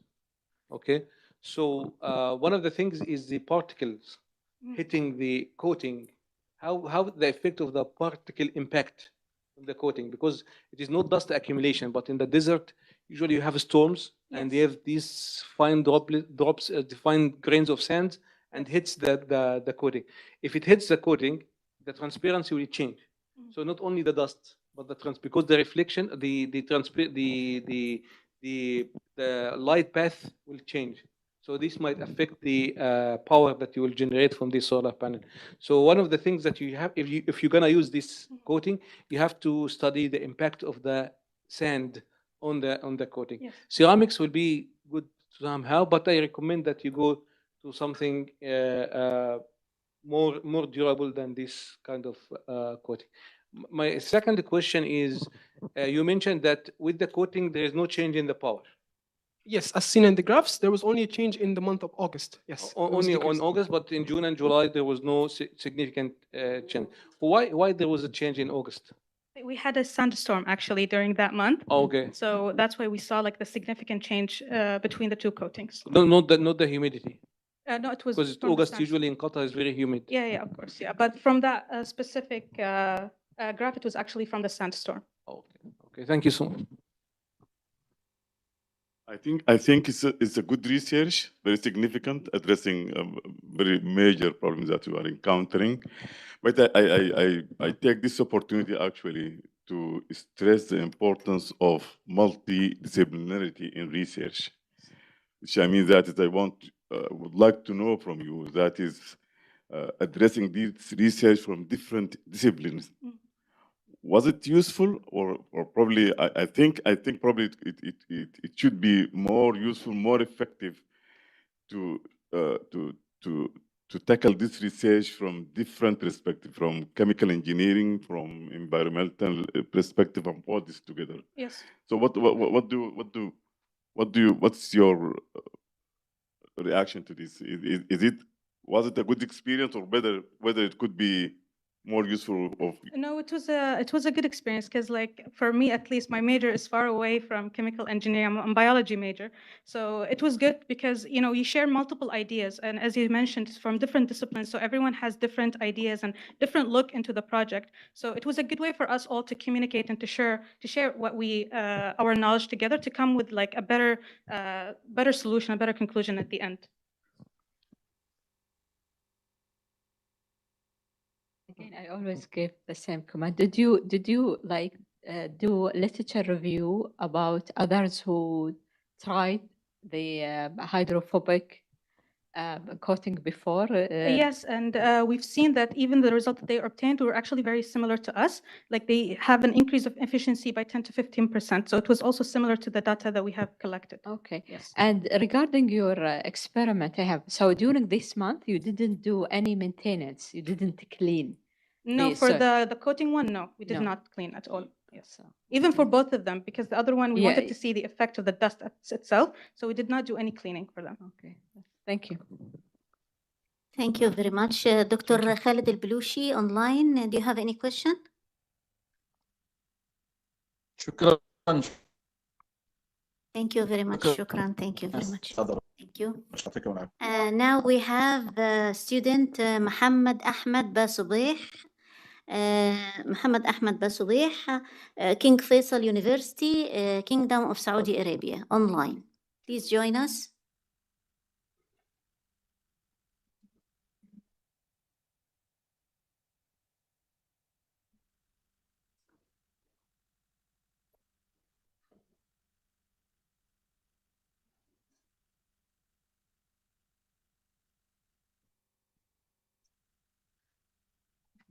الباحث محمد اتفضل.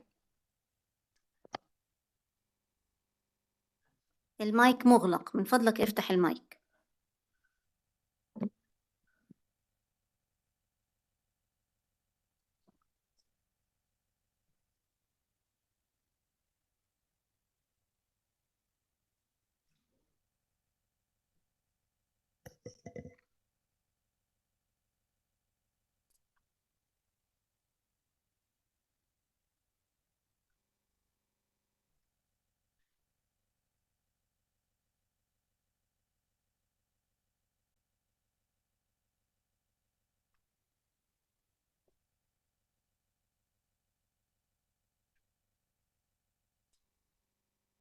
الباحث محمد أحمد باسبيح. في عند حضرتك مشكلة؟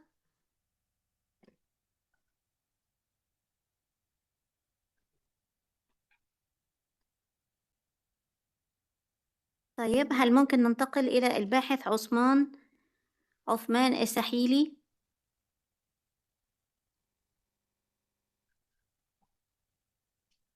تمام. الباحث عثمان السحيلي، الآن احنا في بوستر رقم 4 من جامعة محمد الأول يونيفرسيتي موروكو. تفضل.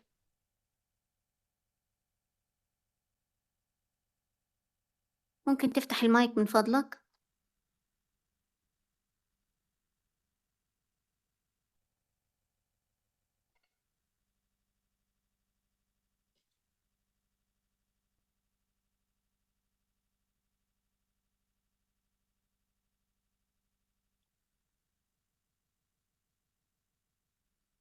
الباحث عثمان، أرجو أنك تفتح المايك.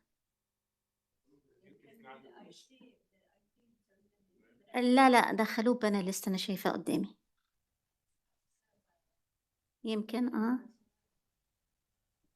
تمام. اتفضل كده، مفتوح المايك، اتفضل.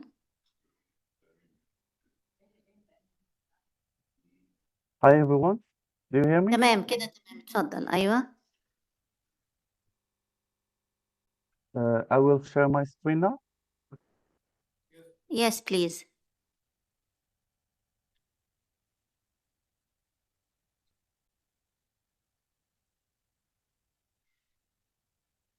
ده بوستر رقم 4. تمام. اتفضل.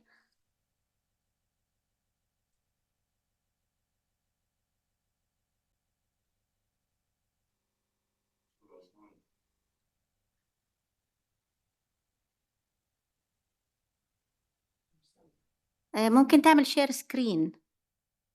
Yes, I will do it now. Okay. Do you see my screen now? Not yet. Just give me 1 second, please.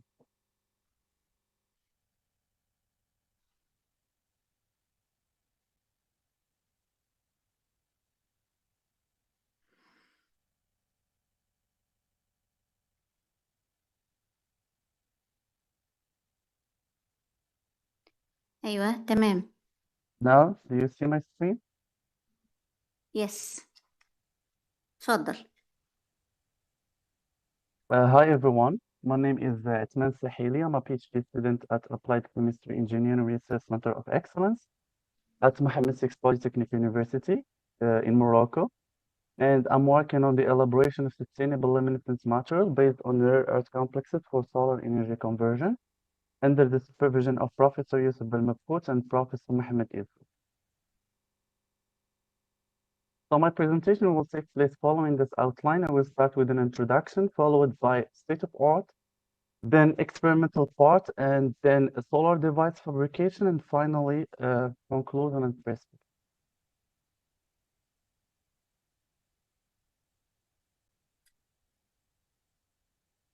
Building sector consume a huge amount of energy. For example, in Morocco, it's around 33.6%. In Qatar, it's between 50 to 16%. And in Saudi Arabia, it's around 15% of the total energy consumption. So for this reason, solar energy can be among the promoted energy sources to be used as an energy source in building integrated, and more specifically, the photovoltaic solar cells. This is one of the examples, as you can see here. This is the Mohammed VI Tower in the capital of Morocco. And this facade here, it's covered by thin film solar cells. And they can use either amorphous thin film silicon cells, cadmium telluride, and copper indium diselenide. But they didn't use this thin films in the whole tower, and the answer will be in the coming next slide. And those are some examples also of thin film solar cells in building integrated, as you can see here. There is Sunship in Germany. There is this one is at KAUST, King Abdullah University of Science and Technology at Saudi Arabia. When I was there for 6 months internship, and this one is in Taiwan also. But there is many drawbacks of using thin film solar cells in building integrated. First thing, silicon industry is highly polluting and energy consuming industry. The emission of CO2 is around 10 to 11 microton of CO2 per ton of silicon produced, and also the huge amount of energy that is consumed in the production process. The second thing, the high manufacturing installation cost. Third thing, limited shape and design. We cannot fabricate any shape and design of the thin film solar cells. And low transparency, we cannot use them as a transparent window. For this reason, we are proposing a new kind of photonic device called luminescent solar concentrators, and it's composed of host material, and it can be either polymer or glass, and also it's composed of luminiform, and it can be either organic dye, quantum dot, or rare earth complexes, and a small solar cells in the edges, and it can be either silicon solar cells or organic solar cells, and so on. So when this device is exposed into the sunlight, the lemon form here, the red one, will absorb this sunlight at a specific wavelength, and then we will have an emission of photons, and those photons by the total internal reflection will be concentrated into the edges. And this is the reason why we need to put a small solar cell on the edges in order to convert those photons into electricity. So there's many advantages of using luminescent solar concentrators in building integrated. First thing, low cost. It's 1/3 of the silicon cost in terms of relative cost per unit of power. Second thing, simple fabrication process, structural flexibility, high transparency as well, and shape and design flexibility, so we can fabricate any shape and design that we want. And those are some examples. And those are some examples of luminescent solar concentrators in building integrated. And also, we prove the use of those luminescent solar concentrators in agriculture, integrating them in agriculture, integrating them in greenhouses, and also in the production of green hydrogen. So my thesis objectives are, first thing is synthesis of complexes and ligand using different ligand and metals, do the different characterization, do the fabrication of luminescent solar concentrator devices, and also do the photostability of those complexes and the device. So let's move now to the experimental part, and I will present one of our study, and it's about photoluminescence lifetime stability of studies of beta-decatonate European complexes based on phenolphthalein derivatives in PMMA films. So this is the process of synthesis of different European complexes, as you can see here. Here using a simple process, and green one using using ethanol as solvent and at room temperature. And also we fabricate 5 different films in order to measure or to study their photostability. And as I said, we can fabricate any shape that we want, and this is an example of circular and the rectangular shape of luminescent solar concentrator films. So to prove that we got the right structure, we did many characterization techniques. We did proton NMR, we did carbon NMR, we did fluor NMR, and also we did FTIR measurement and also single XRD measurement, and all those characteristic techniques prove that we got the right structures. And for the optical properties, as you can see here, we did the UV measurement, and as you can see, all the 5 complexes exhibit a large absorption range up to 400 with 2 maximum due to the PP transitions. And also for the PL, excitation and emission properties, we did the measurements in 3 different states, in liquid, powder, and in films. As you can see in the spectra, all of the 5 complexes exhibit a large excitation up to 450 with 5 emission transition, and the more synthesis one, it's at 613, and it's attributed to the energy transfer from the ligand to the metal. And we did also the PLQ measurement, photoluminescence quantum efficiency, in the 3 different states, in liquid, powder, and in matrix. As you can see here, in liquid, it's ranging from 52 to 55%, and in powder, it's ranging from 33 to 72%, and in matrix, it's ranging from 71 to 85%. Let's move now to the photostability of those films. We did the photostability of the 5 films, and this is the result of the film coupled with the complex number 5, the complex that we got at the high PLQ value. We did the photostability in 3 different conditions, in dark condition inside the box for 1,200 hours. And as you can see in the graph, there is no degradation. And also it's small significant decrease in PLQ. And under indoor conditions inside the laboratory for 1,200 hours, we remark a small decrease in intensity, emission intensity, and also in PLQ. And in underweather, we have a decrease in the intensity and also in PLQ value. So to prove or to find what is the parameter that directly affects this degradation, we did the photoluminescence stability under the humidity, direct humidity and light exposure. As you can see here, both of them, light and humidity, affect the degradation of those films, but the humidity is the parameter that affects more this degradation. So let's move now to the fabrication of luminescent solar concentrator device. As you can see here in the screen, this is the process to fabricate luminescent solar concentrator.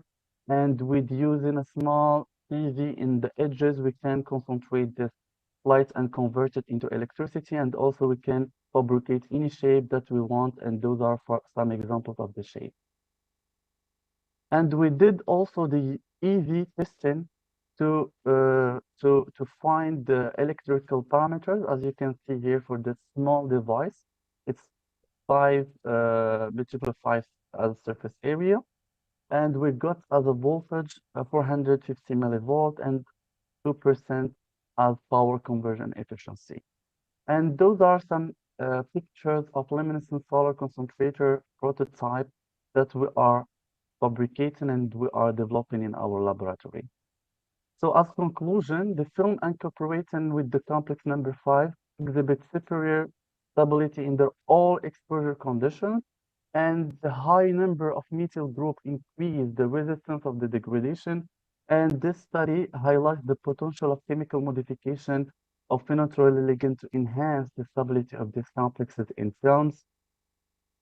So as a perspective, we will continue the synthesis of new luminescent material due to different characterization and photostability, and also fabricate the luminescent solar concentrator devices and go into the prototype of those devices and integrate them in building. So this is a picture of my poster of the presentation that I present to you, and thank you so much for your attention.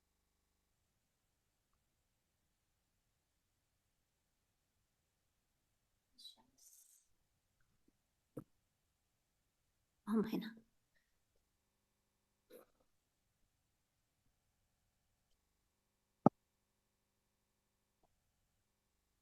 Assalamu alaikum, Uthman. Thank you so much for your presentation. Very nice work. The power conversion, Uthman, you mentioned is only 2%, يعني, but there are other photovoltaics with much higher efficiency than 2%. So why do you think this is the low power conversion efficiency? Actually, 2% is like a preliminary result that we got from the first fabricated luminescent solar concentrator.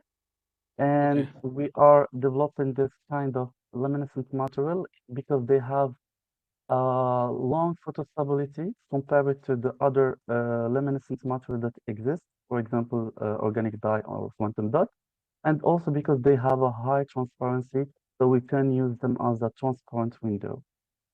Okay. For the stability, for how long did you test the stability of the lanthanides compounds? We tested for 1,200 hours. 1,200 hours. Yes, which is almost like 2 months, I think, or more. 2 months. Okay, 2 months. Okay, excellent. What do you think the major challenge you want to control in your study? I didn't hear very well your question. What do you think the major challenge you need to study in your research? The major challenge, we proved that lanthanide complexes, they have a high photostability compared to other metals. So we need to increase the power conversion efficiency of those luminescent materials by synthesizing new ligand and then new complex based on those lanthanides. Okay. Did you test also? Oh yes, please go ahead. And also control the losses that we got from the emission photons that is like directly in all the directions, so we need to control it as well. Okay. All right. Thank you so much, Othman. Thank you. You are welcome, Professor. Thank you very much, Dr. Khalid Al-Balushi. Any question?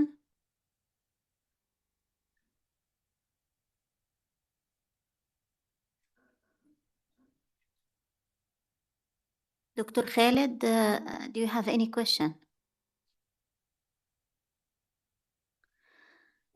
Okay. We're moving on. شكرا للباحث عثمان. Thank You you are very welcome. much. Thank you so Thank much. you. الآن مع الباحثة لوجين تيسير من كلية الحقوق، برنامج الماجستير، الجامعة الأردنية، عمان، الأردن. تفضلي. بوستر رقم 5. يعطيكم العافية. أهلا بيكي، تفضلي. بس حابة أعرف عن نفسي. أنا لجين زيود من الجامعة الأردنية كلية القانون في برنامج الماجستير. الملصق البحثي اللي أنا أعددته كان بيتمحور حول رؤية التحديث الاقتصادي للمملكة الأردنية الهاشمية. مثل ما نحن بنعرف إنه كان في رؤية تحديث اقتصادي للمملكة الأردنية الهاشمية بتتمحور حول رؤية الدولة خلال 10 سنين، إيش حيكون الاقتصاد في خلالها. وارتكزت هذه الرؤية على محرك الطاقة والبيئة المستدامة على كركيزة أساسية لأي مشروع اقتصادي بتتضمنها هذه الرؤية.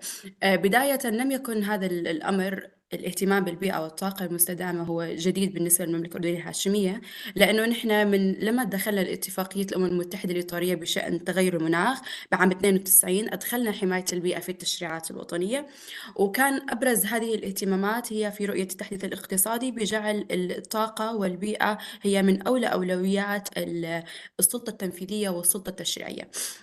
فلذلك وجدناها في هذه الرؤية كاهتمام فيها.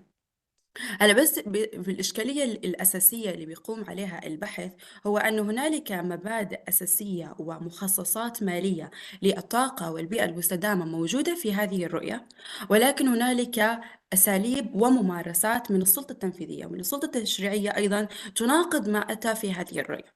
بنكون واضحين بشكل أوضح.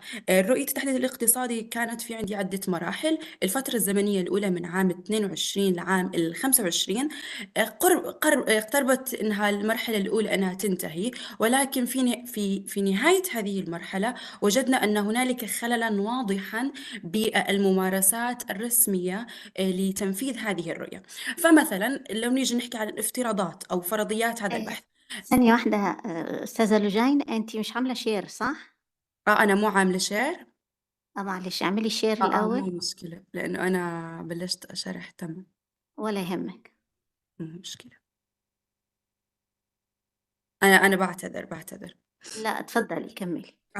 هلا لو بدنا نيجي نحكي احنا عن الفرضيات اللي بيقوم عليها هذا البحث، لو انه هذه الرؤية متناسبة مع الواقع الجيوسياسي الأردني، فلما اذا هنالك إشكالية في التطبيق. اما اذا كان لا يوجد إشكالية في التطبيق، فإذا هنالك ممكن اعتبار هذه الرؤية بأنها حالمة وحلمت بأكثر مما يتسعه الواقع الأردني. بس ثواني، مش عم اوكي. هلا الاهميه اللي بيقوم عليها او الاهداف اللي بيقوم عليها البحث، اول إشي نحن بدنا نتسق مع نشوف هذه الرؤيه اذا كانت متسقه مع الهرم التشريعي، لانه انا كان في اطار فقط نظري مو اطار عملي ابحث ممارسات هذه لترجمه هذه الرؤيه. بدنا نشوف شو هو الاتساق مع الهرم التشريعي، كون الفتره الزمنيه الاولى قامت على التعديل التشريعي. ما هي الاشكاليات وما هي الحلول الممكنه لحل هذه الإشكاليات؟ نيجي لأبرز الإنجازات. لو نطلع على قوانين الموازنة من عام 22 نجد بأن هنالك تم تخصيص مبدأ أساسي، وهو التحول نحو الاقتصاد الأخضر، التحول نحو الطاقة النظيفة في مخصصات الموازنة لكل من وزارة الطاقة ووزارة البيئة. وأيضا تم تخصيص نفقات استثمارية لقطاعي الطاقة والمياه من أجل الموارد المستدامة. وأيضا تم تعديل التشريعات الناظمة للبيئة والاقتصاد الأخضر.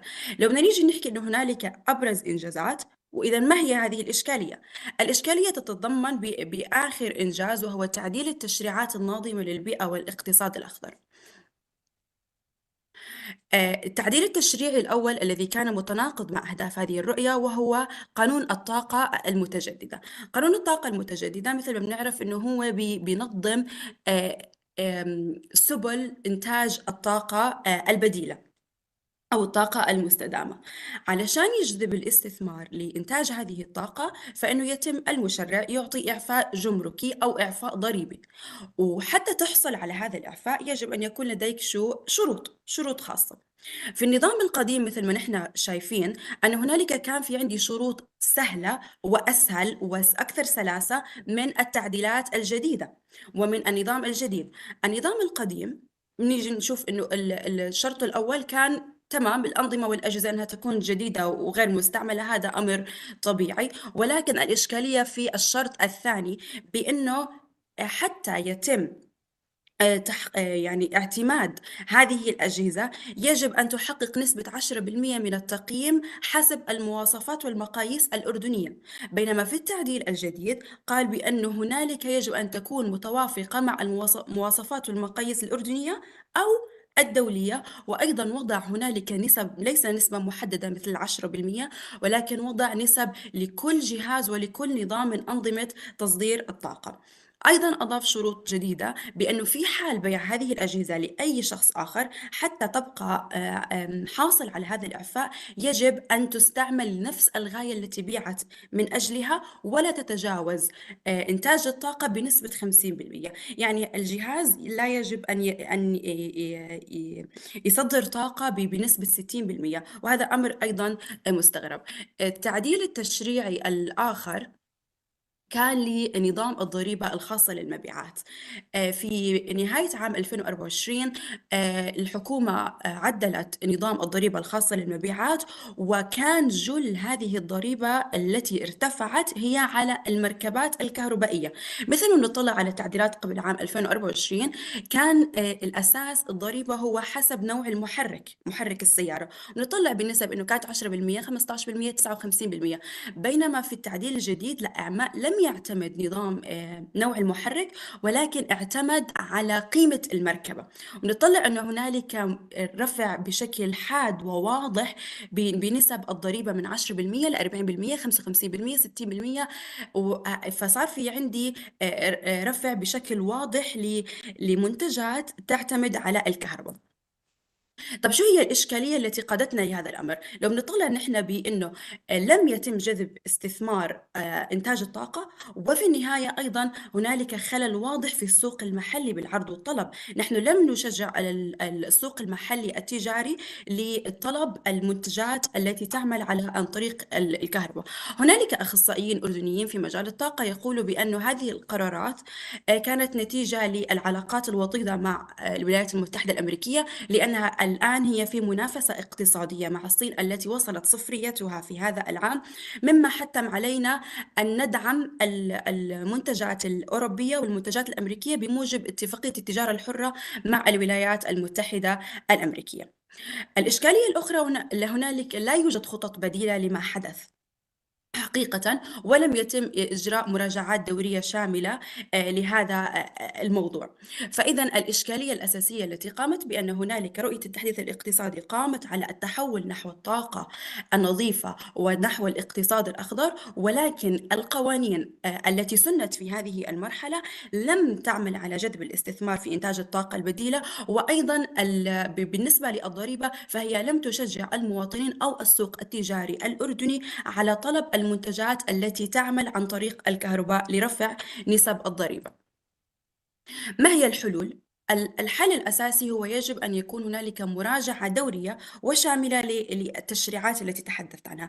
أظن أنه من المبكر جدا أن نتحدث عن تعديل تشريعي وهو حدث قبل 5-6 أشهر، ولكن يجب علينا تعديل هذا التشريع قبل أن نصل إلى إشكاليات لا يمكن حلها، لأنها لا تعمل على تحقيق الغاية التي قامت عليها الرؤية. وأيضا هنالك خلل واضح في العلاقات الاقتصادية مع الدول العربية أو دول الجوار، مما حتم علينا أن نبقى مرهونين لاتفاقية التجارة الحرة مع الولايات المتحدة الأمريكية. فقط. شكرا لكم.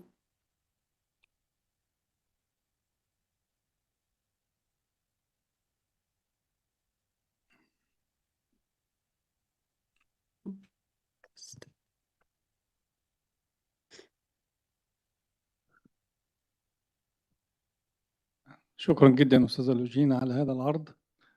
في بعض الأسئلة طبعا أنا شايف إن في اتجاه في كل دول العالم نحو طبعا تشجيع أو حتى عن نحو تبني تشريعات متوافقة مع البيئة ومع الطاقة المتجددة في هذا الأمر. بس أنا حضرتك أنت اتكلمت على بعض التشريعات والتناقض اللي بين التشريعات الحديثة وبين رؤية المملكة فيما يتعلق بهذه الجزئية. أنا بس بستفسر فقط لا غير. لما ده السؤال الأولاني، وبعدين في أسئلة أخرى. ما تفضل. هي البواعث؟ ما احنا بنتكلم عن بواعث معينة لإصدار مثل هذه التشريعات، حتى لو كانت مش متوافقة يبقى لازم نعرف البواعث بالتأكيد. أكيد. يعني حضرتك بتتكلم على الضرائب وتعلية طبعا هامش الضريبة، رفع هامش الضريبة. طب ليه؟ ده حاجة. الحاجة التانية فيما يتعلق بأصل هذه التشريعات أو التعديلات التشريعية، هل هي لها أصل في دول أخرى يعني مقارنة؟ أوكي. فيعني في الوقت الحالي أنا وأيضا أنت قلت بعض الحلول هنتكلم عنها إن شاء الله، بس ما تجاوب على هذين الاستفسارين. شكرا. شكرا لك على هذا السؤال، هو صراحة في محله. أنا تواصلت مع خبراء في وزارة الطاقة، قالوا بما يتعلق بقانون الطاقة المتجددة بأن بوزارة الطاقة والثروة المعدنية الأردنية هي عملت اتفاقيات مع جهات استثمارية أجنبية غير محدودة المدة تعمل على توليد الطاقة، فصار في عند وزارة الطاقة فائض كهربائي. تمام. فهي هلا بقوانينها الجديده لم تعمل فقط على استثمار الطاقه او جذب استثمار الطاقه، هي عملت على تقليل من اصدار الطاقه، لانه وزاره الطاقه والثروه المعدنيه بحكي لك انه هي بتولد كهرباء بنسبه 24 ساعه، ولكن نسبه استهلاك الطاقه في المملكه الاردنيه الهاشميه الكهربائيه بنسبه 12 ساعه يوميا، فهنالك نصف ما تصدره وزاره الطاقه والثروه المعدنيه فائض غير مستهلك، فيجب عليها أن تعمل على تخفيف جذب الاستثمار. توقفنا عن استثمار هذه الطاقة. الإشكالية الأخرى أنه نحن عندنا فائض كهربائي، ولكن نحن في قوانيننا الأخرى عن طريق الضريبة لم نشجع السوق المحلي على استهلاك منتجات تستخدم هذه الطاقة حتى لصرف فائض الكهرباء. تمام، نحن لا نريد استثمار الطاقة، ولكن ما هو الحل لفائض الكهرباء الذي لدينا؟ هذا الباحث الأساسي بالنسبة لقانون الطاقة المتجددة. أما بالنسبة للضريبة فهو هذا قرار رفع الضريبة كان متزامن مع قرارات الولايات المتحدة الأمريكية بمنع تصدير المركبات الصينية. فنحن لم نقل بهذا الوضوح، ولكن نحن فرضنا شروط أصعب على تصدير هذه المركبات. مش طبعا سبحان. بس فقط لا غير، لو في مشكلة في زيادة إنتاج الطاقة الكهربائية الموجودة عندكم في والنقيض طبعا في ممكن تعقد بعض الاتفاقيات مع دول الجوار من أجل تصدير مثل هذه الطاقة، وأنتم عندكم في بعض الدول مثل لبنان وفي سوريا، سوري. وطبعا الأراضي في بعض الأحيان طبعا في بعض الدول الأخرى بتعاني من هذه الطاقة. فإحنا بنحاول قدر الإمكان اللي أنت تعقد اتفاقيات، وأنا عارف اللي في اتفاقيات ما بين مصر والأردن ولبنان لعملية تصدير الطاقة الكهربائية الزائدة عن هذه الاحتياجات، فدي علاج لهذه المشكلة اللي حضرتك بتتكلمي صحيح. فيها. طيب يعني دي ممكن تعالج. أما فيما يتعلق بالضرائب فأنت أنا عارف اتفاقية التجارة الحرة مع أمريكا طبعا مقيدة المملكة في كثير من الأمور، فمش عايزين نتكلم فيها عشان ده خاص بالسياسة. شكرا. صحيح. العفو. شكرا أستاذة. أنا أفتكر الموضوع مهم جدا، إنه هو موضوع الطاقة والبيئة وإشكالية الرؤية والتنفيذ. أنا أعتقد الإشكالية الحسة أنا شخصيا بواجهها هنا، إنه الموضوع مهم لكن لما يتوضع في قوالب الريسيرش محددة إحنا عندنا هنا في التقييم بتكون هنا الإشكالية. يعني مؤكد إنه الموضوع مهم، لكن لما أنا أجي أشوف إنه والله ال identification of the problem شنو، منهجية البحث شنو، وأهداف البحث، المسائل دي بتكون في شيء. هو افترض انه يكون في رؤية، والرؤية تترجم لتخطيط استراتيجي محدد. التخطيط الاستراتيجي بيعني انه يكون في مؤشرات اداء وفي تحديد للمسائل دي كلها، ثم بعد ذلك يجي في موضوع التنفيذ. يعني الرؤية هي في حد ذاتها ليست تخطيط استراتيجي بالمعنى ده. لكن أنا الإشكالية حقيقة إنه أنا لو سألت الآن ما هي المنهجية التي اتبعت في هذا البحث، ماذا يكون الرد؟ المنهجية هي كانت منهجية وصفية بحثية، بأني أنا بالبداية قمت بوصف هذه الإشكالية بأن هنالك رؤية تحديث اقتصادي، ولكن الممارسات العملية لم تتناسب مع هذه الرؤية. فما هي الفرضيات؟ بأن هل هي الرؤية حالمة، أم هل الممارسات هي لم تفهم هذه الرؤية، أو أنها هنالك غلط واضح بفهم هذه الرؤية؟ فبعدين قمت بتحليل هذه الإشكاليات، بأنه ممارسات السلطة التنفيذية والسلطة التشريعية لم تأتي على توافق مع هذه الرؤية. وصلت لنتيجة بأن هذه الرؤية هي رؤية حالمة، لم تقم على فهم الواقع الجيوسياسي الأردني بشكل واضح، وبأنه أيضا لم تعمل على إيجاد خطط بديلة. هل تمت مراجعة الأدبيات في هذا الموضوع ولا لم تتم؟ فقط أدبيات بحثية. هي بالحقيقة أن البحث قام على الدراسات التي تعدها الوزارات بشكل واضح، وإنجازات الوزارات وتقارير الأمم المتحدة. لا يوجد هنالك أبحاث متخصصة وواضحة بهذا الموضوع بالذات، لأن رؤية التحديث الاقتصادي لم يمر عليها عامان من التنفيذ. فالذي يوجد هو فقط هي مراجعات دورية وتقارير عن الإنجازات. شكرا. العفو. تمام دكتور، شكرا، ألف شكر الباحثة العفو، لوجين، شكرا لكم جزيلا. شكرا لعرضك، شكرا، أشكرك. نحاول مرة أخرى مع الباحث محمد أحمد باصبيح، كينج فيصل يونيفرسيتي، كينجدوم سعودي أرابيا. الباحث محمد، ممكن تفتح المايك من فضلك؟ بوستر رقم 3.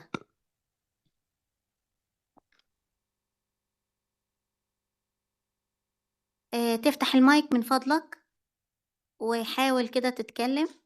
اتفضل. أيوة اتفضل.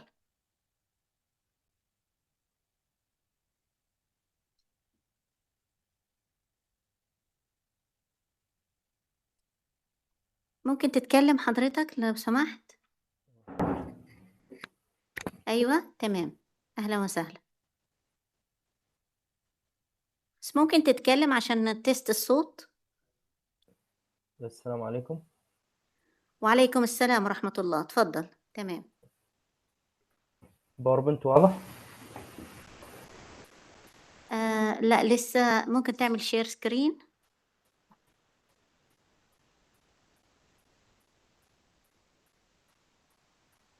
موجود؟ لا والله لسه للأسف. تعمل ستوب الشير وبعدين اعمل شير اجين.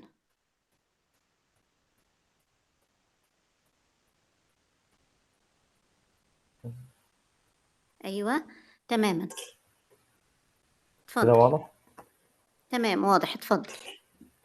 بسم الله الرحمن الرحيم. I am محمد باصبيح. I am student at the King Faisal University, College of Science, Chemistry Department.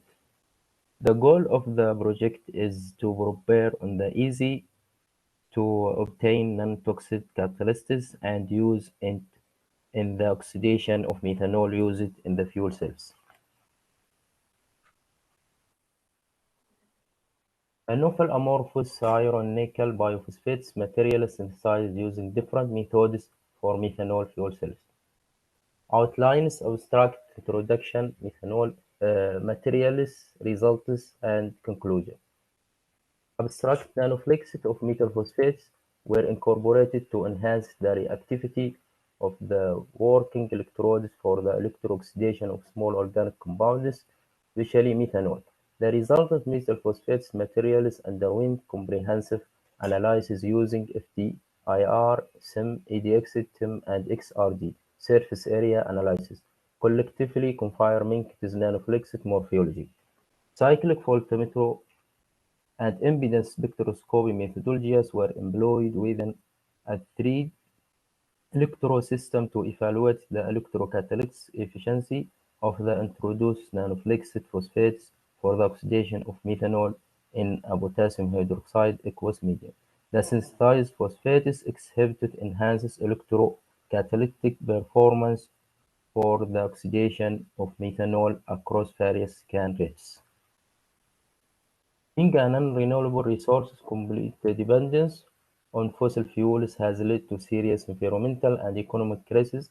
Treating the future of energy, methanol is a valuable option for fuel cells due to its easy storage, transportation, and high efficiency. However, the technology faces significant challenges, including carbon monoxide sensitivity, catalytic poisoning, slow reaction kinetic, and high costs due to the use of expensive catalysts such as platinum. Materials preparation of biometallic phosphates. Biometallic phosphates was prepared from nickel nitrate and ferric chloride. The salts were dissolved in 100 milliliter water.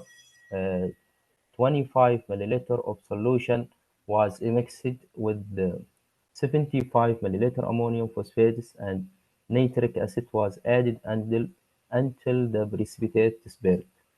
1 grams of urea was added, and the reaction was carried out at 90 Celsius degree for 20 hours after filtration and drying characterization was carried out. The crystallinity was analyzed using XRD. The morphology and morphological characteristics were studied by SIM, EDX, and TEM. FTIR was measured with the Berkeley instrument. Surface area was analyzed using micrometrics. Electrochemical assessments were performed using a Gamma potential state galvanostats. The analysis including cyclic photometers and electric impedance spectroscopy with 3 electrode system at 25 Celsius degree. The metallic triple phosphates was coated on the classic carbon electrode, platinum wire, and sulfur chloride, potassium chloride electrodes were used. Cyclical voltamograms was recorded between minus 0.2 volt and minus 6 volt, and impedance spectroscopy was analyzed from 100 kilohertz to 1 hertz. This is slide schematic illustration principle and basic design of methanol fuel cells. Methanol fuel cells supply methanol water mixture at anode side.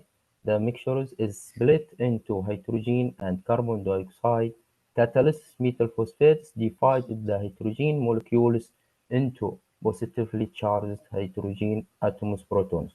The hydrogen protons were passed through the electrolyte protons exchange membrane to the cathode and react with oxygen to form water. A process takes place at comparatively low cells temperature of 70 Celsius degree to 90 Celsius degree, which enables fast start-up times. The results and discussions. This is the FTIR of biometallic phosphates. Shows the function groups of biometallic phosphates and SIM UTM EDX of biometallic phosphates. Corona amperometric of metal phosphates electrodes in the presence and absence of metal hydrogen. Cyclic voltamograms of nickel phosphates and different scan rates, and EIS analysis of nickel phosphates electrodes in the presence of potassium hydroxide and potassium hydroxide methanol. Electrolytes insert electrochemical equivalent circuit. Discussion. This is the table of explain the cost of biopolyphosphates, nickel iron, as calculated and compared to other materials to show how cheap it is compared to other materials. Fuel cells. Fuel in the future Liquid hydrogen carried with a clean combustion property, enabling a path towards impedance from fossil fuels. Low costs global.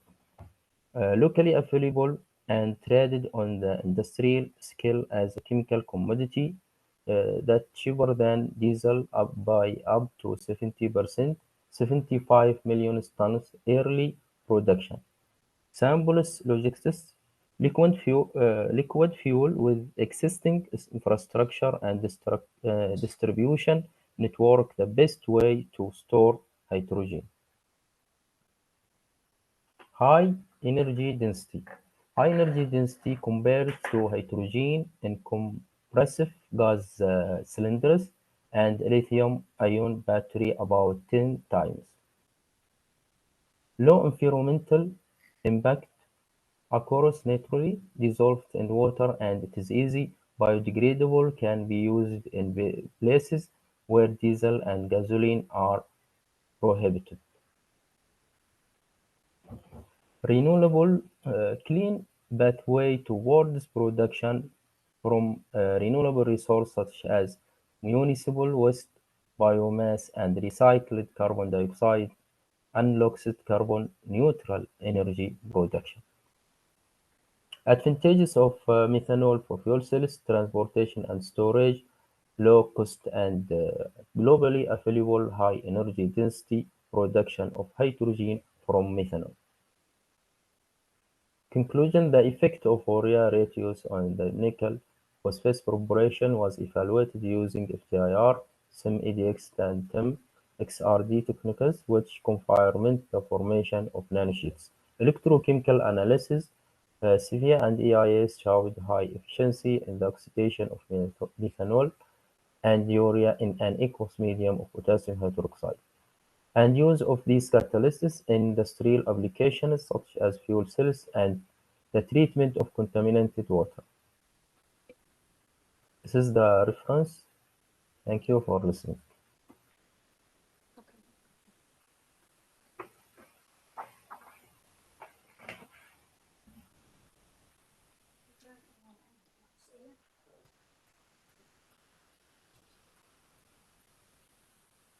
And this is the poster. Hello, assalamu alaikum. Alaikum assalam. Thank you so much, Jazakumullah khairan, for this presentation. I just have a couple of questions, Muhammad. Did you, because one of the things that methanol, it makes a poisoning for the catalyst. So did you check the poisoning of the catalyst? So did you do the stability test and the reuse of the catalyst? The catalyst nickel for iron catalyst because cheaper and high stability and not poison, but the platinum high poisoning. Yeah, but did you check? I know you say that it's high, not poisoning for the catalyst, but did you do the test? Yes, in the lab in the university. Can you show the test here, or you don't have the results? That's with the prof, my prof. Okay. Yeah, one other thing, Muhammad, for the methanol, you know, this is what type of 2-electron mechanism, 4-electron mechanism? So what kind of did you calculate the number of electrons involved in the oxidation of methanol?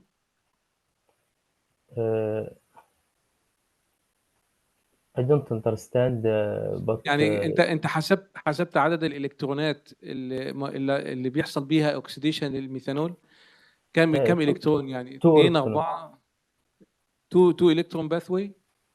Yes. So did you do it? No, but the works with with the team. Okay, but you have to bring it, Muhammad, for the presentation. Why you keep it with the team? يعني you have to bring it يعني. Okay, did you measure the process is diffusion controlled or not diffusion controlled? Did you do the check the relation between the scan rate and the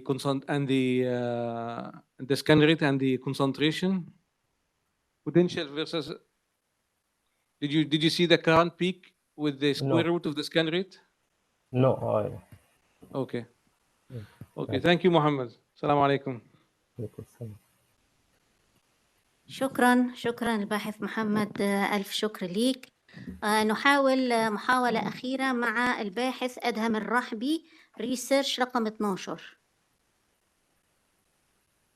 الباحث أدهم الرحبي.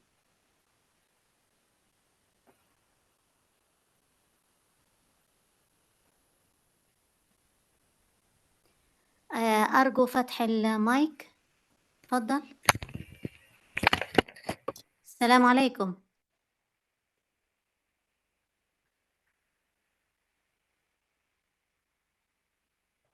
نعم يوجد شير لكن الصوت مش موجود. هل في إمكانية تشغل الموبايل زي ما عملنا في سيشن التيست؟ كنت مشغل الموبايل للصوت واللابتوب للعرض.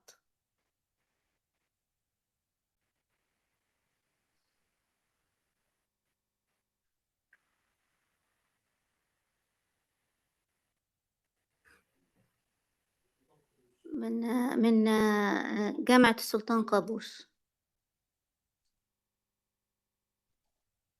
أيوة الكاميرا واضحة والشير سكرين واضح، ولكن هو المشكلة في الصوت. هل في إمكانية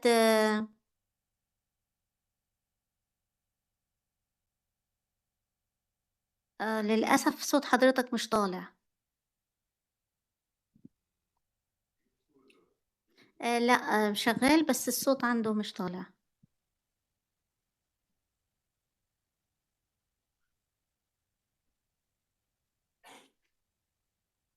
خلاص ده آخر بحث إن شاء الله النهارده. يوم الخميس يوم الأربعاء في كلية التربية. كلية التربية، بس ده حفل يعني إعلان النتائج. كلية التربية ولا تربية ولا نفس الفرات شو طلبوا؟ لا هو أنا بعمل إنه في الشؤون الطلبية. امبارح لما رجعت الإيميلات وجدت إنه لا تربية.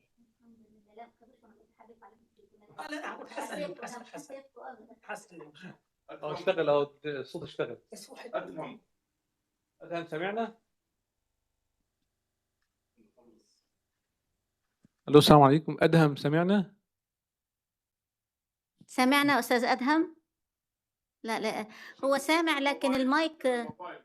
أيوة حاول تجرب الموبايل كصوت.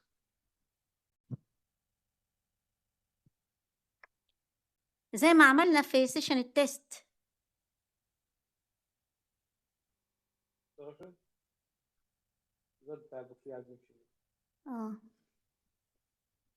طب هنديله فرصة ولا نخلي بكرة أنا أستاذ أدهم تحبوا إيه؟ نحاول معاه ولا يوم ضعضع يوم ضعضع خلاص. الحمد لله ما عندي محاضرة. الحمد لله. يعني احتمالية إنه الصوت يجي يعني مش عارف عملنا تيست. الإشكالية دي بكرة ولا هكذا؟ لا هو متأكد إنه الإسلام في المكان الصح كذا يعني. لا هو في الغالب مشكلته اللابتوب المايك بتاع اللابتوب يعني في هاردوير بروبلم. أستاذ أدهم هل ممكن نحول البرزنتيشن للغد ولا إن نحاول معاك؟ بس برضو غدا هيكون نفس الموعد يعني في آخر الجدول. أو إن حضرتك تتكلم من الموبايل.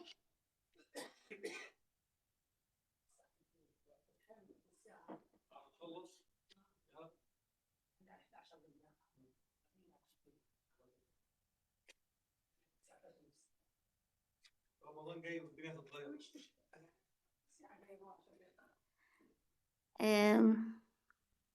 طيب أستاذ تاج، هل في أمل إن إحنا نشتغل النهاردة مع الباحث أدهم؟ لا أعتقد لا. طيب خلاص أوكي. إذن الباحث أدهم الرحبي إن شاء الله نجرب بكرة برضو مرة تانية، وإن شاء الله نقدر نوصل لحل بإذن الله. نشكر السادة لجنة التحكيم وأشكركم جزيلا، ونراكم غدا بإذن الله على خير إن شاء الله. ألف شكر.